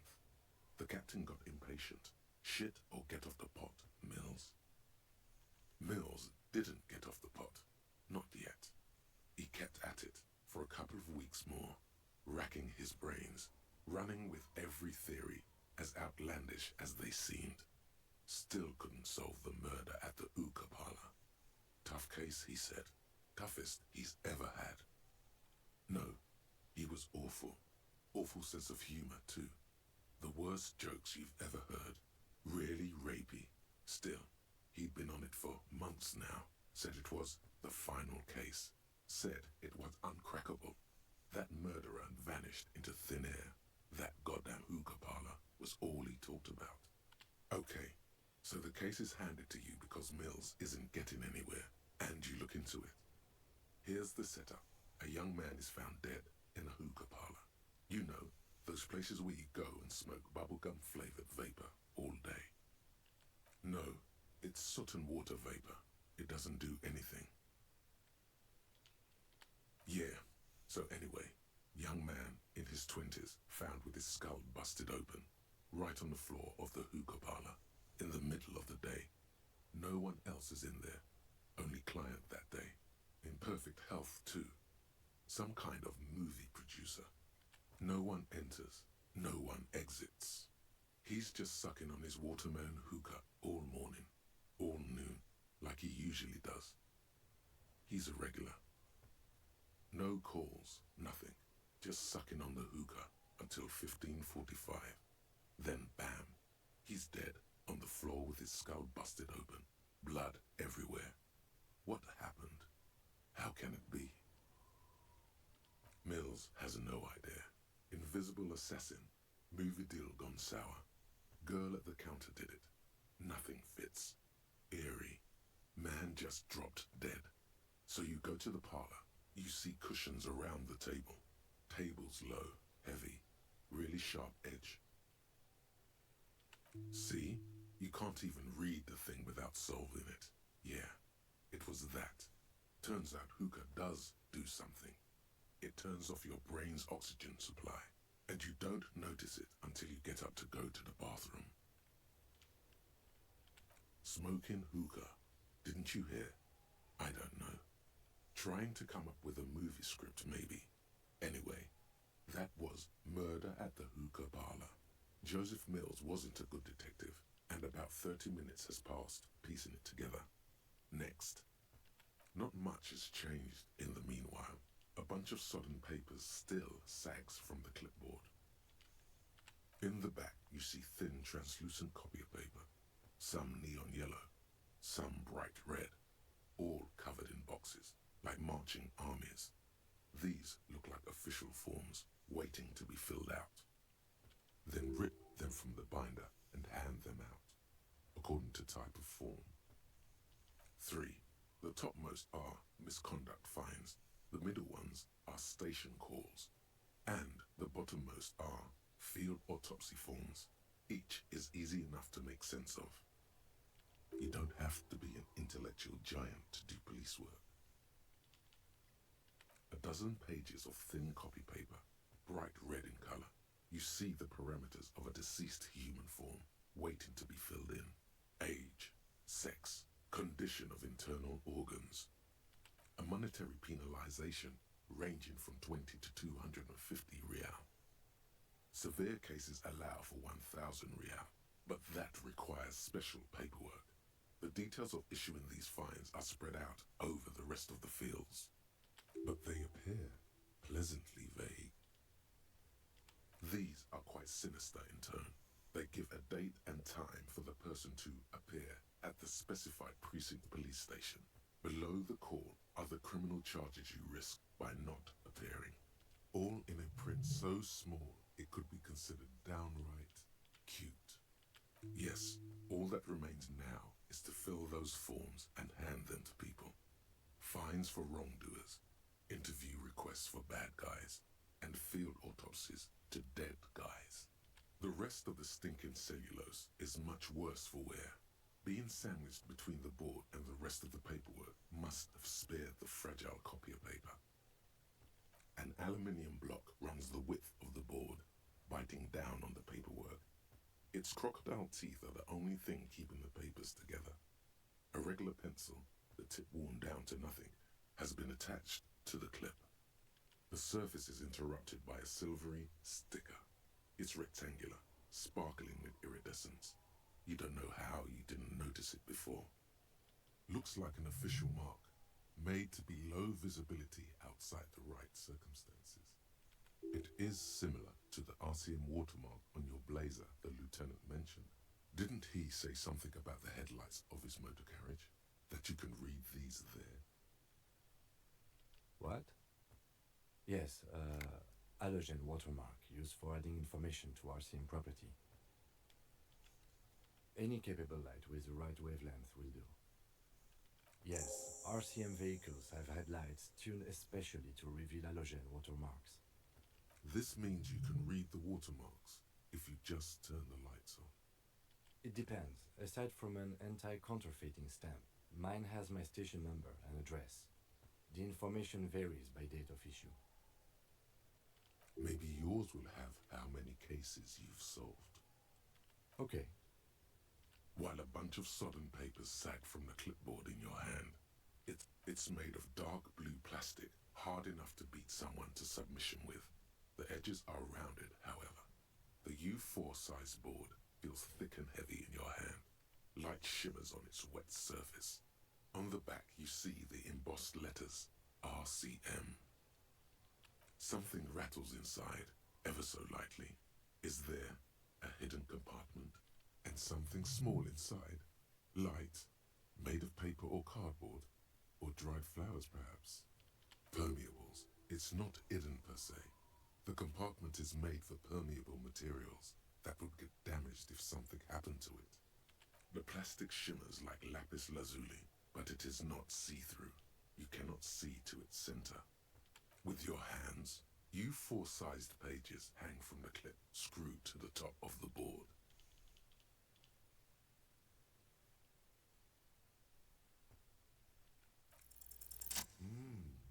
The two sides of the board appear slightly misaligned, like a drawer that's come off its slides. If you bend the plastic on your knee, slowly, the slides snap back into place. It should be possible to just, without resistance or sound, the two panels move against each other. The compartment is now open. 2 ticket stubs and a handmade postcard.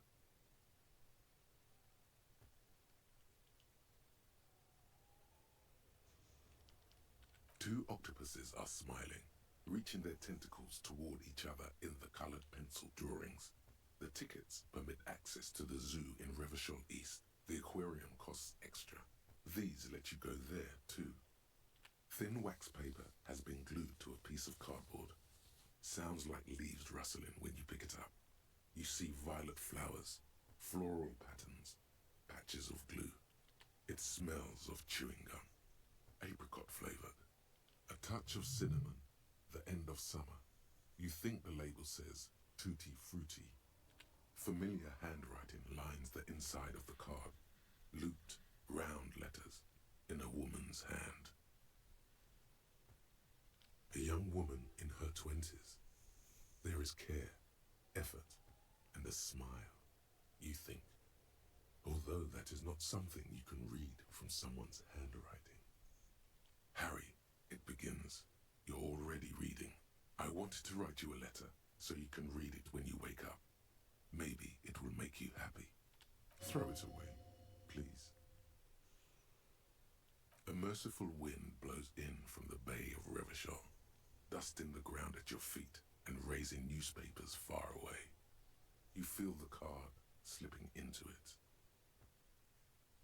Your hands shake, holding onto it. Every morning when I step out and you're asleep behind me, it says, I find a little piece of sadness in me. I carry it in my chest, down Voyager Road. Every step I take, it grows. By the time I reach the fuel station, it has filled me entirely. I step onto the light rail and look back. Sparks fall from the bow collector. I know it will be like this until late afternoon, when I get off the 42 and walk back to you. You. Every step I take will get lighter. It almost makes me run. Sometimes I do. I can't believe I met you. I can't believe the happiness I feel with you. You have a vast, vast soul, and I will always, always, always come back to it. Kisses, kisses, kisses. You feel the air sucked out of your lungs and the blood sucked out of your head. Everything around you gets dark. Small white dots appear. You feel the ledger slip from your hand. No, hold on. To what? There's nothing. Detective, is everything all right?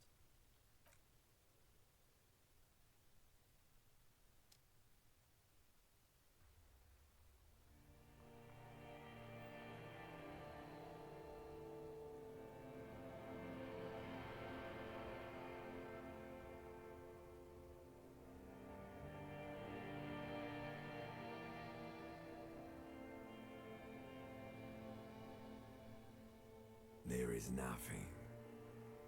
Again. Nothing sad, brother. No treachery, just blackout. Well, almost nothing. There is the ground below you, that's still there. And the small light that's on, fluttering, Somewhere in the basal ganglia. That's me. Blue eyes, that's me. Who was what? He speaks of the sickening longing, the unwell emotion. Even in the darkness, he's grasping for it. Still trying to hold on to the great sorrows slipping in the water. Slimy. Here in the paleo-mammalian cortex, we call it the shadow. Because it's always there. Tell him. Ah, yes. In the old factory system, they call it the apricot chewing gum scented one. It's unhealthy of them to linger on it so. But as they say, what do you do? It didn't smell nice. It smelled like betrayal. Bloated corpse of the past resurfacing. Beautiful. Believe me, stupid ape, its lack of beauty was not the problem.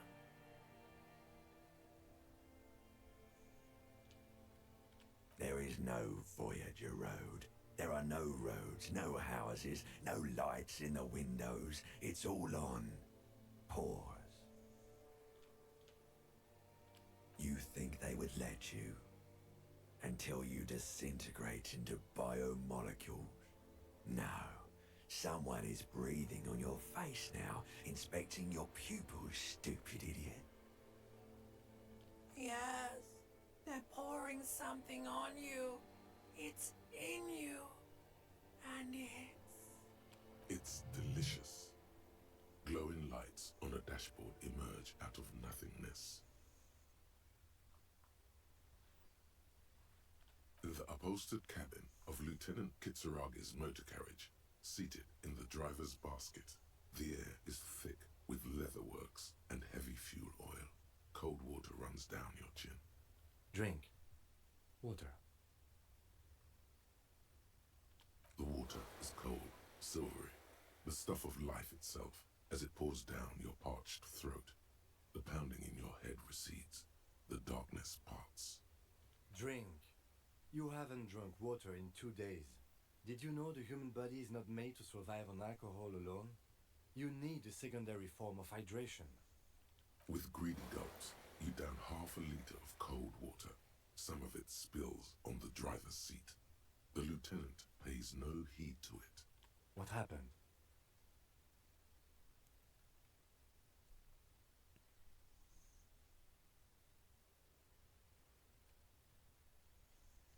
You were reading your paperwork. Then you passed out. I carried you to my kinema to take you to a hospital. Then you came to. 10 minutes, maybe. That does sometimes happen. He replies with such understanding, it's as if the burnt-out ruins of the past were an occupational hazard. Athlete's foot for cops. You dropped these. Are you okay to proceed? Good. The Ledger of Failure and Hatred is a special item that can be used both as an interactable and a tool equipped in your held slot for skill bonuses.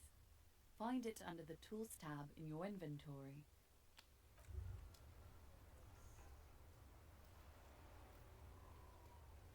Hey. Psst. Yes, you. Word on the street is you're ready to start building communism again. You keep saying things like, down with the bourgeoisie, eat the rich, sodomize the landowners, impale all people who have more than 25 real in their pocket, literally murder all human beings regardless of their political beliefs. That kind of stuff. Oh yes, the mask of ambivalence. Don't deny it. You're about to rip it off and reveal the monstrous seven-eyed lamb of global communism that would devour and masticate mankind. Everyone can see that. So tell me, Do you have any questions before we fire up the big communism builder? Or do we get right down to it? Oh yeah, get the firing squads and the animal wagons ready.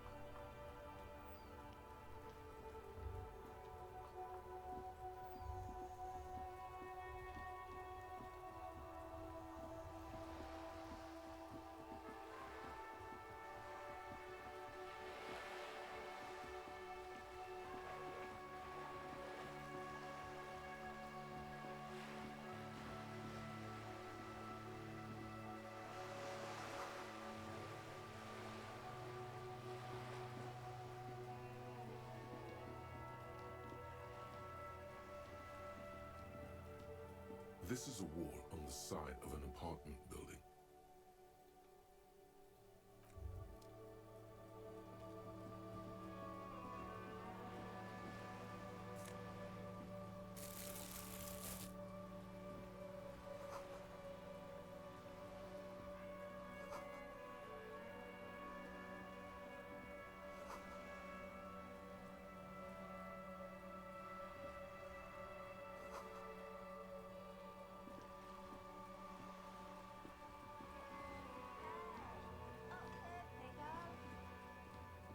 The streets will flow red once more, a great torrent rushing down Rue de Esperance. You wait and see. The streets will not flow red with anything. Who are you? I'm Cindy the fucking Skull. What else do you want to know? Date of birth, blood type, the last time I was tested for Hep C. Go where? Accosting a minor? Listen to your partner, pigman. Keep your grubby hooves off little old ladies.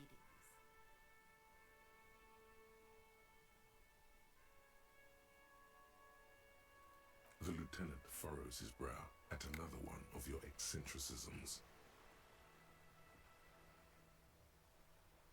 Hatred, disgust, it's difficult to tell which of the two is more present in her girlish features.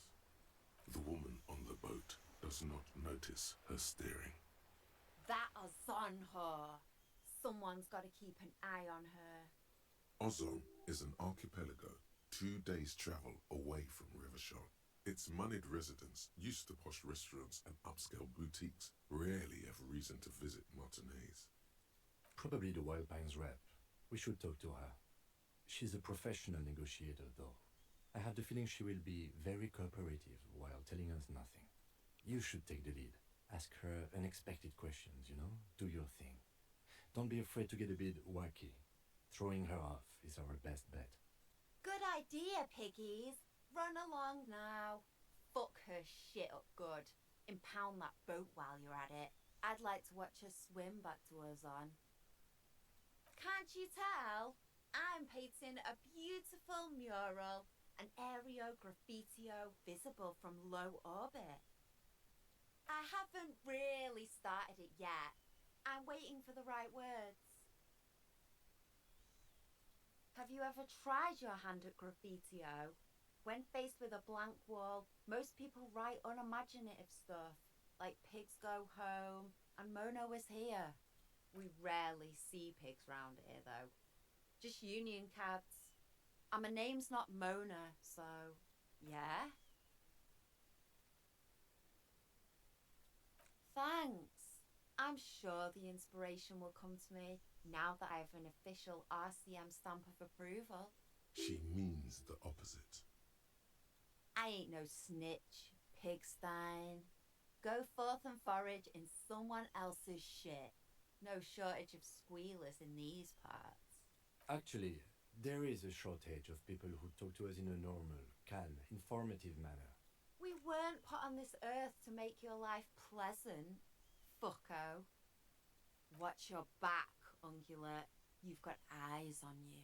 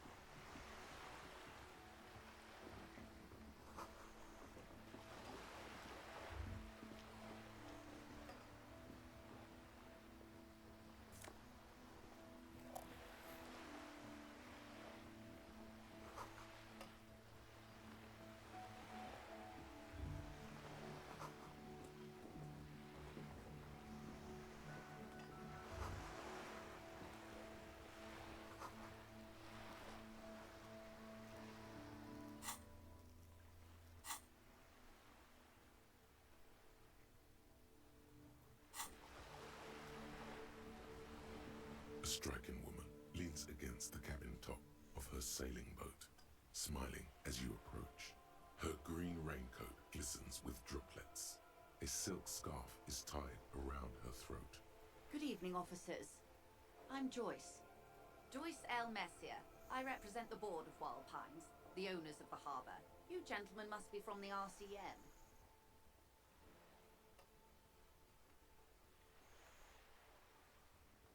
Peyton, my maiden name. I meant you, the Revachol Citizens Militia, the police. I'm glad to see you here. Like steel, there is strength there.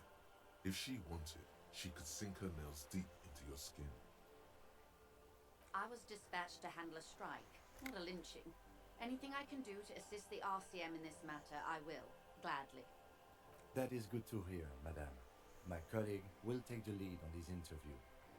I should let you know that he is recovering from an unusual medical episode. Very unusual. But I can assure you of his ultimate competency. There's a trace of irony in his voice. Mischief, even. This is a tactic. It happens quicker than a shooting star.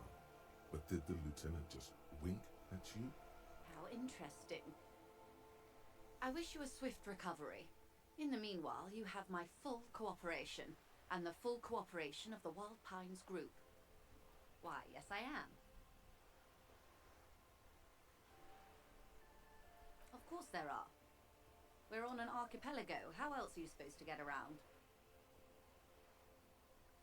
Yes, we are. We are on Le Caillou. Technically, the neighboring Ozon and Fas Alamer island groups are archipelagos, while La Caillou, by contrast, is a single fertile landmass, the fourth largest island in the world. It is not an archipelago. Okay, if you want to get technical, the point is we're all on islands here, and sail is still the most expedient way to get from one island to another, especially when you're in a hurry to resolve a strike. I haven't seen anyone else drive a souped-up Capri Kenema motor carriage either. Actually, that motor carriage has been specially issued to serve as a patrol and pursuit vehicle. It's for crossing long distances in the greater Revachol industrial harbor. It's not a type. Neither is this. A toy, I mean. It's a machine for crossing long distances in the Bay of Revachol, between the city and the islands. You need to make this lady admit she's only riding around on this boat because she's rich. Before you do, it will be pertinent to ask other questions. Gather more info on this boat of hers. The boat? No. It is called Cordelati 19 because that's the type of sloop it is. It's a pleasure craft, a 19 pacer. It also happens to be rated for Category 1 racing, though these days I mainly use it for business. My sloop? I like it a lot. It's the eel's hips, baby. I'm enjoying this part of the interview. It has so little to do with the murder we're investigating. Officer, I assure you I'm a highly qualified pleasure craft operator. The crowns of her teeth are porcelain, white as the boat's hull as she smiles. Her nonchalance might be related to something called the Wayfarer Act, a law that says she doesn't need a license. Sly Fox, you're not aggressive enough to harass her further on this. Oh my, the E word. You mean to say that it's a symbol of conspicuous consumption? That I'm a member of the ruling class? Detective, may I remind you that Mrs. Messier is a professional negotiator? Then what does that say? Does it say docking reserved for residents of Rue de Saint-Ghislain, 33A? 33A? This old proletarian haunt here. As I said, plenty of people drive boats, of all social strata.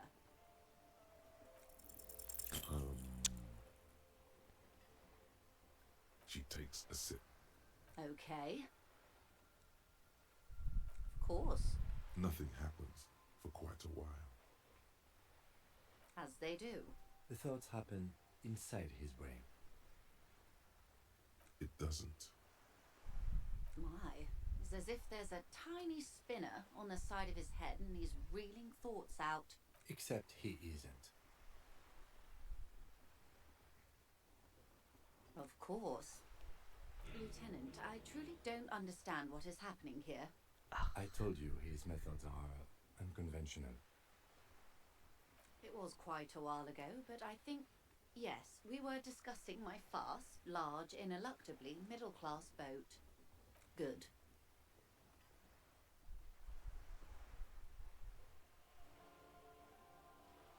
This reality. Yes, reality is your side case. An experimental side case.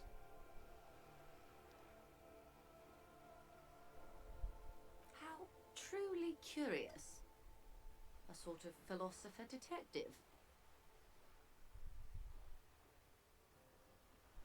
Are they now? A deep synthesis. I'll assist you however I can then. Go ahead. Ask. All right, we're in. I know these all look good, but begin with the first, okay?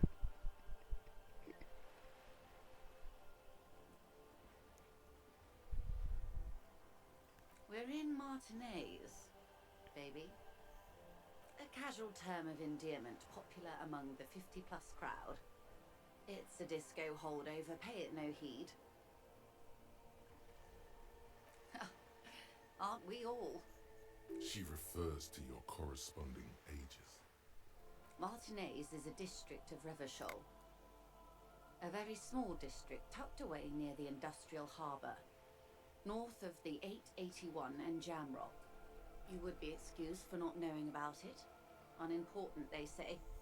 Forgotten, even. Shelled to smithereens during the Revolution. It has its charms, just not this time of year. I would be happy to. What is a preposterously expensive education for, if not sharing? What I am not is a basic term of reality. There may be a way to get her speaking about herself at some later juncture. A bird? A sphenicid? A flightless bird of the polar regions? Some sort of Krill hunter? No, wait. You're an ancient ruin. A symbol of hubris and decay. Half submerged in some salty sea. Of course you're not, my dear. I'm just terrible at guessing games. Ah! This is the pier of Rue de Saint-Ghislain, 33A, where the tenants have been kind enough to rent me a slot. Or two. A pre-revolutionary tenement. Old buildings are called tenements, you see. And new buildings, bâtiments. After les bâtiments nouveaux. But 33A and 33B are not nouveaux. They're old. This one used to be 8 to 10 stories tall. A real high-rise by the standards of the last century. Built to mirror the skyscrapers across the bay in the Delta. That was before the war, of course. Mostly the urban middle class, I believe. This was once primo real estate, before the cannons lopped 4 or 5 stories off.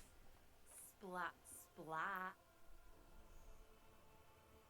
You could be wrong, but from here it appears as if she's running the brush across her throat in a soaring motion. Wonderful.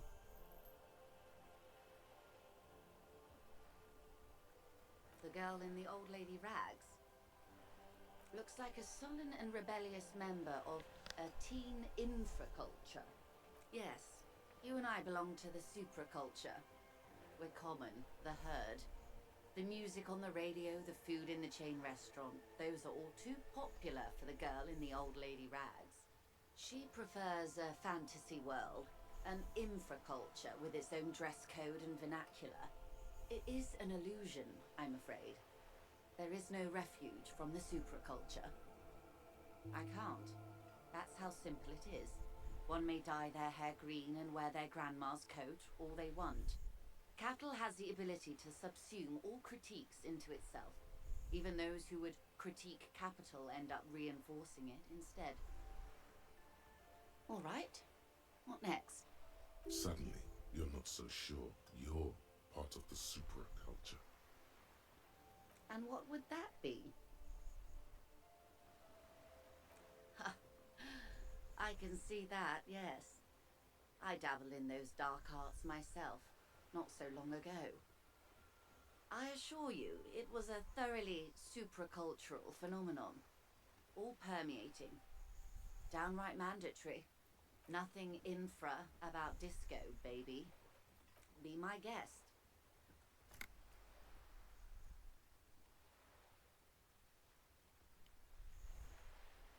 These are unimportant times, Detective. You and I were born after the dust had settled. 1,000th of a second too late. For the big time. The revolution. It's quite easy. Every 100 years or so, our species gets together to decide what's next, who gets shot in the head, and who gets the mineral rights. It's a real kerfuffle. Those would be the communists. Generally speaking, 40 million people got shot in the head during the World Revolution. But the communists, they all got shot in the head. Oh, and the anarchists too. They shot them well. So well, one forgets they even existed. Did they ever? Before they got shot themselves, they shot 2 million people.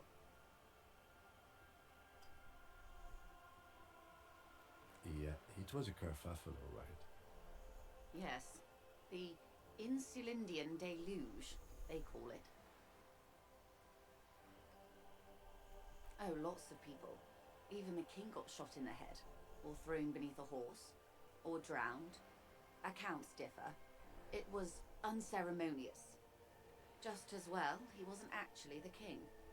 Just the king's nephew. The real king abdicated and lived out a long and productive life as a venture capitalist in Grad.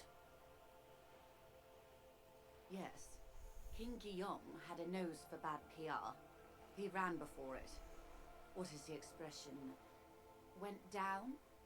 Anyway, Gil got out alive and his nephew Frisell got shot in his place. Him and tens of thousands of his wonderfully fascist kingsmen.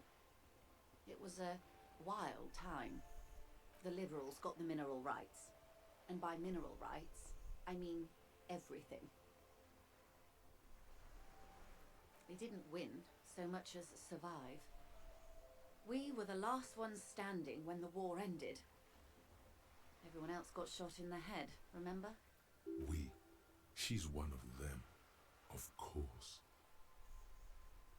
To foreign intervention, the coalition. Those people really took the mineral rights. The Liberals took everything that wasn't nailed to the ground. The coalition took the ground. The ocean, the laws, and the people. The coalition of nations. Grad, Mesk, Vesper, Messina, Oranje, and Sur-le-Clay, the armed centre of the world. They landed here and ended the revolution. It was the moralist thing to do. The moralists believe in keeping everything exactly the way it is. They believe in mineral rights and not shooting people in the head.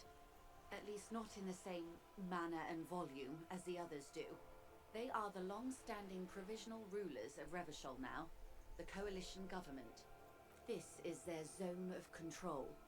They embolden the RCM with crumbs of the same law they took. Technically speaking, you are a moralist. The colour of moralism is blue. The official motto of Moral Intern, or Moralist International, is a blue forget-me-not, a piece of grey sky. Unofficial. For a moment, there was hope. Of course. Not easy to be moderate about head shooting in your line of work. Rooty-tooty, pointy-shooty. That's the way of history. The turn of the century revolution? Don't answer it. It's a trick question. The revolution began in '02 on the Isla of Grad, though by the end nearly the whole world had gotten involved. It wasn't a who, but a what. A pandemic of Zarat, a particularly virulent prion disease, which the authorities in Grad proved unable to contain. Then Mazov came along and overthrew the government. It made people overthrow their governments. Of course not. It was a highly infectious microorganism that destroyed brain tissue. The actual causes of the revolution were material. The pandemic only provided the spark. It was a funny time in history. They discovered transistors and rock music, but they didn't know anything about prions. Nobody did. From Revachol and Grad? Not far. The world managed to cauterize itself. Mazov's government was overthrown in '08, and the coalition crushed the Revachol commune 2 years later. It was the end. Why? You and I, officer. Our lives in the zone of control. A city-state divided into free market zones under the everlasting interregnum of the coalition of nations, and you, of course, the citizens' militia. The zone of control is the third incarnation of Revachol, after the failure of the suzerain and the commune. Modernity. They developed the marvels of the inter-easlary communication, telematic milieus, radiation, coloured plastics. Meanwhile, in Revachol West, the aftermath continues for the 5th decade. 51 minus 8 equals 43. Time flies. The 20s saw a decade of urban war, west of the river levelled, offshore platforms in flames. Still, it's regarded as an improvement on what came before. 08 to 19 was simply hell. The 30s? Things settled down in the 30s. Revachol East transformed itself into the world's largest tax haven, with the international community's blessing. For the first time in a long time, it seemed like things were going somewhere. Yes, and quantitative easing. It was a market mirage, unfortunately. The 40s dispelled it. An Isla-wide hangover, you might say. So, here we are. Welcome to reality, baby. For her to be where she is, Wild Pines Group must have picked the right side. They picked the winning side. That's why they're here, and others are not. Perhaps it wouldn't have turned out that way had I been in charge. I might have bet on the king and led the Pines to doom. I would have sided with the cannons. If you'd seen the calibers of the things, you might have too.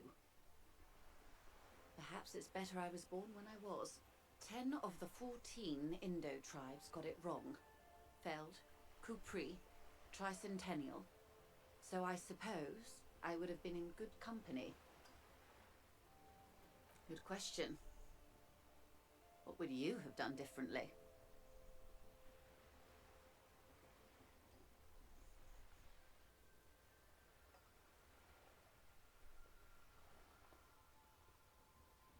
And I asked you, philosopher detective of the Citizens Militia. So a quarter of humanity simply lost their minds. And how would you stop a prion, a complex folding protein, unlife, with a technology 50 years ago?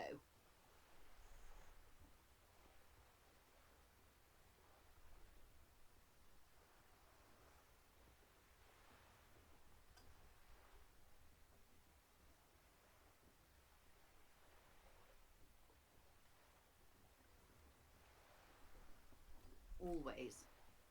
That's the can't-do attitude that truly defines late modernity. You may prove a modern man yet. Opinions expressed here do not reflect the official position of the RCM. And what is your official position, Lieutenant? My position, ma'am? My parents got ripped to shreds in the revolution. I would have gone the same way. I was saved by being 2 years old. That's my position. The abattoir. Understandable. They are what they are. Who knows? An afterbloom may yet come. Anyway, enough sentimentality. Now's your chance. Ask her who she is. She won't get out this time. I am the vilest of the vile. A traitor. A devourer of nations and infants. I am an ultra. She raises the corner of her mouth, smirking, revealing a canine. Yes. I am the nether creature of the Forbidden Swamp. I pushed the king under a shit wagon and betrayed the revolution. My kind surrendered the nation to financial colonists. I can see you thought we'd gone extinct. After all, no sane person identifies as an ultra-liberal anymore. Not in broad daylight. You're a centrist at heart. A real moralist, no? Tell me, now that I've uncoiled myself, do you find me frightening? I do hope so. I hope we're able to remain collegial despite it. Remember, we were partners, whether you like to admit it or not. There's blood on many hands, I assure you. When the dust settled, the Liberals were the only ones left to clean up the mess. By virtue of their survival, they were handed enormous power to shape the future. This was all our last generation managed. With due respect to our overlords, the eternal caretaker government that keeps Martinez a monument to the efficacy of its artillery, I would not have relinquished sovereignty to the coalition. Not here in Martinez, and not in the Stella Maris or Delta Beachheads either. If not for my own sake. She realizes her small, cold fists are clenched. She loosens them. Then for my daughters. We had an obligation to defend our sovereignty. We should have burned the whole Isla down rather than let them have it. Yes, I suppose I am. But I wouldn't be a patriot anywhere but here. Seditious talk, man. Perhaps. intellectual vanity will be my undoing. You're no dummy yourself.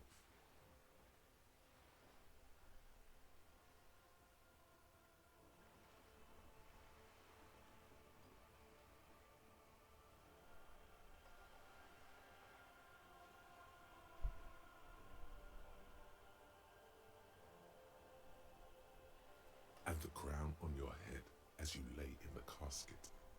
Yes. Whatever else I am, I'm also a mother and a wife. Now, shall we return to reality?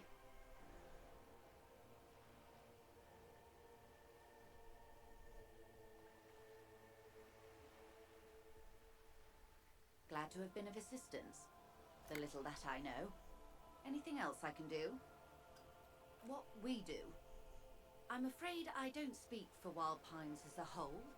It's a giant undertaking. There was a touch of discomfort there. She wants to merely represent. The Pines' core competency is logistics. Container shipping, freight, that sort of thing. See those airships there, blinking? Those are the shipping side of things. And that is the terminal. Another subdivision deals with energy, oil and gas exploration, offshore platforms. The Wild Pines Group is one of the original Revacholian Indo-tribes. Companies awarded royal monopolies by the king, the suzerain himself, centuries ago. The king is long gone, but several of the Indo-tribes remain.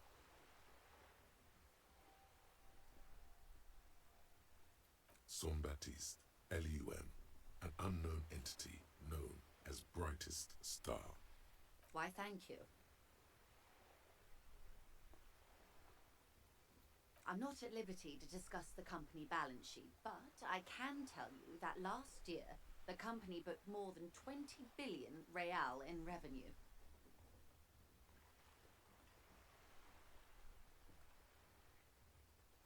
Yes, past a certain point, numbers begin to seem imaginary, but they are quite real for the 72,000 employees who depend on Wild Pines for their paychecks. A conglomerate the size of Wild Pines is like a shark. If it stops moving and growing, it will die. Then what becomes of those 72,000 families? It is a tremendous responsibility. They started as an exploration and cargo fleet conducting trade between the Samaran and Insulindian Isolas 250 years ago, when pine ships explored the South Seminese and charted Lomantang on behalf of the suzerain. Centuries of care, deliberation and madness have gone into this endeavour. Vessels pass through the great unrest to re-emerge with apricots in tow. The logic of the system is totalizing. It's taken everything from its employees to build it.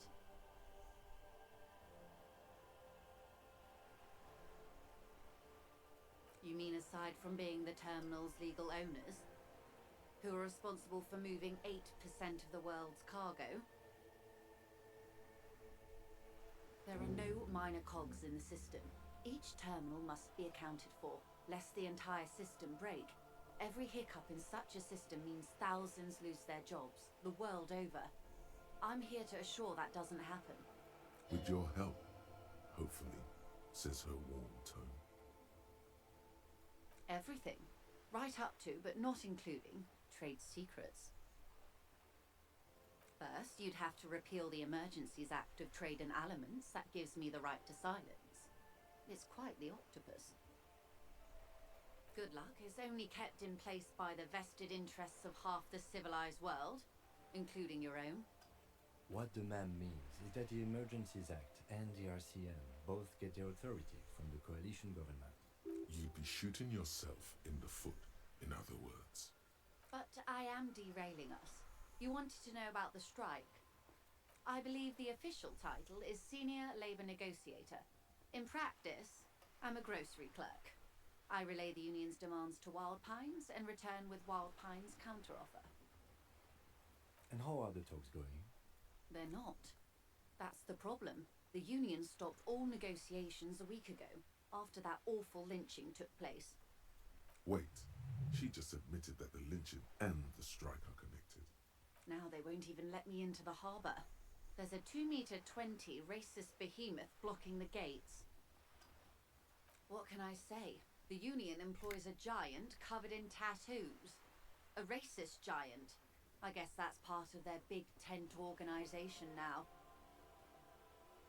Yes, I believe there is a connection, but that's a subject for later. Let's say I was not making the kind of progress I'd hoped for when I first arrived. And when did you first arrive? I arrived 3 weeks ago. Yes, in the middle of February. The bay was still partially frozen then. I prefer to do these things on site, like the RCM. But the strike began in December. I wasn't the original negotiator here. I took over after Mr. Gaumont hit a wall with Mr. Clare, the union boss. Mr. Clare refused to speak with Gaumont despite concessions he granted the union in prior negotiations. This isn't the first time the union has gone on strike. Heavens no. There have been 2 prior strikes. Both times the union won significant concessions, including overtime pay and a medical plan. This time their demands are more, I guess you could say, aggressive. Ludicrous, even. It's meant.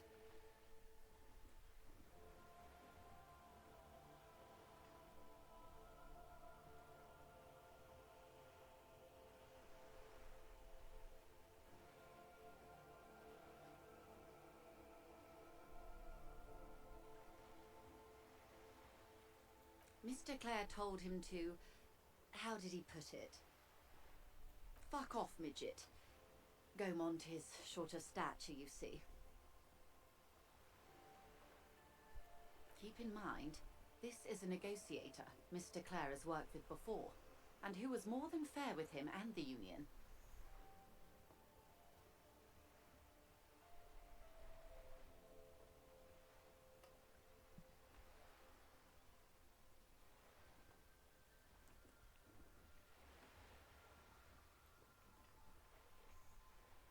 There are leaflets everywhere, and banners.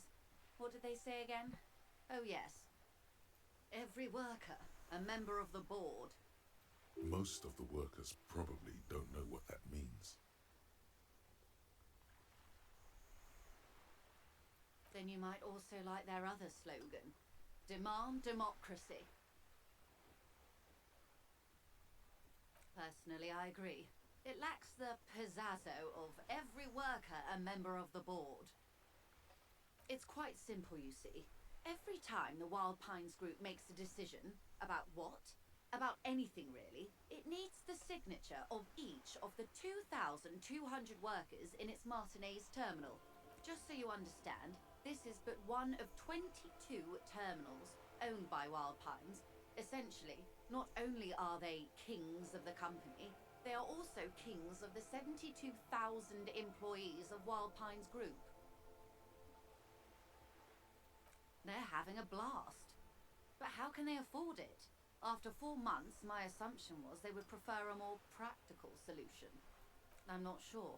Naturally, I assumed that was just their opening position, a hard-nosed tactic with a side of mockery.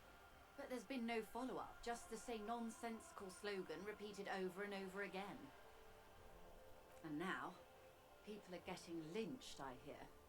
Behind the whirling in rags, a disastrous situation if there ever was one.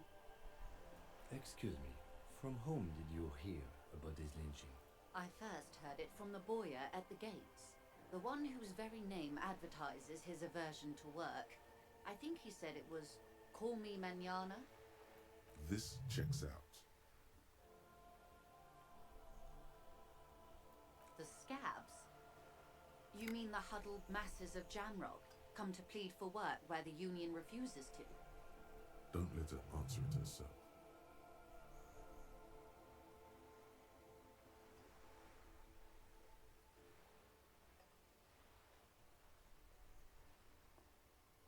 If these strikebreakers were organised by Wild Pines or its affiliates, then it would be a company secret. I could not share it with you. Not yet, at least. It's implied. She's open to discussing this matter with you at a later occasion. Everard Clare is a man of the utmost integrity. If you can say one thing about him, It's that he always puts the interests of the workers first. Of course not. Everard is fantastically corrupt. I imagine he has a thick, viscous goo where you and I have blood. If you were to prick him with something sharp, you could see it oozing out. A knife, maybe? No, a rapier. Oh, heavens, no. We get along just fine. Yet, now that you mention it, I can't stop imagining that black treacle just dribbling down his double chin. He is the most corrupt individual I have ever seen, and I deal with men like him for a living. If there is anyone more venal, more irredeemably nepotistic, then it's his twin brother, Edgar. Yes, Edgar looks exactly like his brother, except for that lazy eye. He also talks exactly like Everard does, and when one's term as foreman is up, the other takes over. It's how they circumvent the term limits, you see, with a funny little switcheroo. While in office, they've embezzled God knows how much of their workers' dues. The Débardeurs Union was once a perfectly normal institution. 20 years ago, anyway. It must not have been easy to establish under the Emergency Act, but they did it. I can respect that. Organised labour at its best, as they say. Then something happened in the local chapter elections. The brothers Clare came and transformed it into a... how do you say? A mob. The Débardeurs are a crime syndicate. Sad as it may be, I suspect we'll be forced to cooperate with them. Refreshingly honest, officer. The company has tried appeasing in the past, but I'm afraid our concessions have only emboldened Everard and his brother. And your opinion, detective, if I may ask? I'm a curious and talkative person, you see. Would you say the Débardeurs Union is...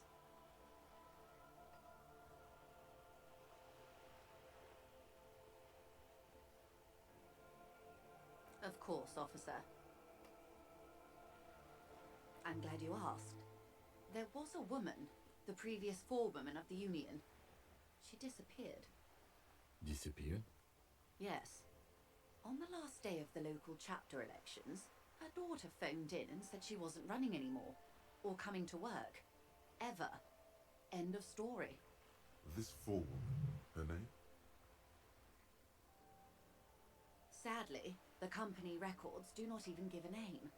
She's just forewoman in private correspondence, Holly. I don't even know if it's a sir or given name, and I don't have access to the union's files.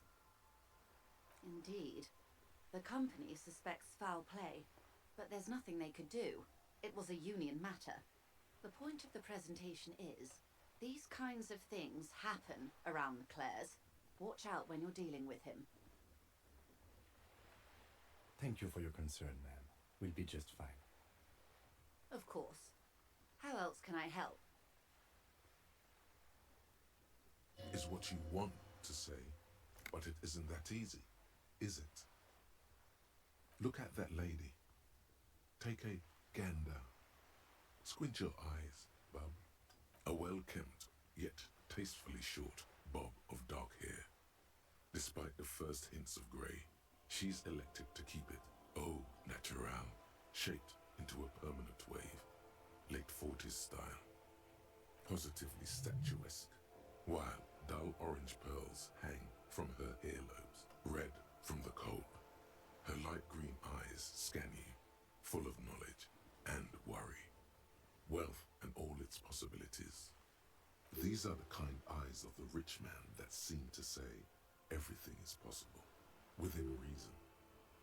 Now look at you, you misery-clad simian, barely able to tie your own laces. Your armpits are lakes. A scythe of booze precedes you. Your hair sticks to your forehead, and your underwear feels uncomfortable. You're poor, poor as balls. You can't ask this person for money. You're too.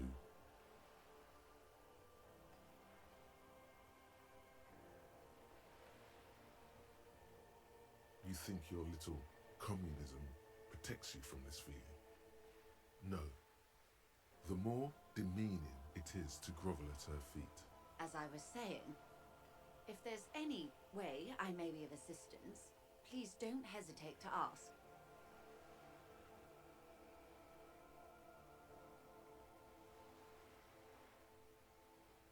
quite a few things, I'm afraid.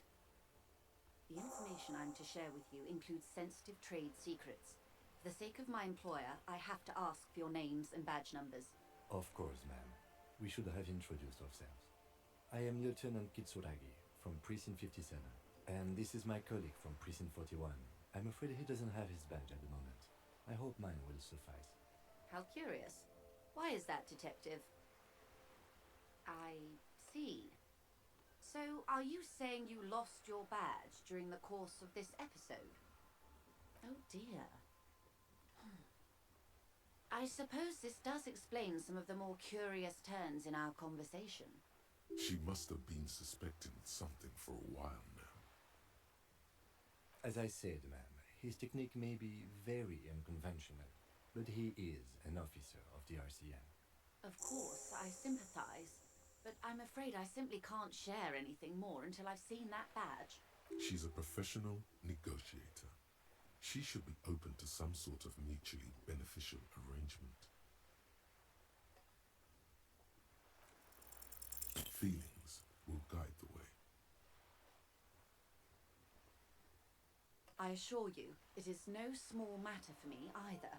We all share the responsibility for disarming this situation. I hope you have a badge for me as soon as possible. She's silent. The wind flaps the sail above her. Officer.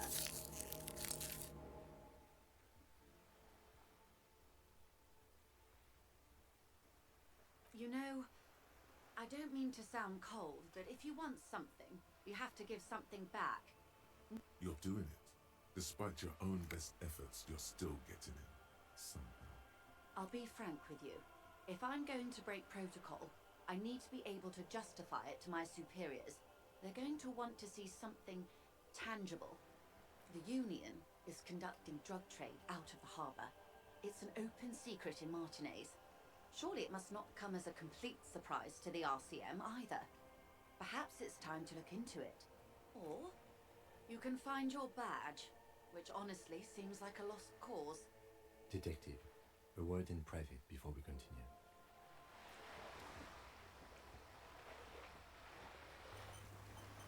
We should think about calling it a day, maybe. The nights are still miserably cold this time of year. You should take care of that, then. Let's talk to him anyway. An officer of the RCM shouldn't be sleeping in the streets. We'll figure something out. This is not going quite as I hoped it would, Detective. Honestly, I was expecting you to use your unorthodox technique to keep her off balance, and not volunteer us to be her henchman. This woman is running circles around us.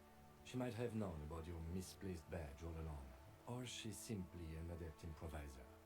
Either way, we've played straight into her hands. Maybe this is all her plan. She might have heard about you.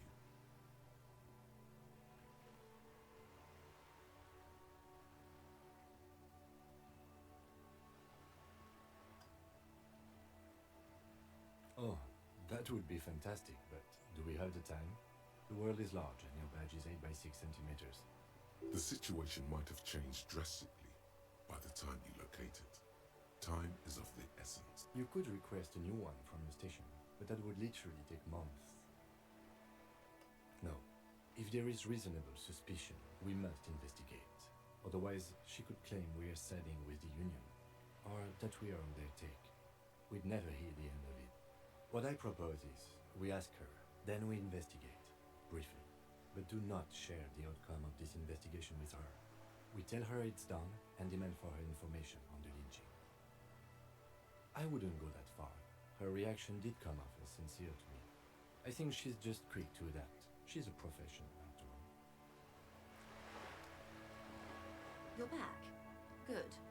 What can I help you with? It's quite straightforward. Someone is using Terminal B to smuggle raw ingredients from the Samaran Isola into Revachol with the Union's blessing. Wild Pines has suspected it for years. Ingredients for what, ma'am? Meth and dextroamphetamine, GBL, and various synthetic psychedelics. Honestly, it might be quicker to say what you can't make from the stuff.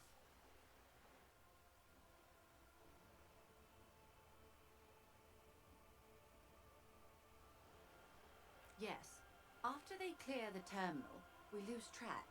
The actual production is taking place at various sites in and around Jamrock Quarter, north of here. Wildpine seems to be well apprised of the local drug trade, man. Do you mean to say the Union also produces the product? Sells drugs, I mean? We're in logistics. It's our business to know. And no. As far as the company knows, the Union does not produce it. They transport the ingredients for a cut. Yes, but you won't get anything out of Everart and the Dockworkers Union. Still, every chain has its weak link. The handoff. The motor lorries at the roundabout. Precisely. Someone needs to move the ingredients from the harbour into the city. Once they reach Jamrock, they're distributed to a network of local manufacturers well beyond our grasp. But in transit, they're vulnerable. Perhaps you've noticed that a number of lorries are tangled in a traffic jam at the roundabout just now. Interview the drivers who are still hanging about. One of them might be waiting for a crucial shipment. Her irises are light green, like the river Esperance in bright daylight, upstream where it's clearer. I'll be explicit. If you find this driver, I will share company secrets with you. Uncovering Union secrets could also give you an upper hand when dealing with them. No. We asked East Motor Track to raise the drawbridge. The road company is a partner of one of our subsidiaries. However, this is a limited time opportunity. Once the complaint has been processed by the Trade Committee, they'll have no choice but to lower the drawbridge, and the operation will continue. Thousands of litres of raw ingredients will pour onto the streets of Revachol. Not the east across the river, but the west. The vulnerable, the weary.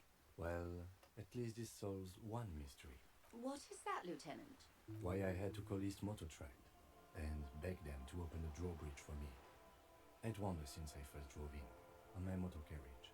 I am sorry for the inconvenience, Lieutenant Kisaragi, but we need them trapped here. This is a unique opportunity. I'm sure you understand.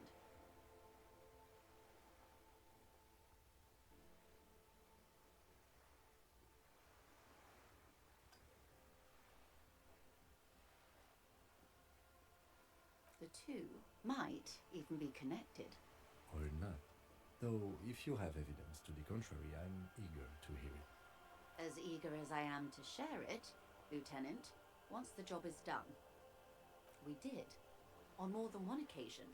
Apparently, there's some sort of inter-precinct disagreement about whose jurisdiction this area falls under. We know the company has launched its own probe into the Union's alleged involvement. We also know it's come up empty. It's not just the RCN. No one's been able to find any hard evidence. Well, here's your chance, officers. How do you think they're financing this strike? There are thousands of unpaid dock workers going strong for the 4th month straight. There was a shakedown of local businesses preceding the strike. Many were squeezed to bankruptcy to fund it. With all due respect to these desert cacti, the contents of a few cash registers cannot provide for 2,000 men. The local businesses can scarcely provide for themselves. Precisely. Smuggled out of that very gate at night, most likely, then loaded onto lorries and driven to Jamrock. You simply need to find one driver who will open up to you. Yes? Excellent.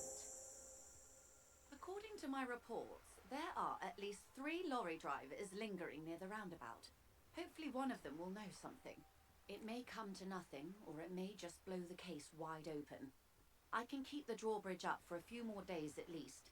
You should have the time you need. In the meantime, let me know if there's any other way I may be of assistance. Of course, Detective. Take care.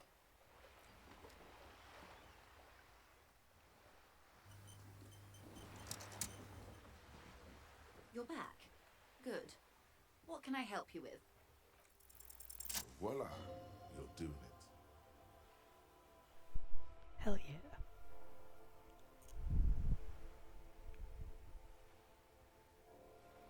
course. How much do you need? That's a good sum. Not too small, not fantastically large. She removes a few notes and hands them to you. Yes! The paper is cold and oily to the touch. There must be about 200 real in that bag, maybe a little less, plus some change at the bottom. So, I hope I didn't just bribe you, officer. It may not be technically illegal under the Emergency Act, but still.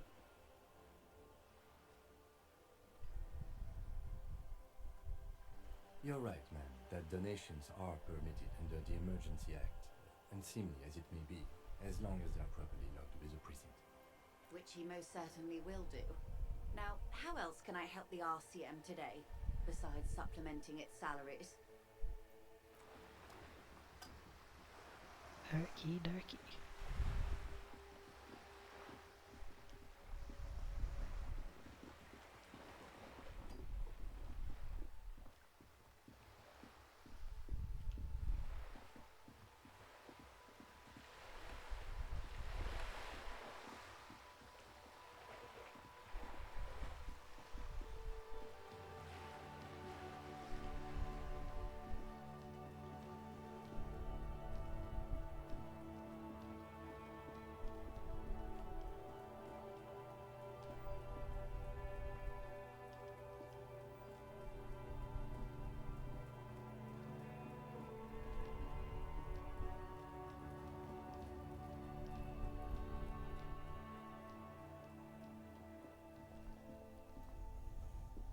The tear machine stands in the corner. A sign says, your bottles clunk into the machine and the money appears with a satisfying jingle. You're a richer man now. You're 100% sure you've got special Hobocop money for that tear. At least 100% extra tear money. If the numbers on the machine told you otherwise, it's a lie.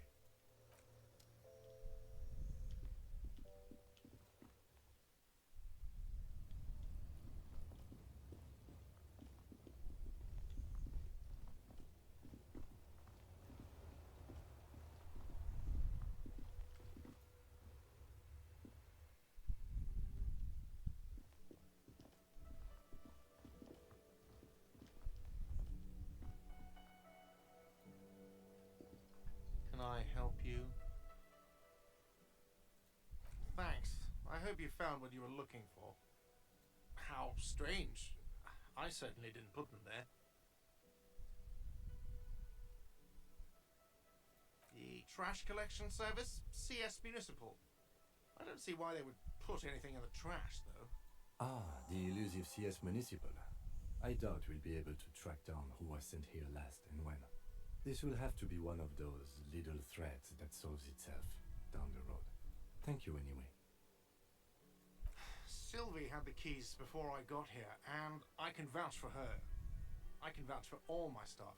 None of us would tamper with the crime scene. Yes? Yes, have you got it? Does that arrangement include you paying me what we already agreed you owe me? I understand your predicament as the manager. However, I feel I must remind you that we are here to conduct an important investigation that also affects your business. Forgive me for saying this, but your colleague seems more committed to drinking, and I mean no offense. It's really nothing personal. I just have to protect the interests of this establishment. Good luck trying to use it. Draconian measures. All the locks have an electronic component. They have to be unlocked down here with a master key before your guest key will open the lock. Not until you bring me the money. Okay, I might have something in my model carriage we can use when you're done here. Oh, Lieutenant, we're done here. Yes, have you got it? Well?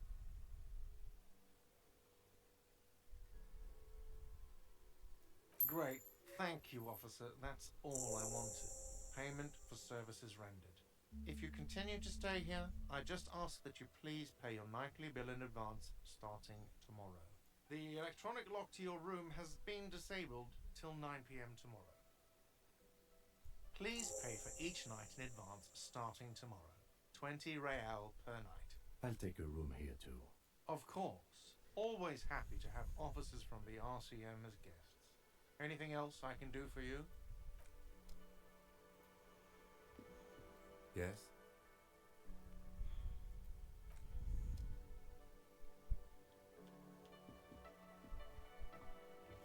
I feel like last time I played this, I managed to get him to give me a discount, and I don't remember how. But it is what it is. I will leave it here for now.